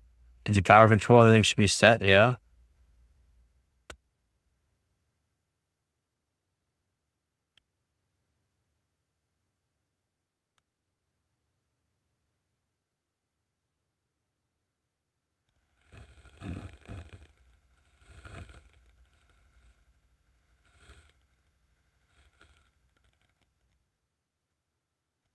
No shade to him.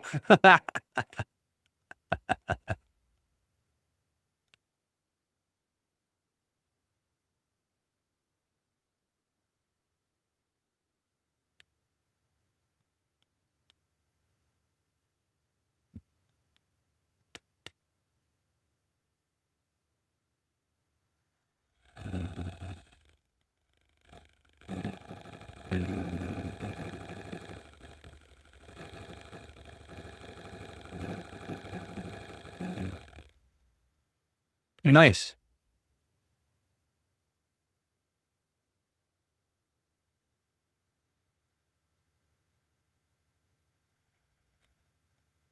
Try not to lose weight too fast. It's not good for you. Oh, it is. Yeah. It's still a good CPU in my opinion. My opinion, it's really good. It's not good for you. Eat properly. Just do your workouts, lots of walks for burning off the calories. Eat normal though. But losing a lot of weight really quickly is not good. Generally just water weight anyways. You're not losing the actual fat, you're just losing water. So it's not good for you.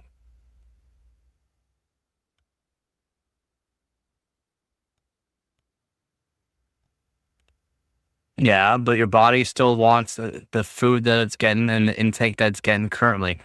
Go slow down on the food, not to, crazy amount, and do more exercise. Not heavy lifting, not if you don't want to get, big. But, just go for your walks, stuff like that. Yeah. A lot of people aren't like me. I could chug down probably 6 liters of Pepsi a day if I wanted. Like go back to my normal routine, 6 liters of Pepsi a day. Eat 2 extra large pizzas for dinner. Eat all throughout the day, as in like 2-3 sandwiches just for lunch. In the morning, have a whole bunch of sandwiches and that. I love my sandwiches. Sandwiches in the morning, sandwiches at lunch, sandwiches for my pre-dinner. Then have either extra large pizza and or 2 extra large pizzas. Yeah, I used to eat a lot, and literally still have 6-pack abs and all that. But yeah, just be good.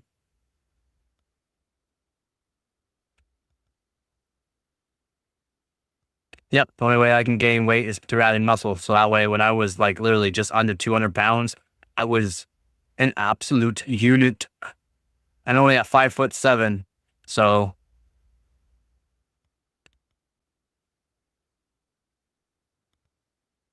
Should I run it this time?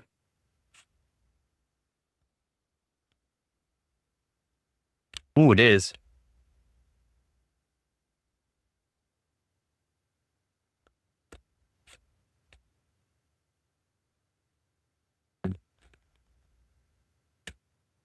Touch my body.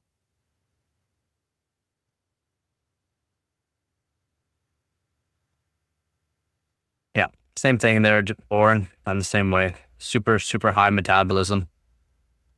Eat 15,000 calories a day and don't gain weight unless I work out. Unless I'm lifting heavy. I hate walking. My little legs hate walking. You could just be a late bloomer in general, or just not, Me? I probably weigh maybe 135, 140.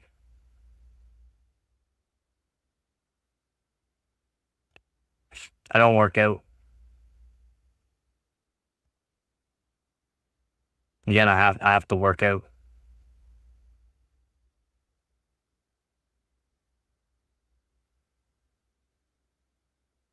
The only way I can gain muscle and muscle mass, muscle density. It's the only way I can.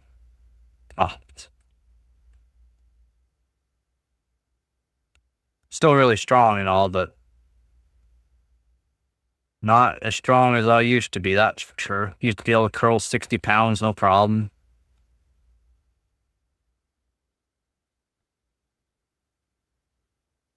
That's a little too specific there, bud. Take my body. Oh, these scores terrible. Terrible. It's all good. It's all good there, man. Yep. Yep. You used to throw on 260 pounds of weight or more just for fun, for benching.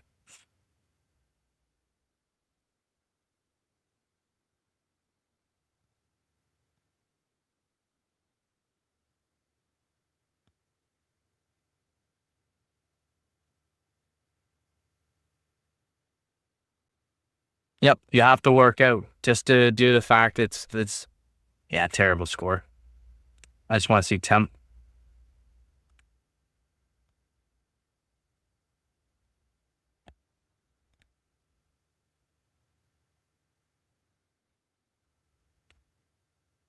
Oh, you never bench more than your own body weight? Yeah, see, I did powerlifting, weightlifting, so I can bench double my body weight. Only hitting 63, so that's pretty good. Not great, but not bad.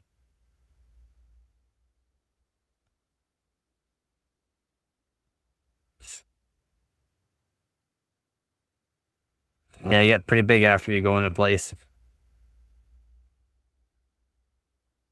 Oh, at the rock climbers, yeah. They got extremely good ligament strength. Not like muscle strength, but their ligament strength, or their back pops of strength are really good too. But their ligament strength is absolutely wild. Oh, 63 we're hitting. See what PY Prime is saying with this setting now. Yeah.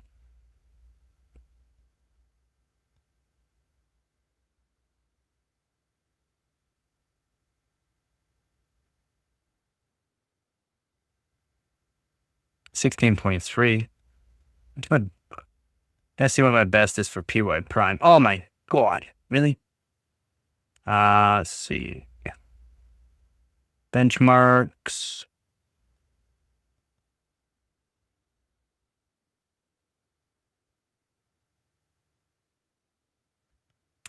Still type of rock climbing. It's not like real rocks, but still.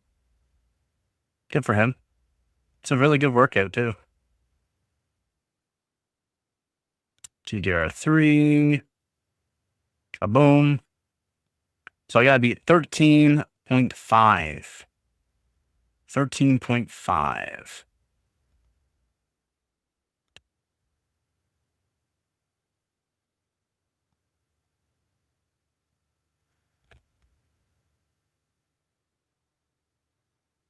Not great.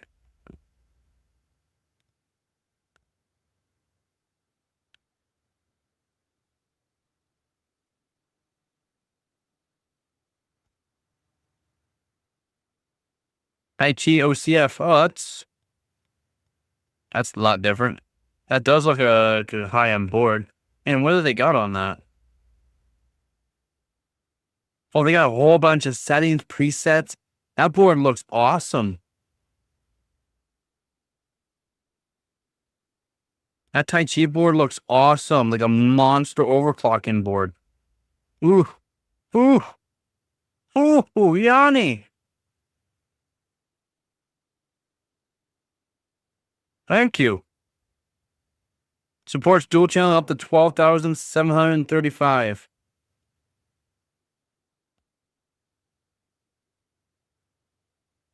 Oh, because the world record got done on it. Guaranteed the world record got done on it.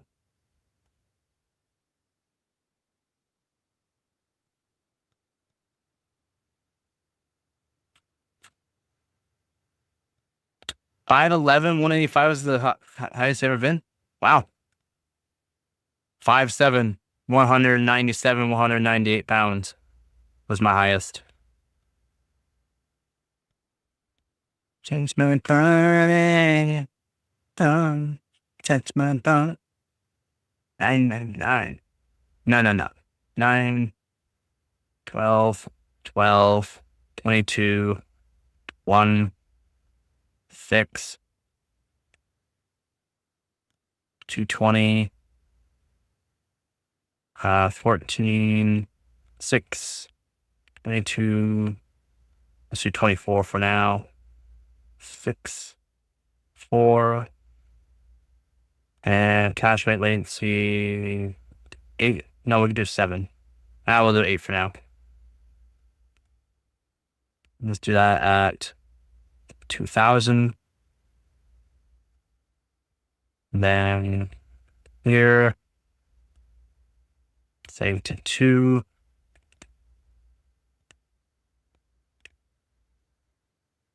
Yeah, a lot of people don't want to have the bulk. So I hear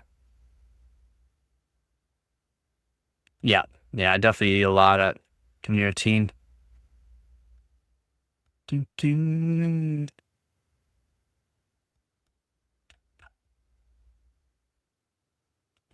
22.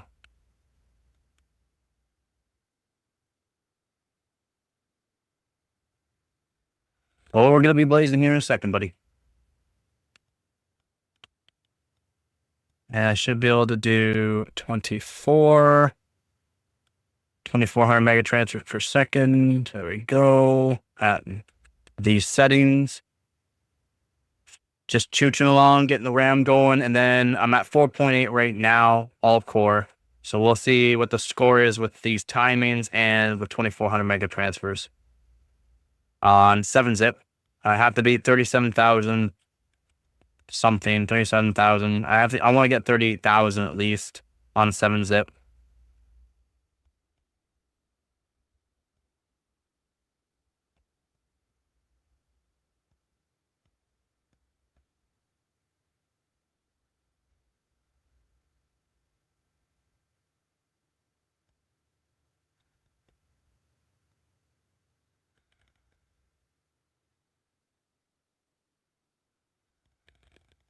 Yeah, just wait, buddy.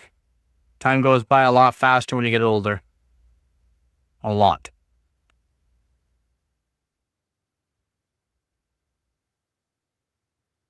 Oh, don't tell me it's not gonna run. No joke. No joke. No joke.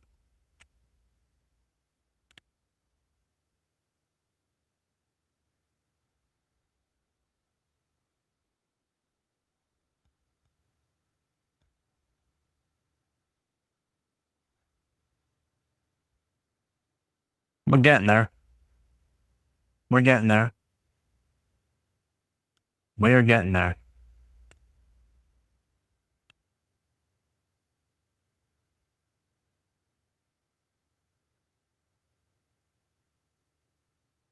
Oof. This is a screen protector. And 7.3, I think I need to get that down to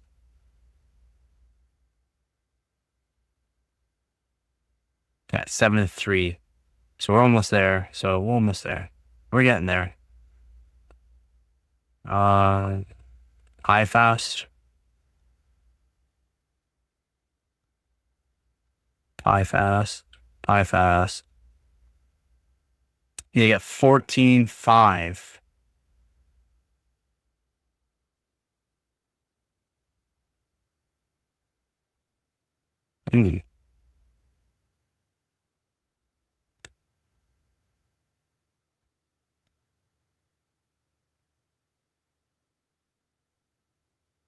That, yeah, gonna be addicted to working out though, to a degree.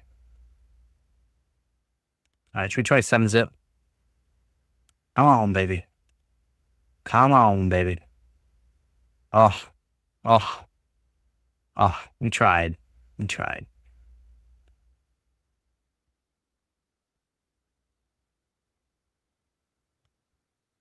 Try 5 BB 1B. See if it'll run it.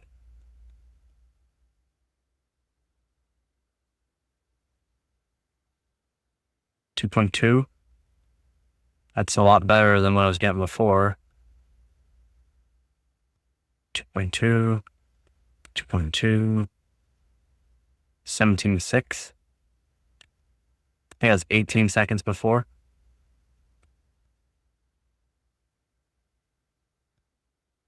Yeah, 18.3. 17.6 is what place?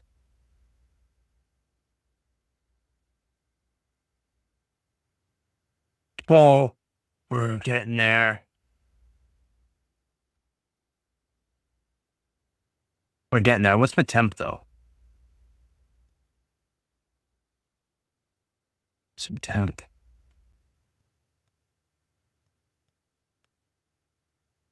70 degrees Celsius. Not too happy about that. It's only 4.8, 7 degrees Celsius. Not too happy though, but it's not bad.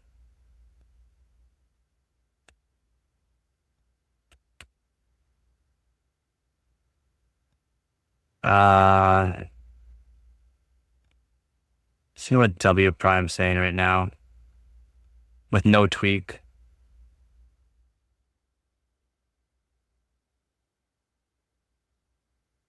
5.2. I have to get like 4 something.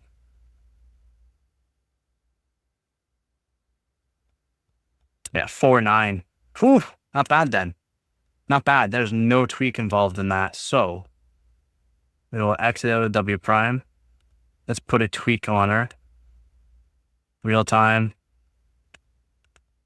All affinity, yep. Workload priority. Real time.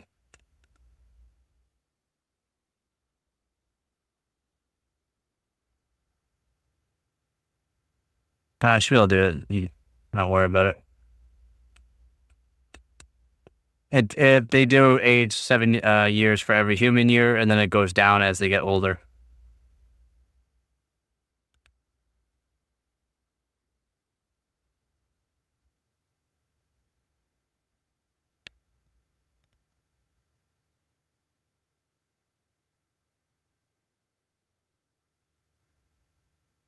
Come on.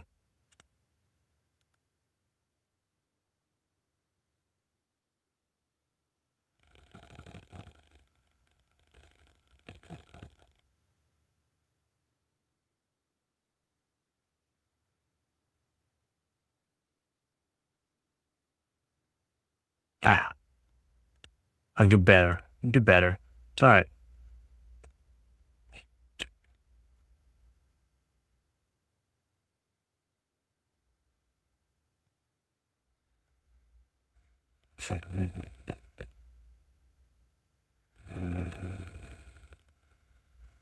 Just remember to enjoy the time you guys have. That's all that matters.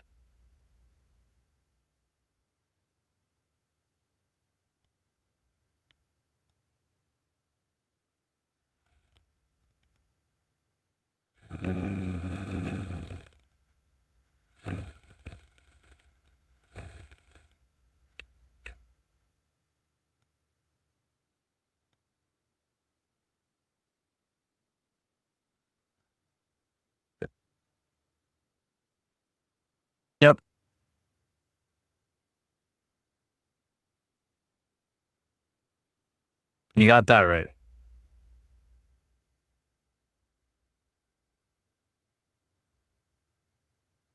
It's okay to look up to people. Don't expect yourself to always, to become that person. Make sure you're your own person.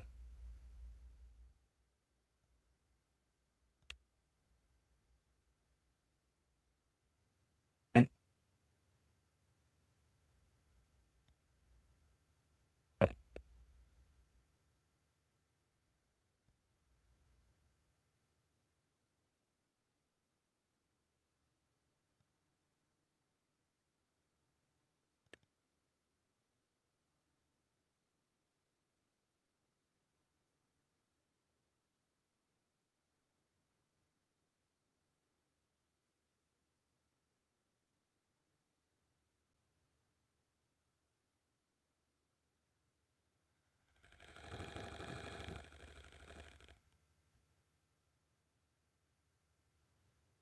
so close.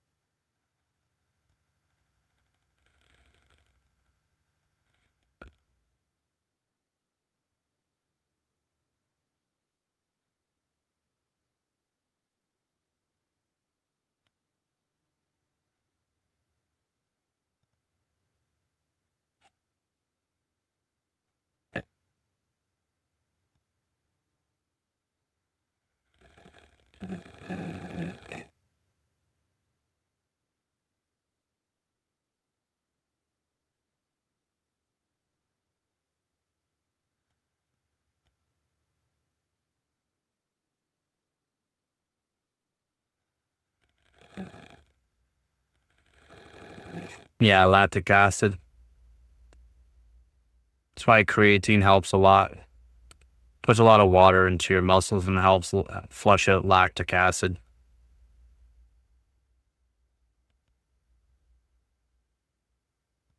That's why I really never ever sore after doing a workout if you take creatine for a long period of time. Ah, baby.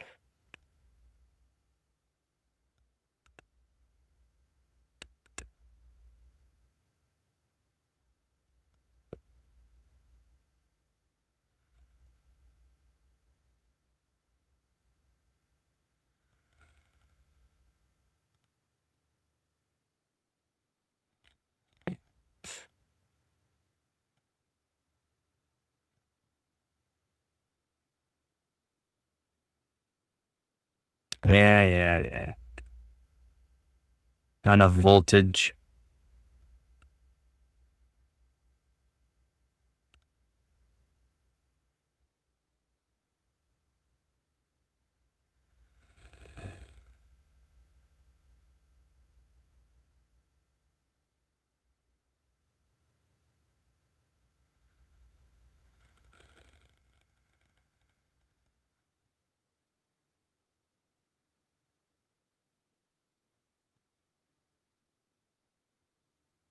$17.7 gets me in the fourth.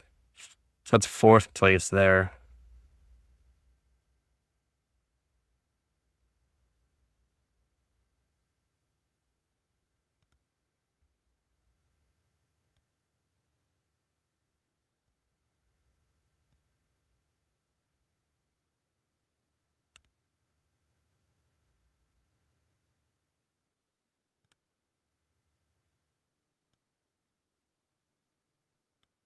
$72.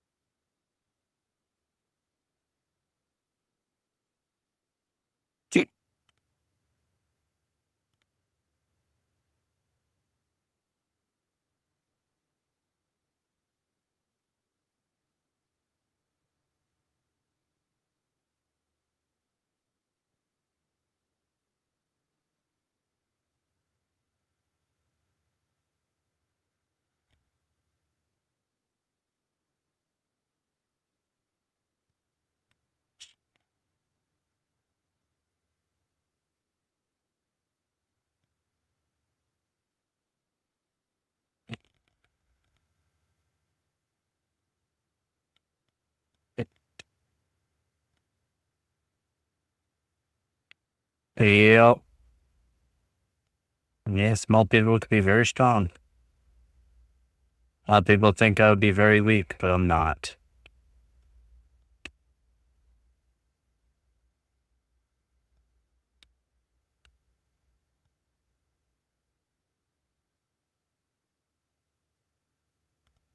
Ten.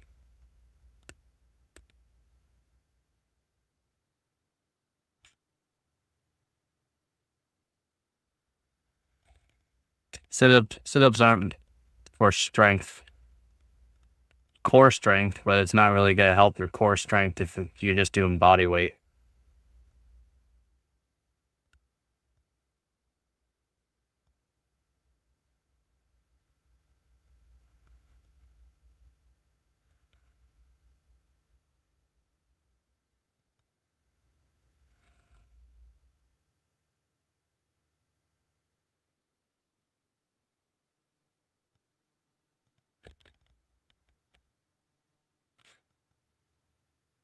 As long as you eat enough, your muscles won't eat itself. As long as you eat enough and drink enough water so that way you can flush everything.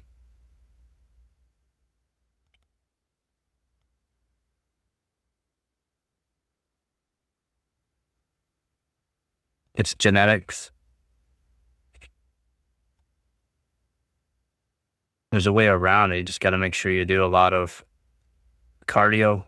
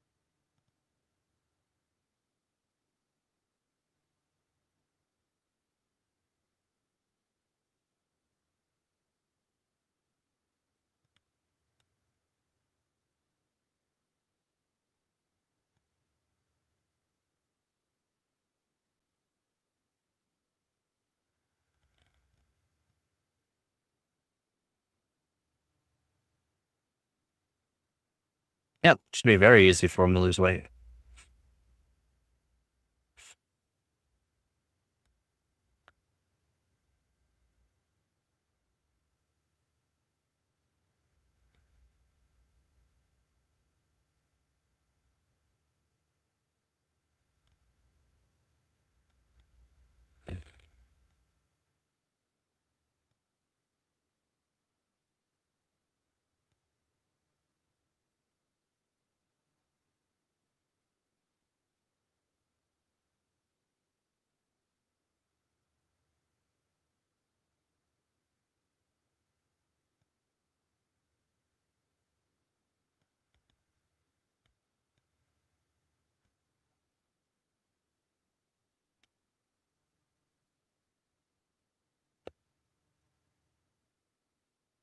Oof. Oof. Oof.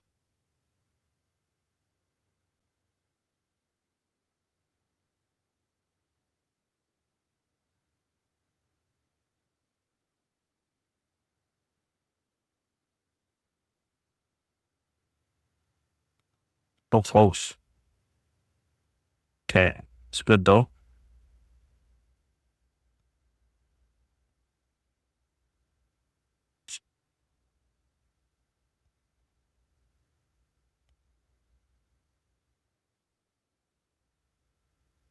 That's not good though. Um,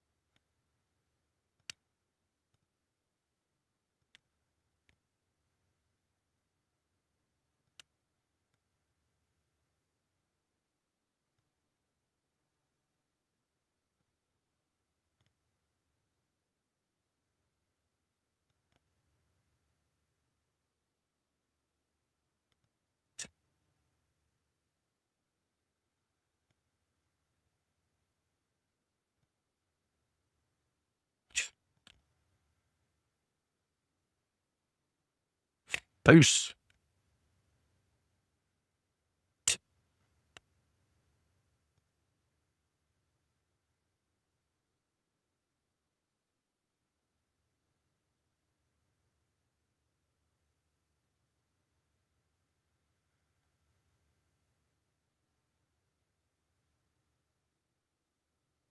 That's terrible. Absolutely horrible. Why?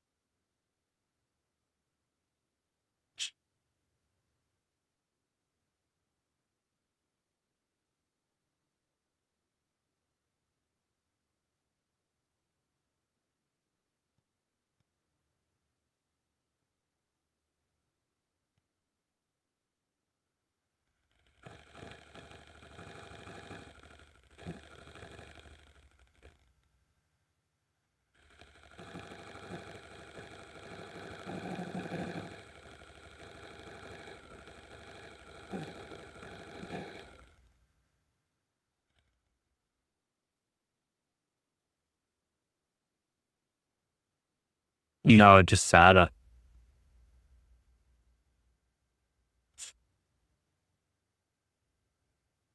I don't know a whole lot about that. That's not overclockable, so I don't really worry about that kind of stuff, to be honest. This is the 4th place. I would like to get 3rd at least.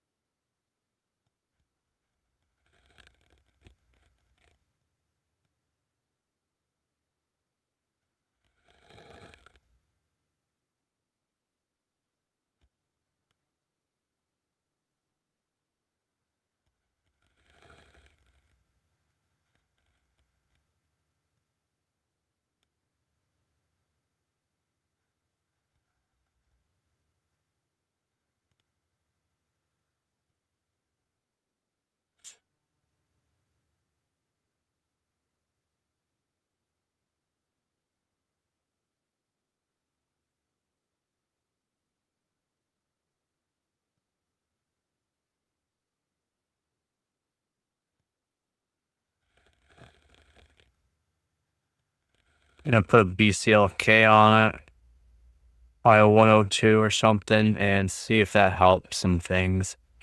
Just doesn't seem right. Score should be better than what they're showing.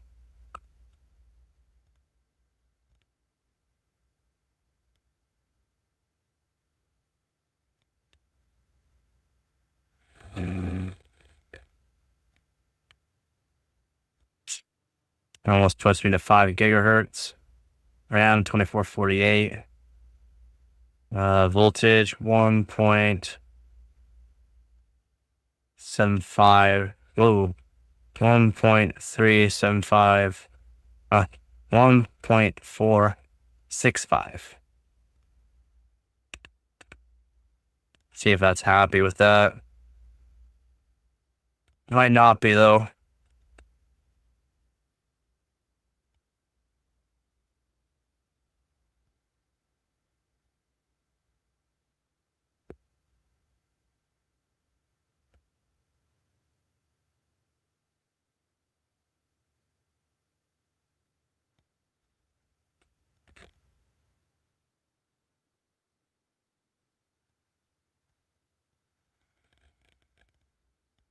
RAM's not like it now.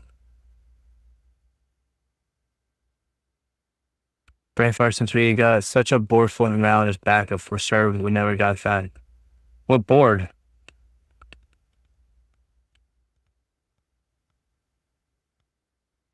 T77 Sabertooth?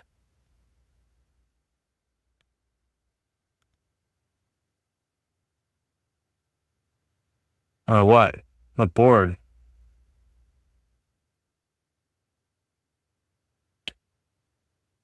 I can't raise this any higher.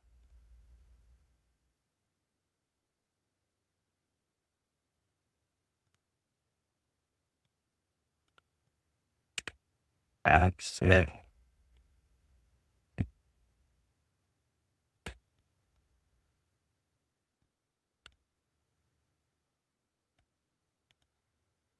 See if it was CPU. I don't think it was CPU. I think that was memory error there by the looks of it. Might have to refresh out.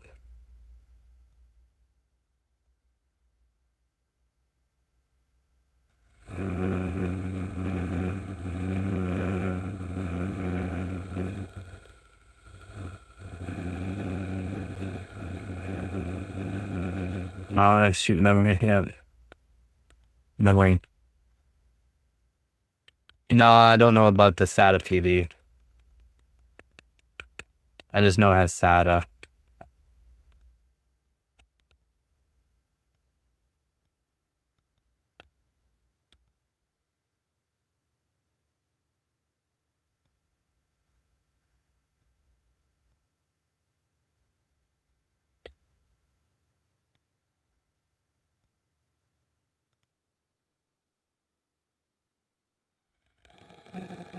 So let's say timer control 220 should help stabilize it.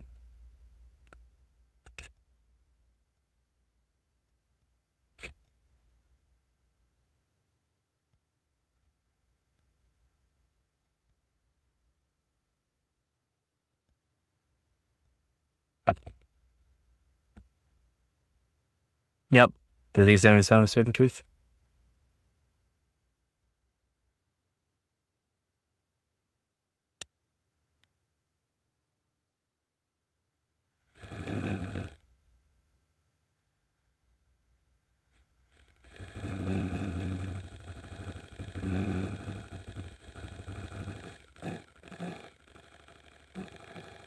Nope. I know it has SATA.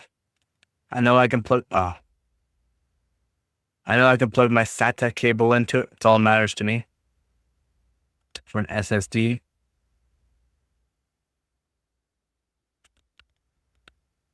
So I can try almost 5 gigahertz. Gonna have to raise the voltage, unfortunately.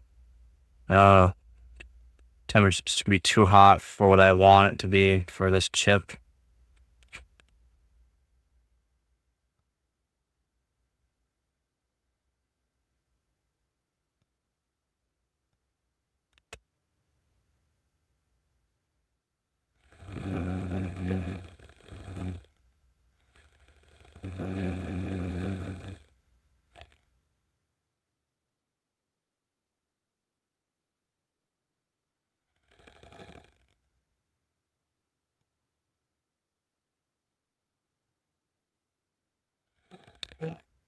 No, I can't have that BCLK. It's too high for I can't put any more extra voltage into it. It's the maximum of voltage I can put into this RAM kit. So it is 100% RAM kit, or RAM right now is having an issue. And I mean, I could lower the RAM down. Could lower it. 2244. And what I could do, lower this back down to 200. Both.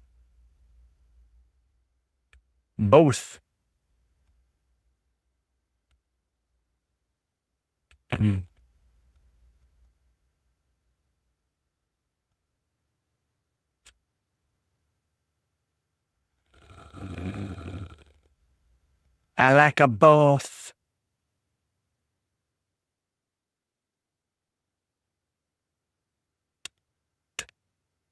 Gee.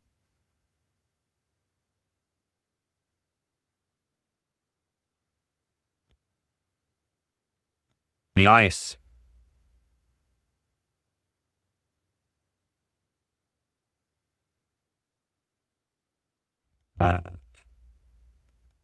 CPU.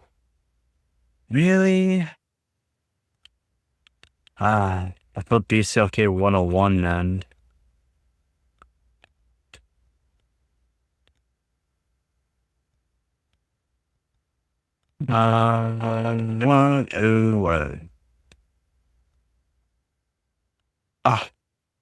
Switched it all on me.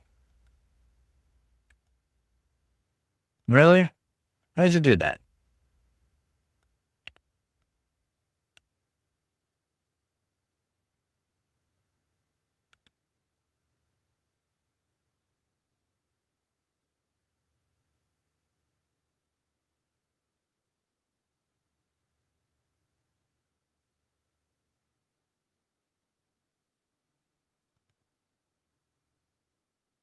Should work.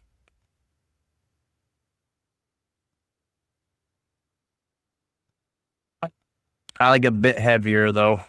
I like really heavy metal, death metal, that kind of stuff. Like really heavy.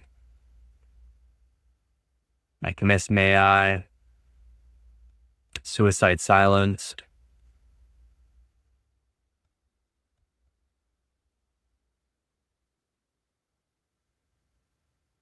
Come on, baby, you got this. I believe in you. All right.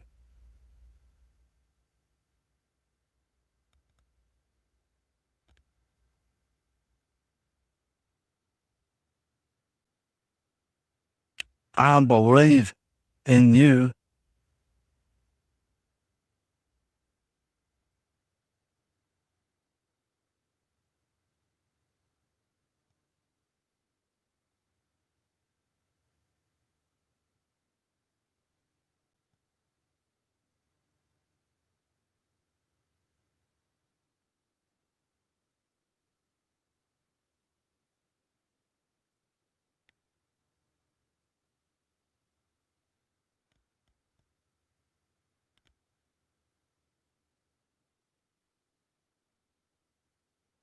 To pass the 7-zip or not?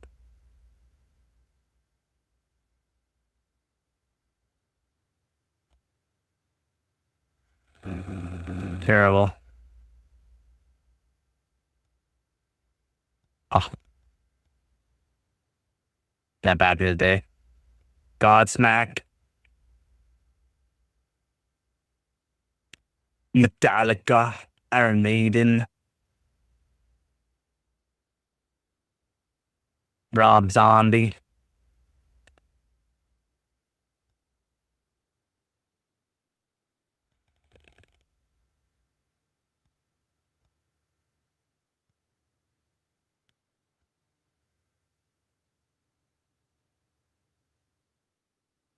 Cannibal Corpse. Yeah, man.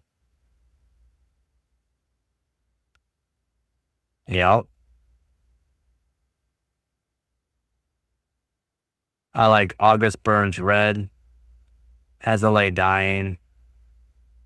Has King Alexandria. Alexis on Fire.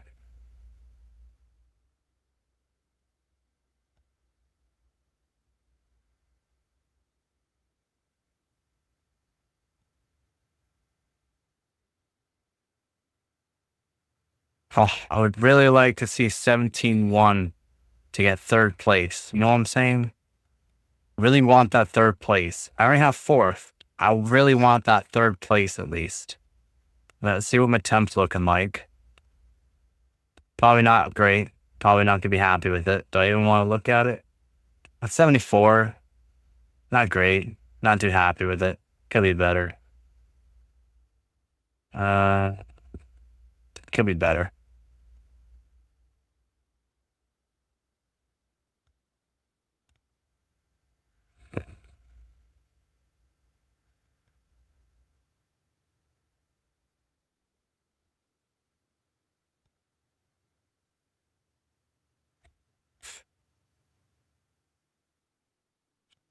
Correct primacy.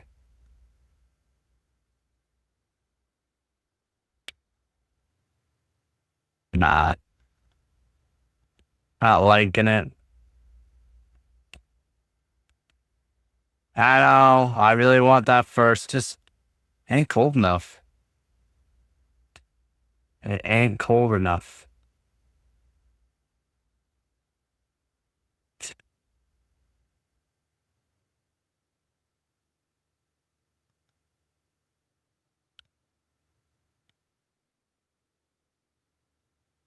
Yeah. Terrible. Just terrible. Okay, not bad. 7.5. Oh, so close. And you get 7-3. A little wide cruncher. Will it pass? I probably won't pass it. Wide cruncher. Guaranteed. Guaranteed. We won't pass a wide cruncher. Might even crash.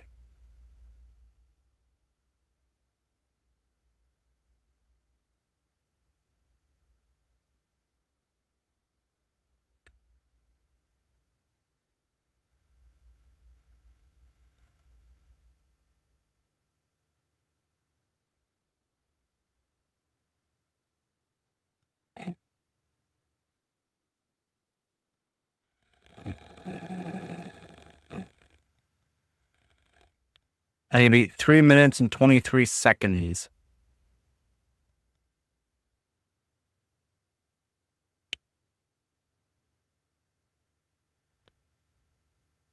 I'm already top 20 with this.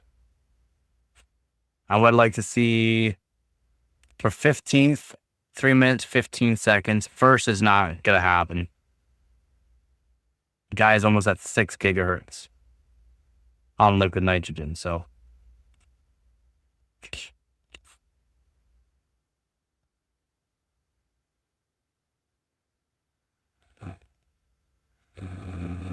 I should be able to get.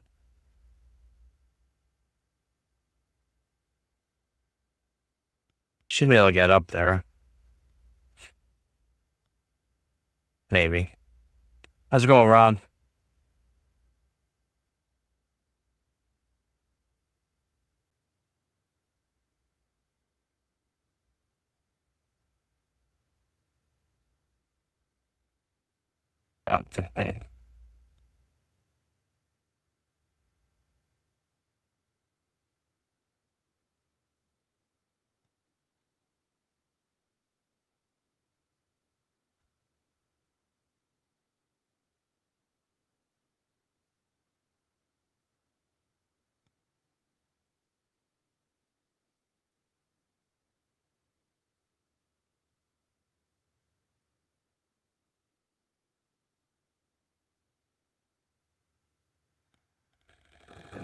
Doing good. Glad you're doing good, bud.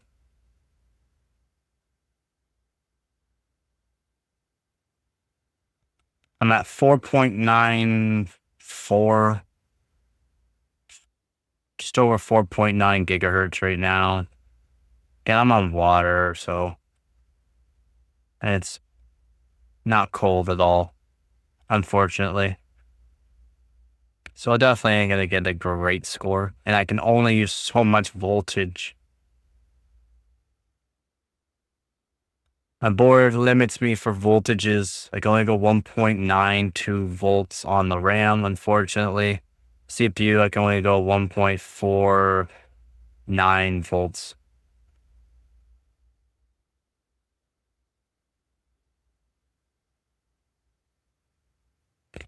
Yeah, I can do what I can do.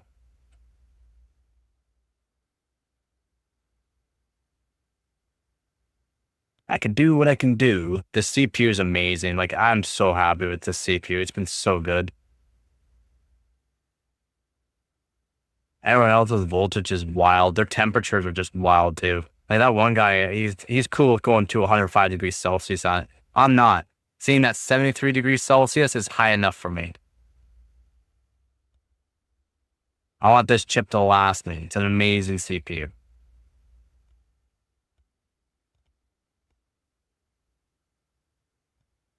Shouldn't be too much longer for this test.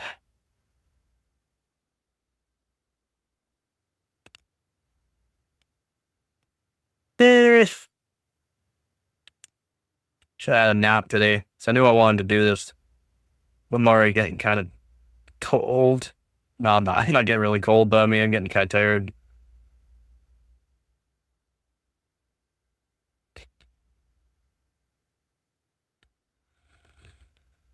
What are you up to, Rob?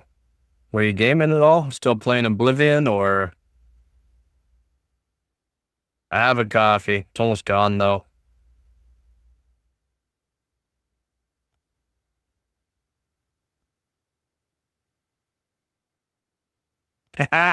Overclockers.com. No, I'm not getting cold. Getting tired. Said it's not that cold. 17 degrees in here. It's not that cold. You know me. I've overclocked to negative 20.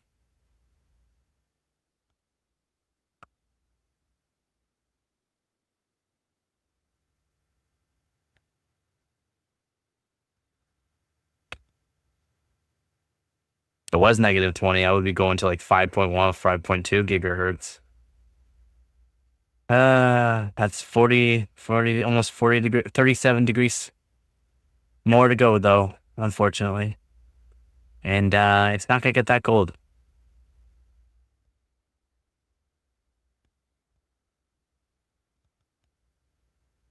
That sucks. I love new games, buddy. Oh, ah, crashed. So fast. So fast. I kind of figured I was going to. Now everything's too warm. Everything's too warm. It's like, nope, not today.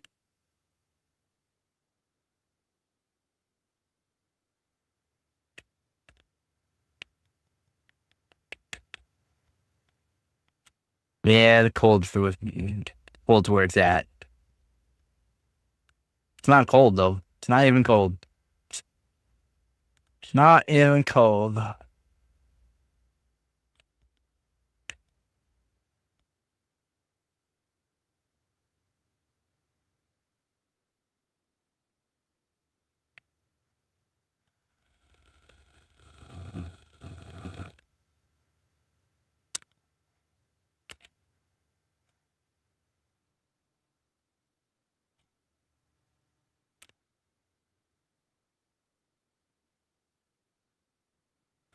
About, what was it?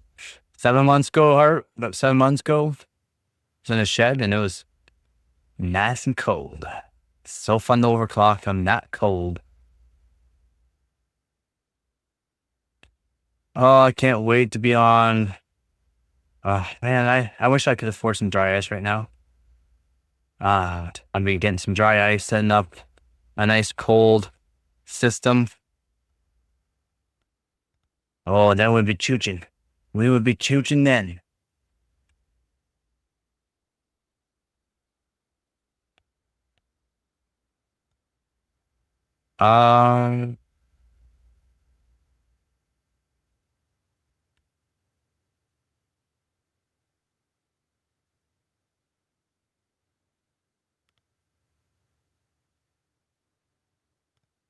Run this. Might crash. It won't crash like before though. It'll just give me an error. Or just crash like that.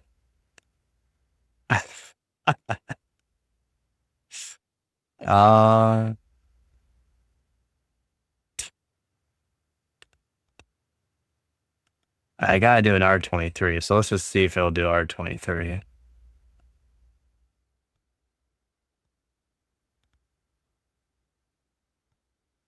I already know I can do single core. Single core will be no problem, but it takes so long. Alright, so we'll do a single core R15 then.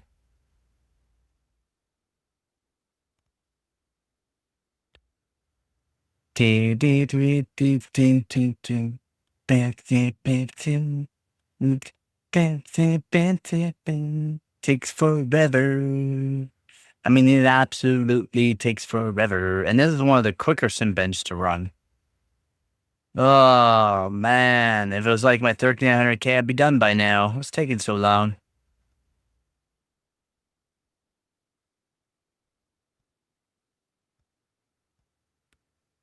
It takes forever.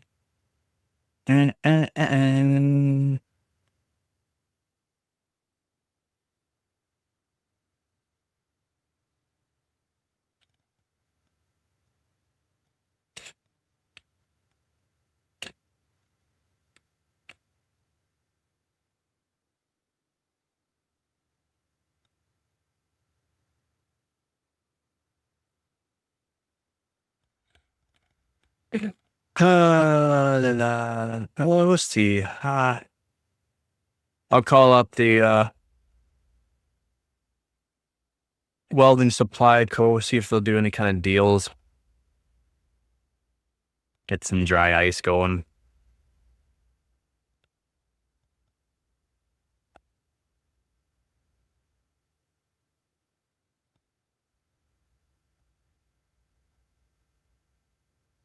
There's marbles. You think those are marbles?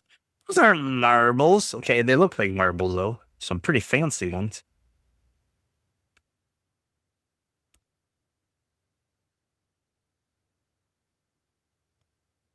What? Grocery stores? No, grocery stores don't have dry ice.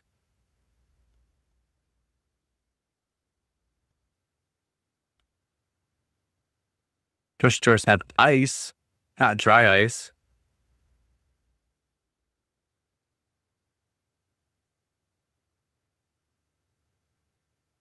I've never heard of a grocery store supplying dry ice, to be honest, ever.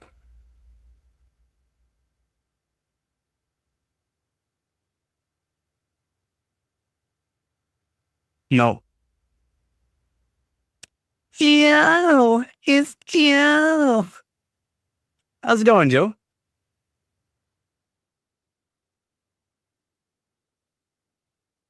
Look at it, it's just a choochin'.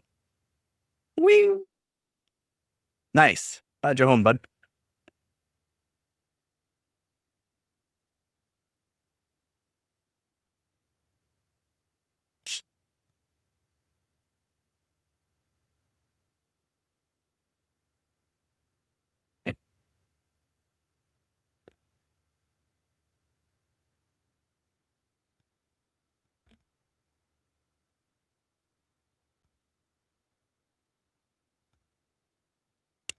$207.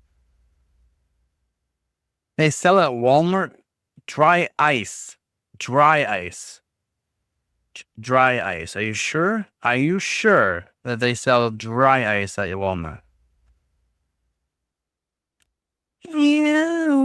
Joe.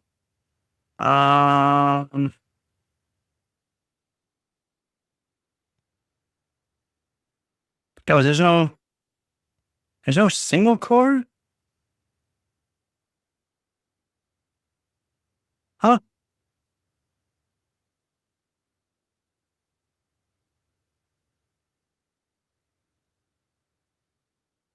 Yeah. Yeah, you can use any 14th gen on Z690. Yep. You probably don't even need a BIOS update, but yeah. It'll 100% work on BIOS update there, Joe. 207. I'm not sure. Is that good? Is that good?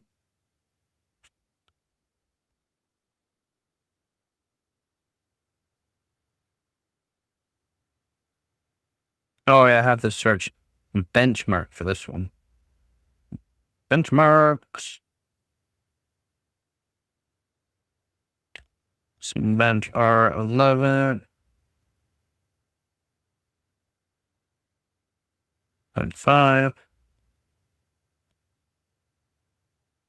4.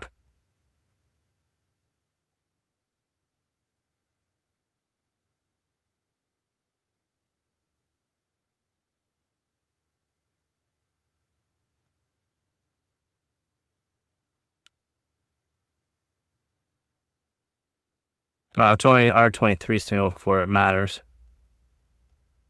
It sucks.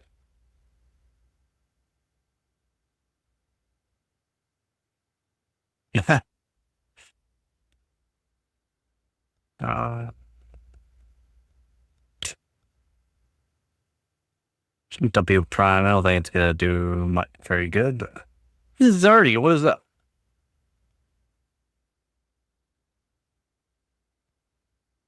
Eh. Eh.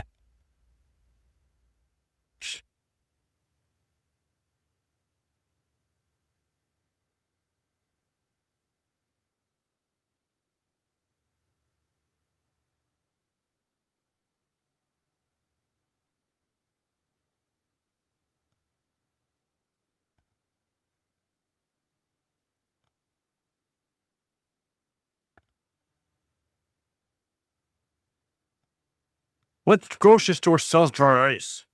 Costco?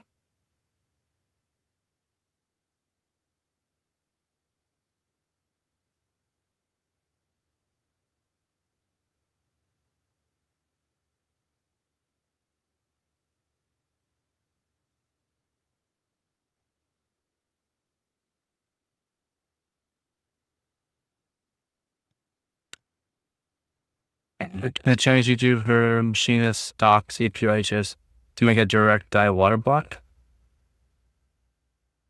Cool.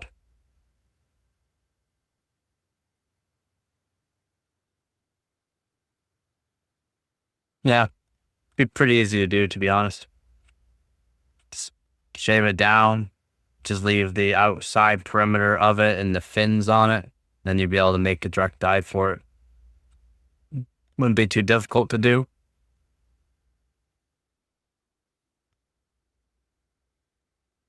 I am about 24.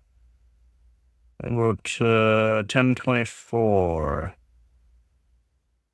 2 minutes and 31 seconds.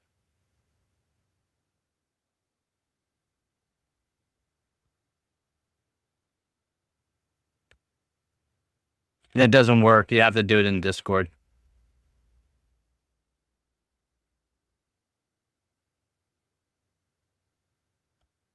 Yeah, Know Your Joe.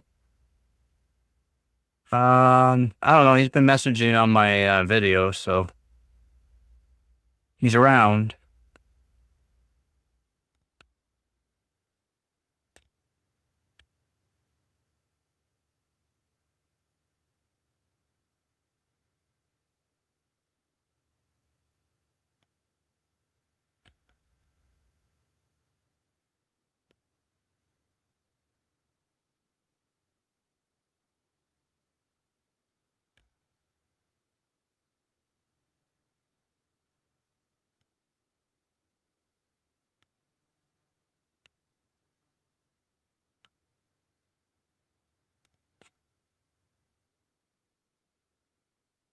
Heart makes the rules.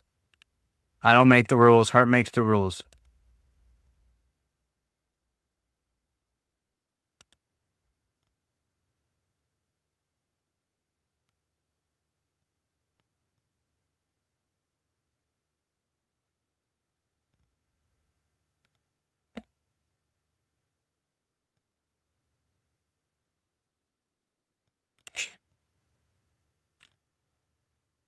Only well is the one that saves Zelda. Yeah. No, not, what you got? 17.4? Come on!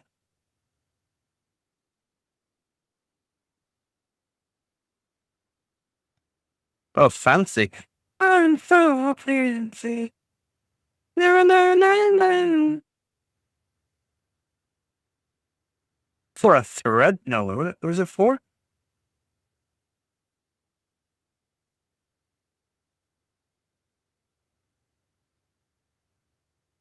Ew, that's wild. I don't think it works. It would work too good. Those channels look too small. Does it work good? There's no way it works good.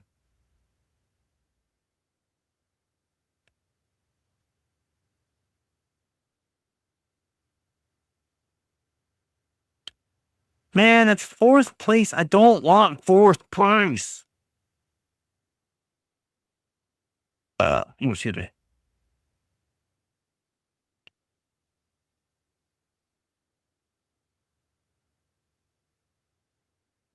I didn't watch either. I want to know if it works good or not.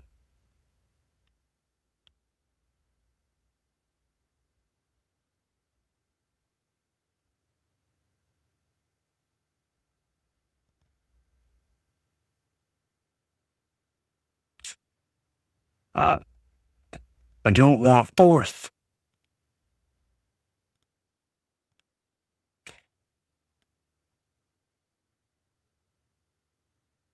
We're going for 5 gigahertz. We're not messing around no more. We're not messing around no more. Let's see if we can do 5 gigahertz. I mean, it's definitely not cold enough, but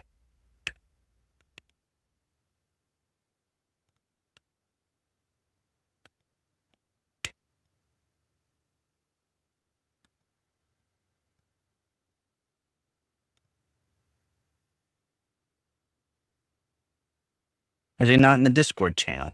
Oh, 1.495. That's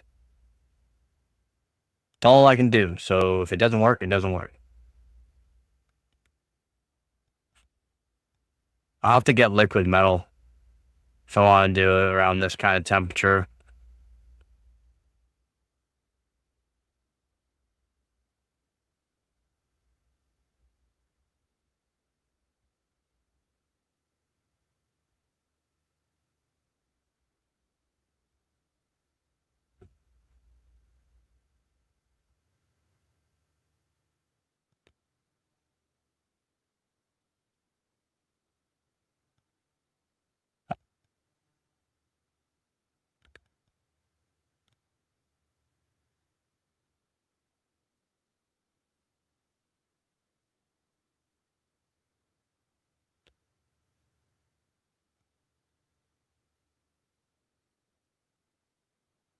Tail bear? No.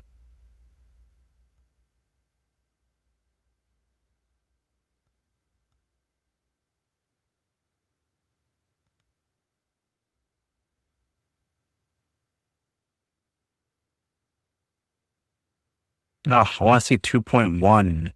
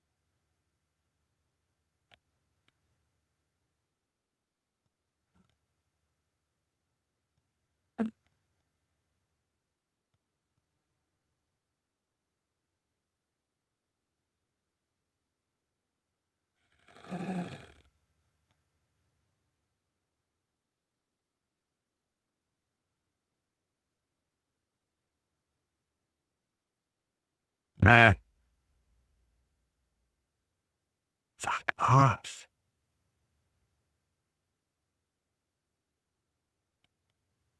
Mm.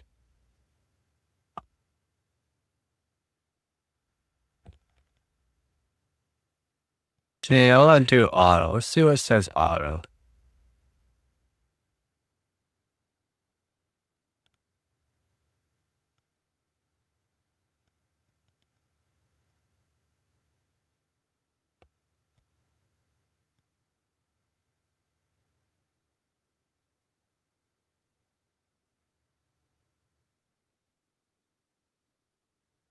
Ah, why you do this?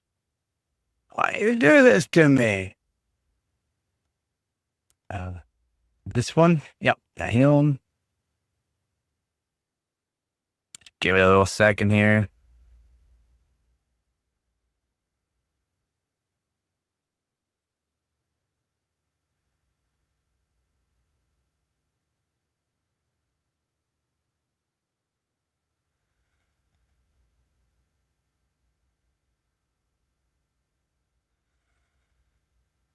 Okay, no. Stop. Stop. Thank you. Do auto.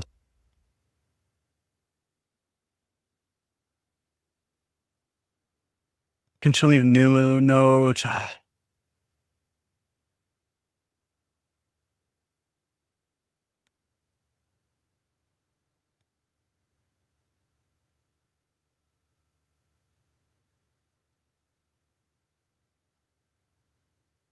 No.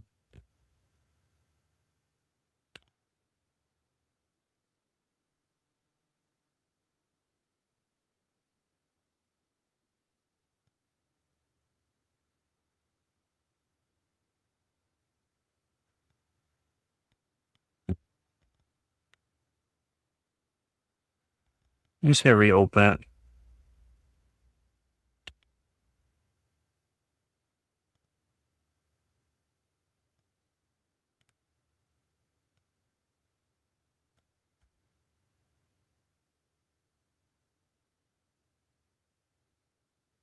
No. No good. No good. I said no good. Stop. Just stop. Thank you. Yeah.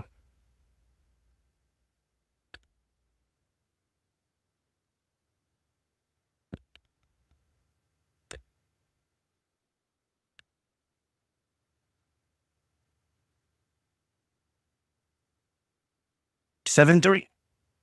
Oh, terrible. I have to put in a better RAM kit in. 4 gig sticks. Oh, well. I don't know if it's gonna really help.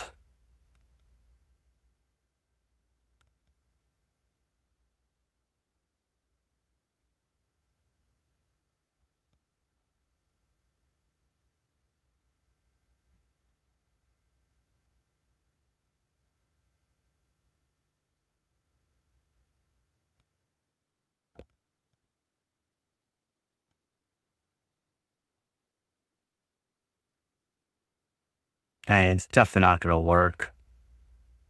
Let's put on normal, see what it says.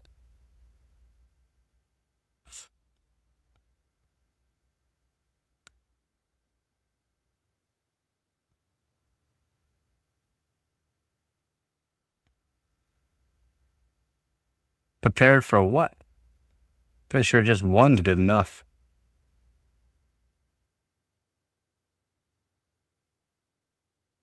And one is all I need.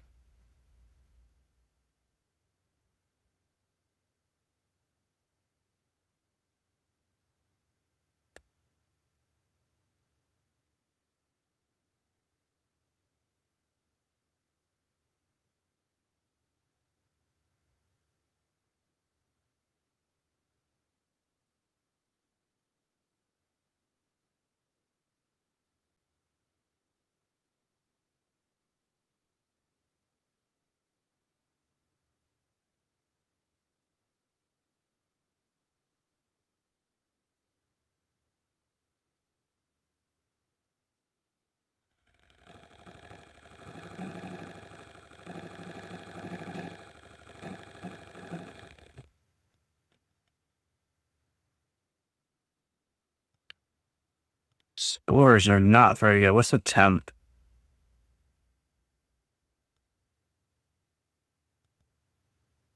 $71. Not bad. Exit that. So it's running.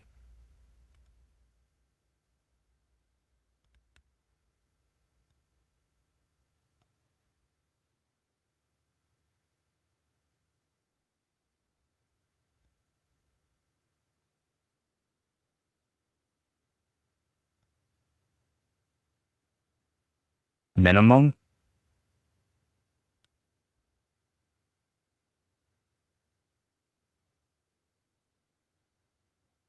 I guess.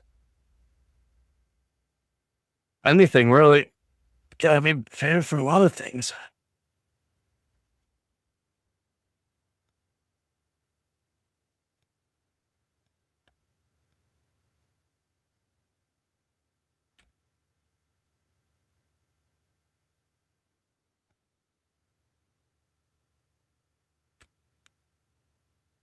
If I can get 10 points, that'll be awesome. It's not great, but it gives me decent points. It gave me a little bit more points. Not as much as I was hoping. So,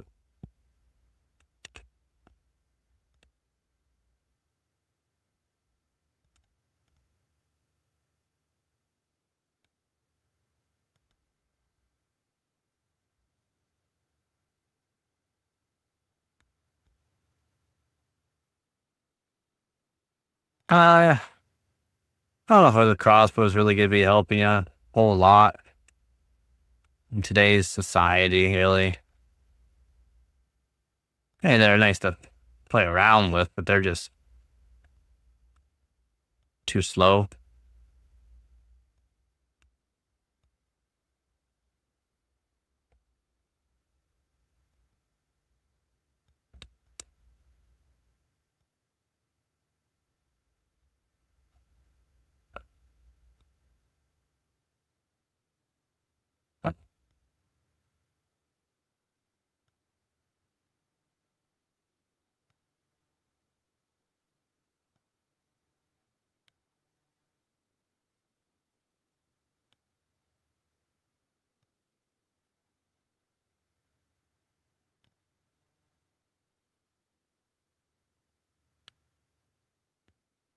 Oh yeah, 100%, yeah.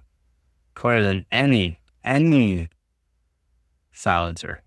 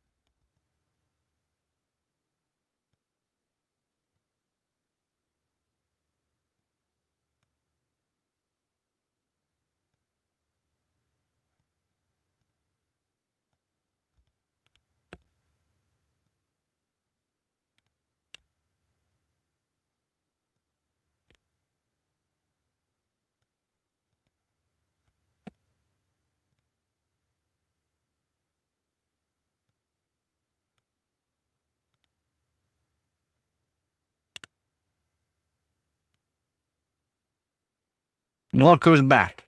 Here's who's back, go again. Bam.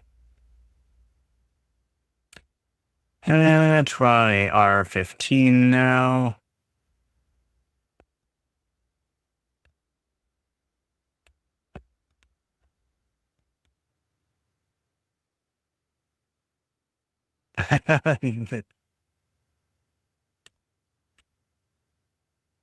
Yeah, stops muzzle flashing, and it does silence them a bit. There are some really good ones too, but they're still loud. They're still loud. Although on 22, it's a completely different story. Even going supersonic still. Completely different story. When we're talking quiet, it's quiet. It's like,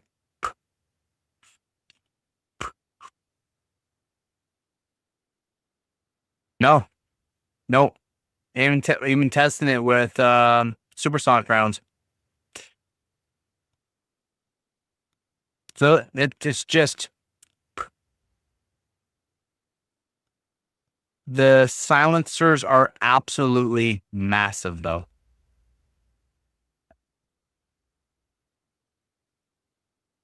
But yeah, generally, if it's subsonic rounds, are yeah, easy, even quieter. But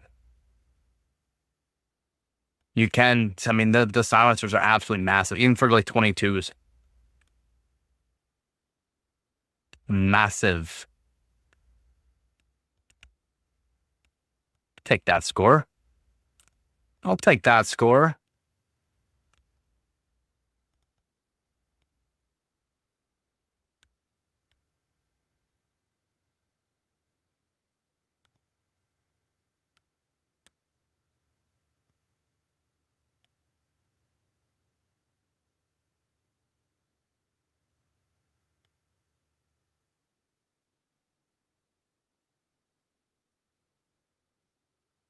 No, I hear you. I hear you.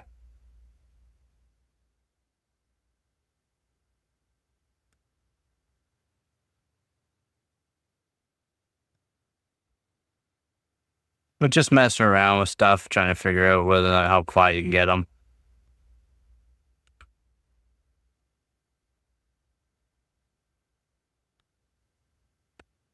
I opened 4. Apparently I didn't.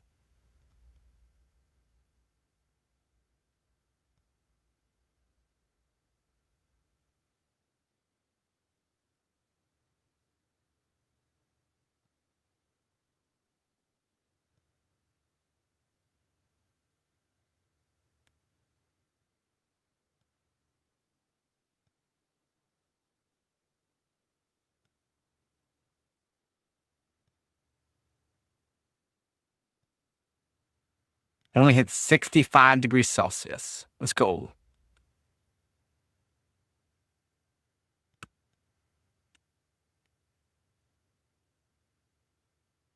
right. R20, I don't think I'm going to beat my R20, but we can give it a shot.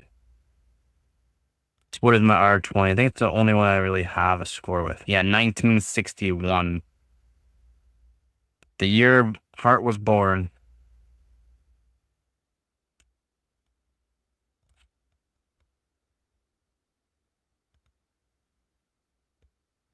Typically, all I own are pistols since it's only 10.5-inch barrel.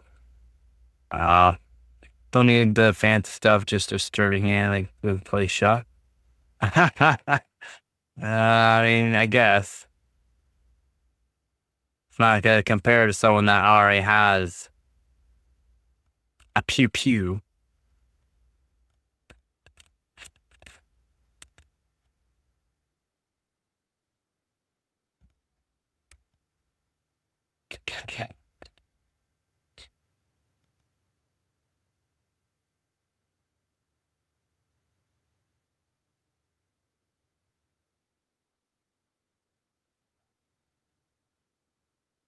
It's nice though.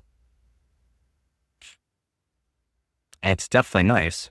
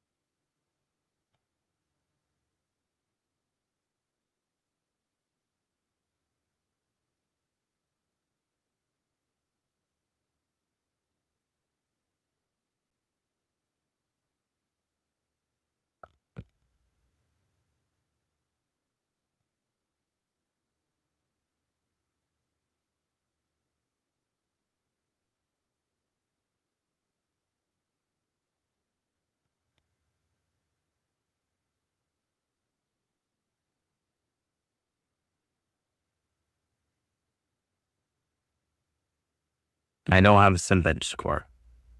Or 23 score, so I think I should be around 5,000, no? Should be. Not saying I'm going to be. Should.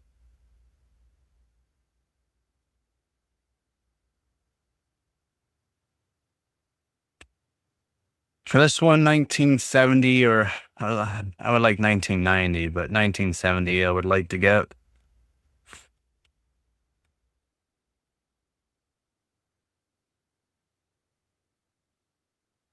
Nice. Makes things quicker. All in the really? That's all I got? Oh, it's dropping to 4.7.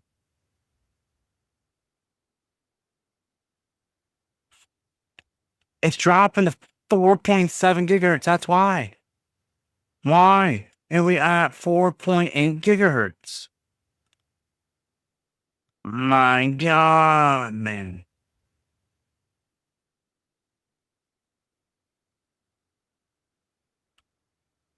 Brutal. Absolutely brutal.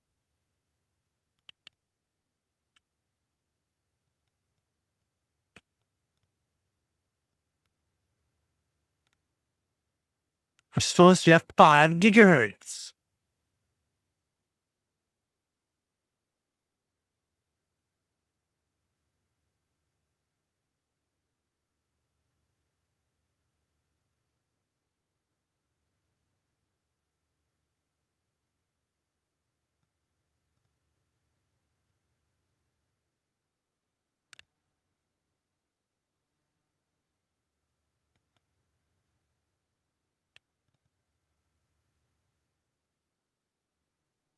Ah, should be fine.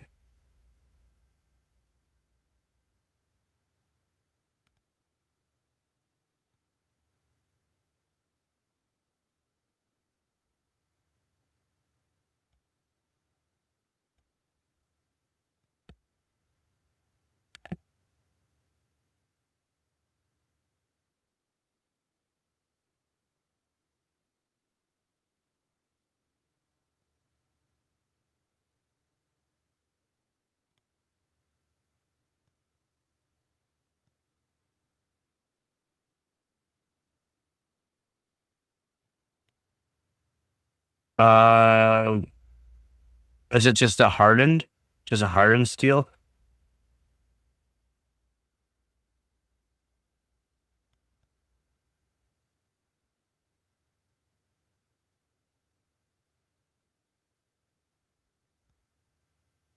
Or does it have like an outer, like a beginner, Kevlar beginner, then core, solid steel plate from back and sides? Ole.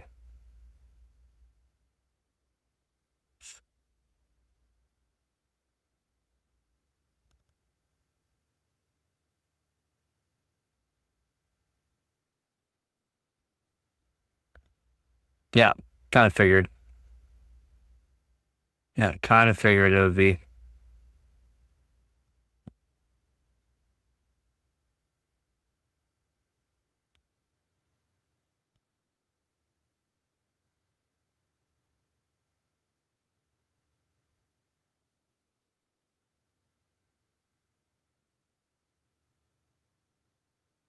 Never heard of that FMB.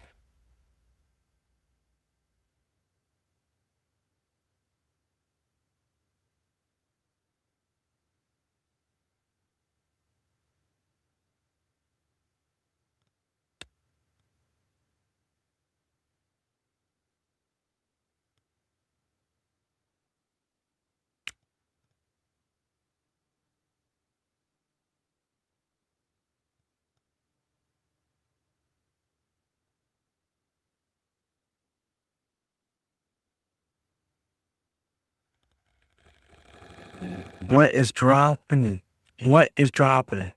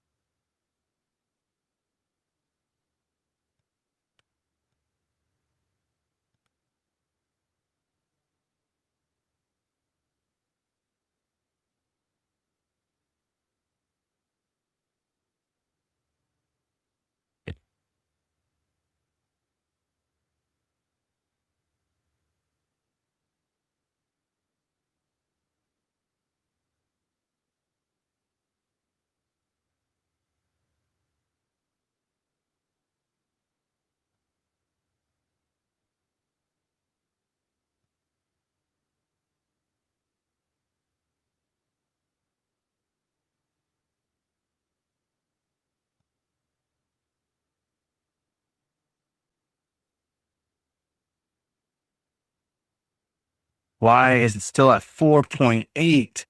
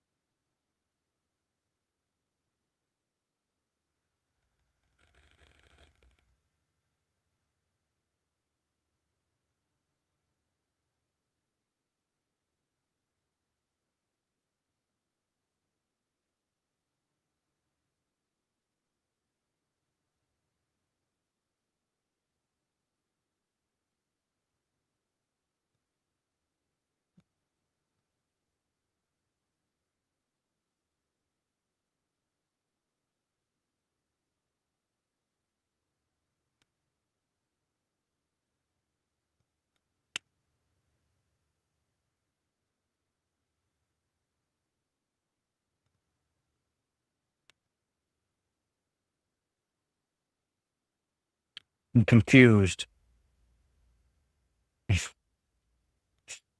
Holy day.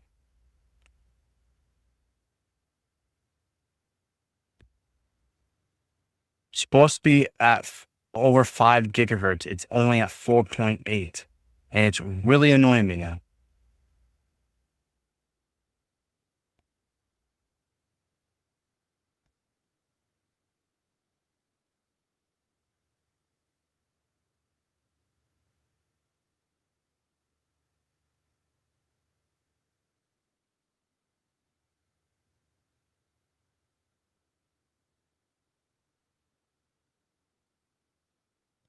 Still 4.8. Why are you doing this to me?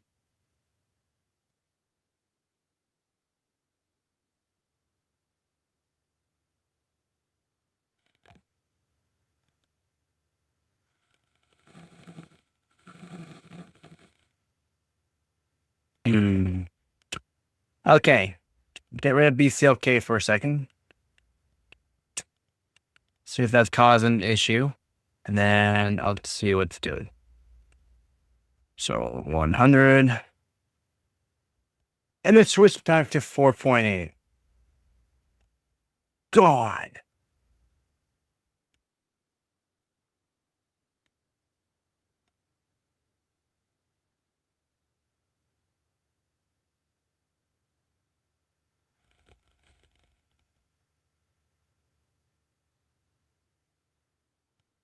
Wait. That. Shit. What? Okay. So you can get to 5 gigahertz. You've been perplexed.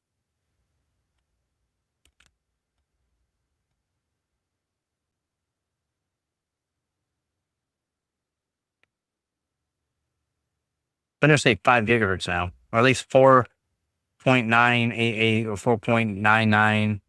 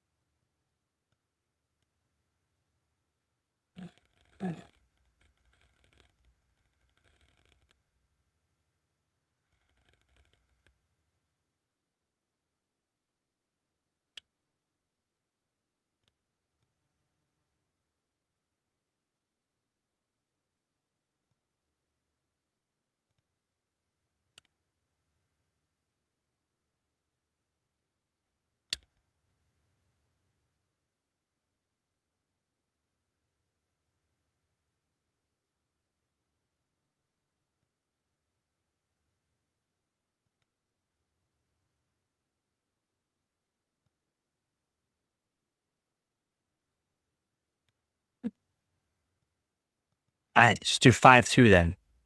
Screw it.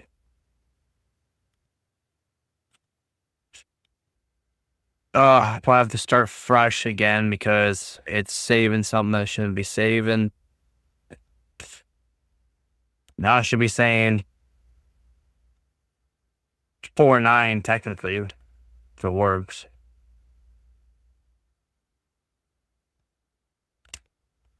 Yeah, kind of the same.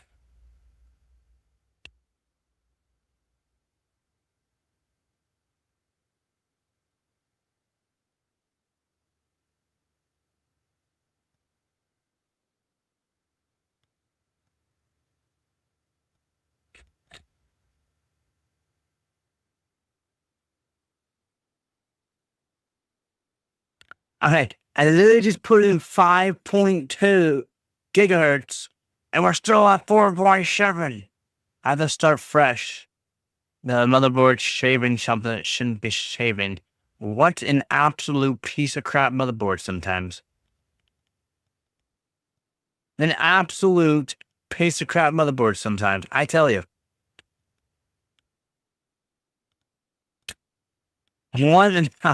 Why does it do this to me? Why does it do this to me? Load optimize default, yes, and then we'll save exit, yes, and then we have to restart.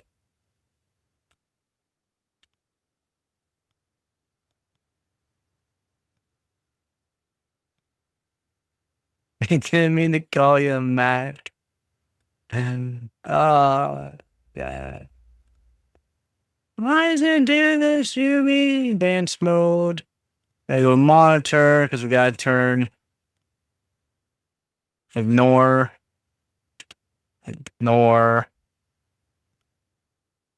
we're at right now, 24 degrees Celsius. Motherboard's at 21. Let's go OC profile. Go from 2. That should do 4.9 there. And put this just to 2200 for now. I mean, back 2400. Offset back to manual 1.495.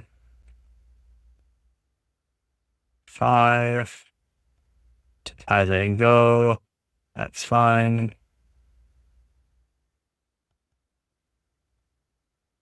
Now just have to make sure it's working.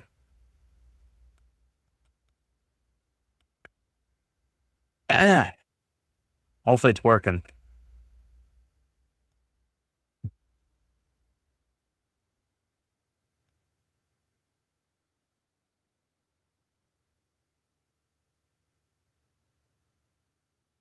Should be saying around 4.9 now instead of 4.7.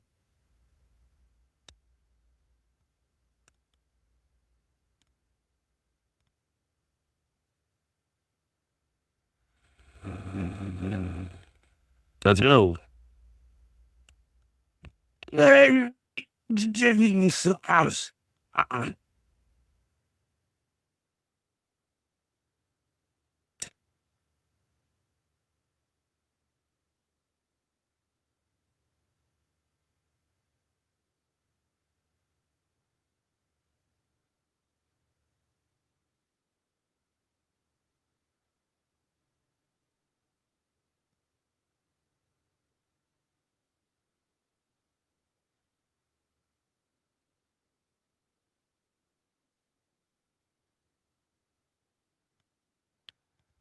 Check, see what it's saying.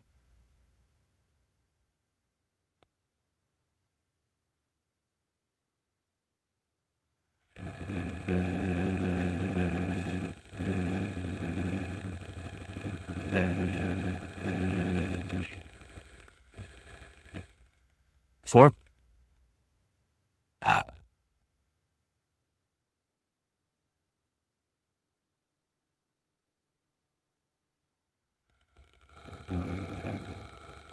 Is it just not reading it right?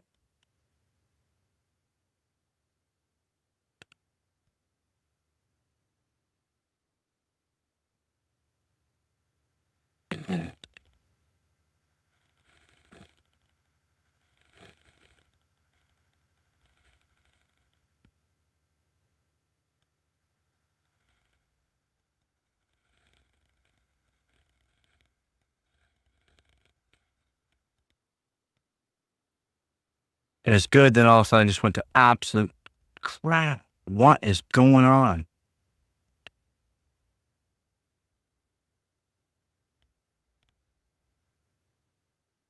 Ugh.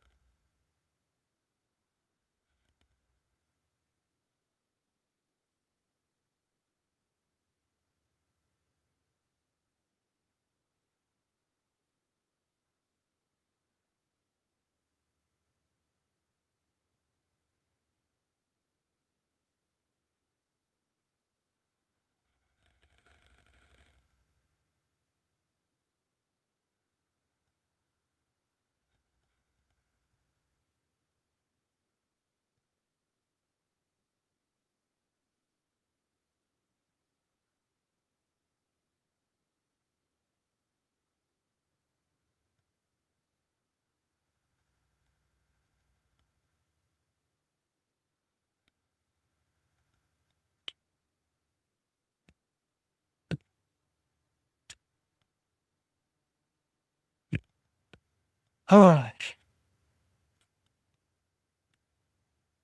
I hope so. I hope so. It's not, something's wrong with this board now, so I'm gonna call it quits. I have to probably take out CMOS and all that, and yeah, too much. It's limiting me right now. It's testing my patience, to be honest.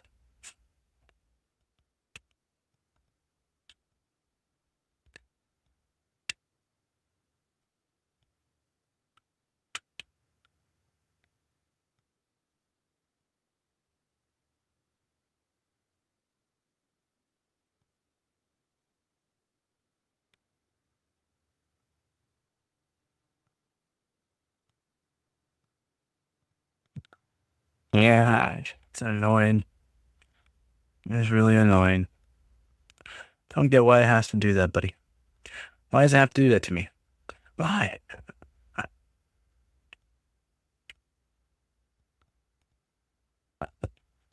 Why? Why does it do this to me?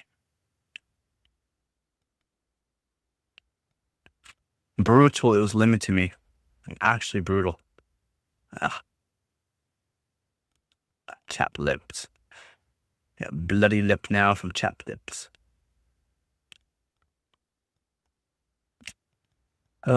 Brutal. Wild, man. Absolutely wild.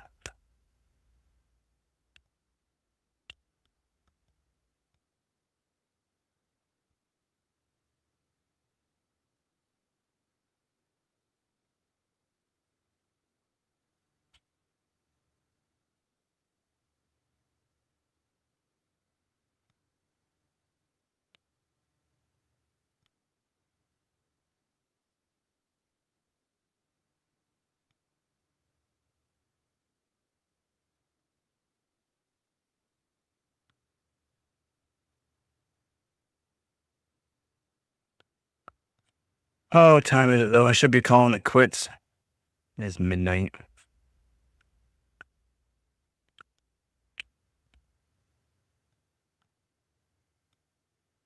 Would be calling it quits. Might do some more tomorrow though. It's supposed to be chilly all day tomorrow too, so it's kind of nice. See what's going on with it. Do some more tomorrow.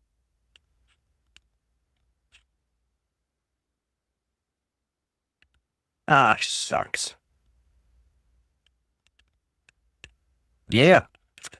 Have yourself a good night there, Born, Hart? Everyone else that's here? Hope you guys all have a good night as well. Or good day, depending on where you are. Back on tomorrow and we'll see if I can figure out this issue too. And we'll see what other kind of testing we could do as well. You got it, buddy. You got it. Already got some good scores. I got a couple of good scores, beat my old scores, but that was good. Not as good as what I wanted, to be honest. Yep. So again, thank you to all my viewers, subscribers, and donors. You guys help out this channel more than you know. As always, don't forget to get her done. Night, guys. Again, thank you guys so much.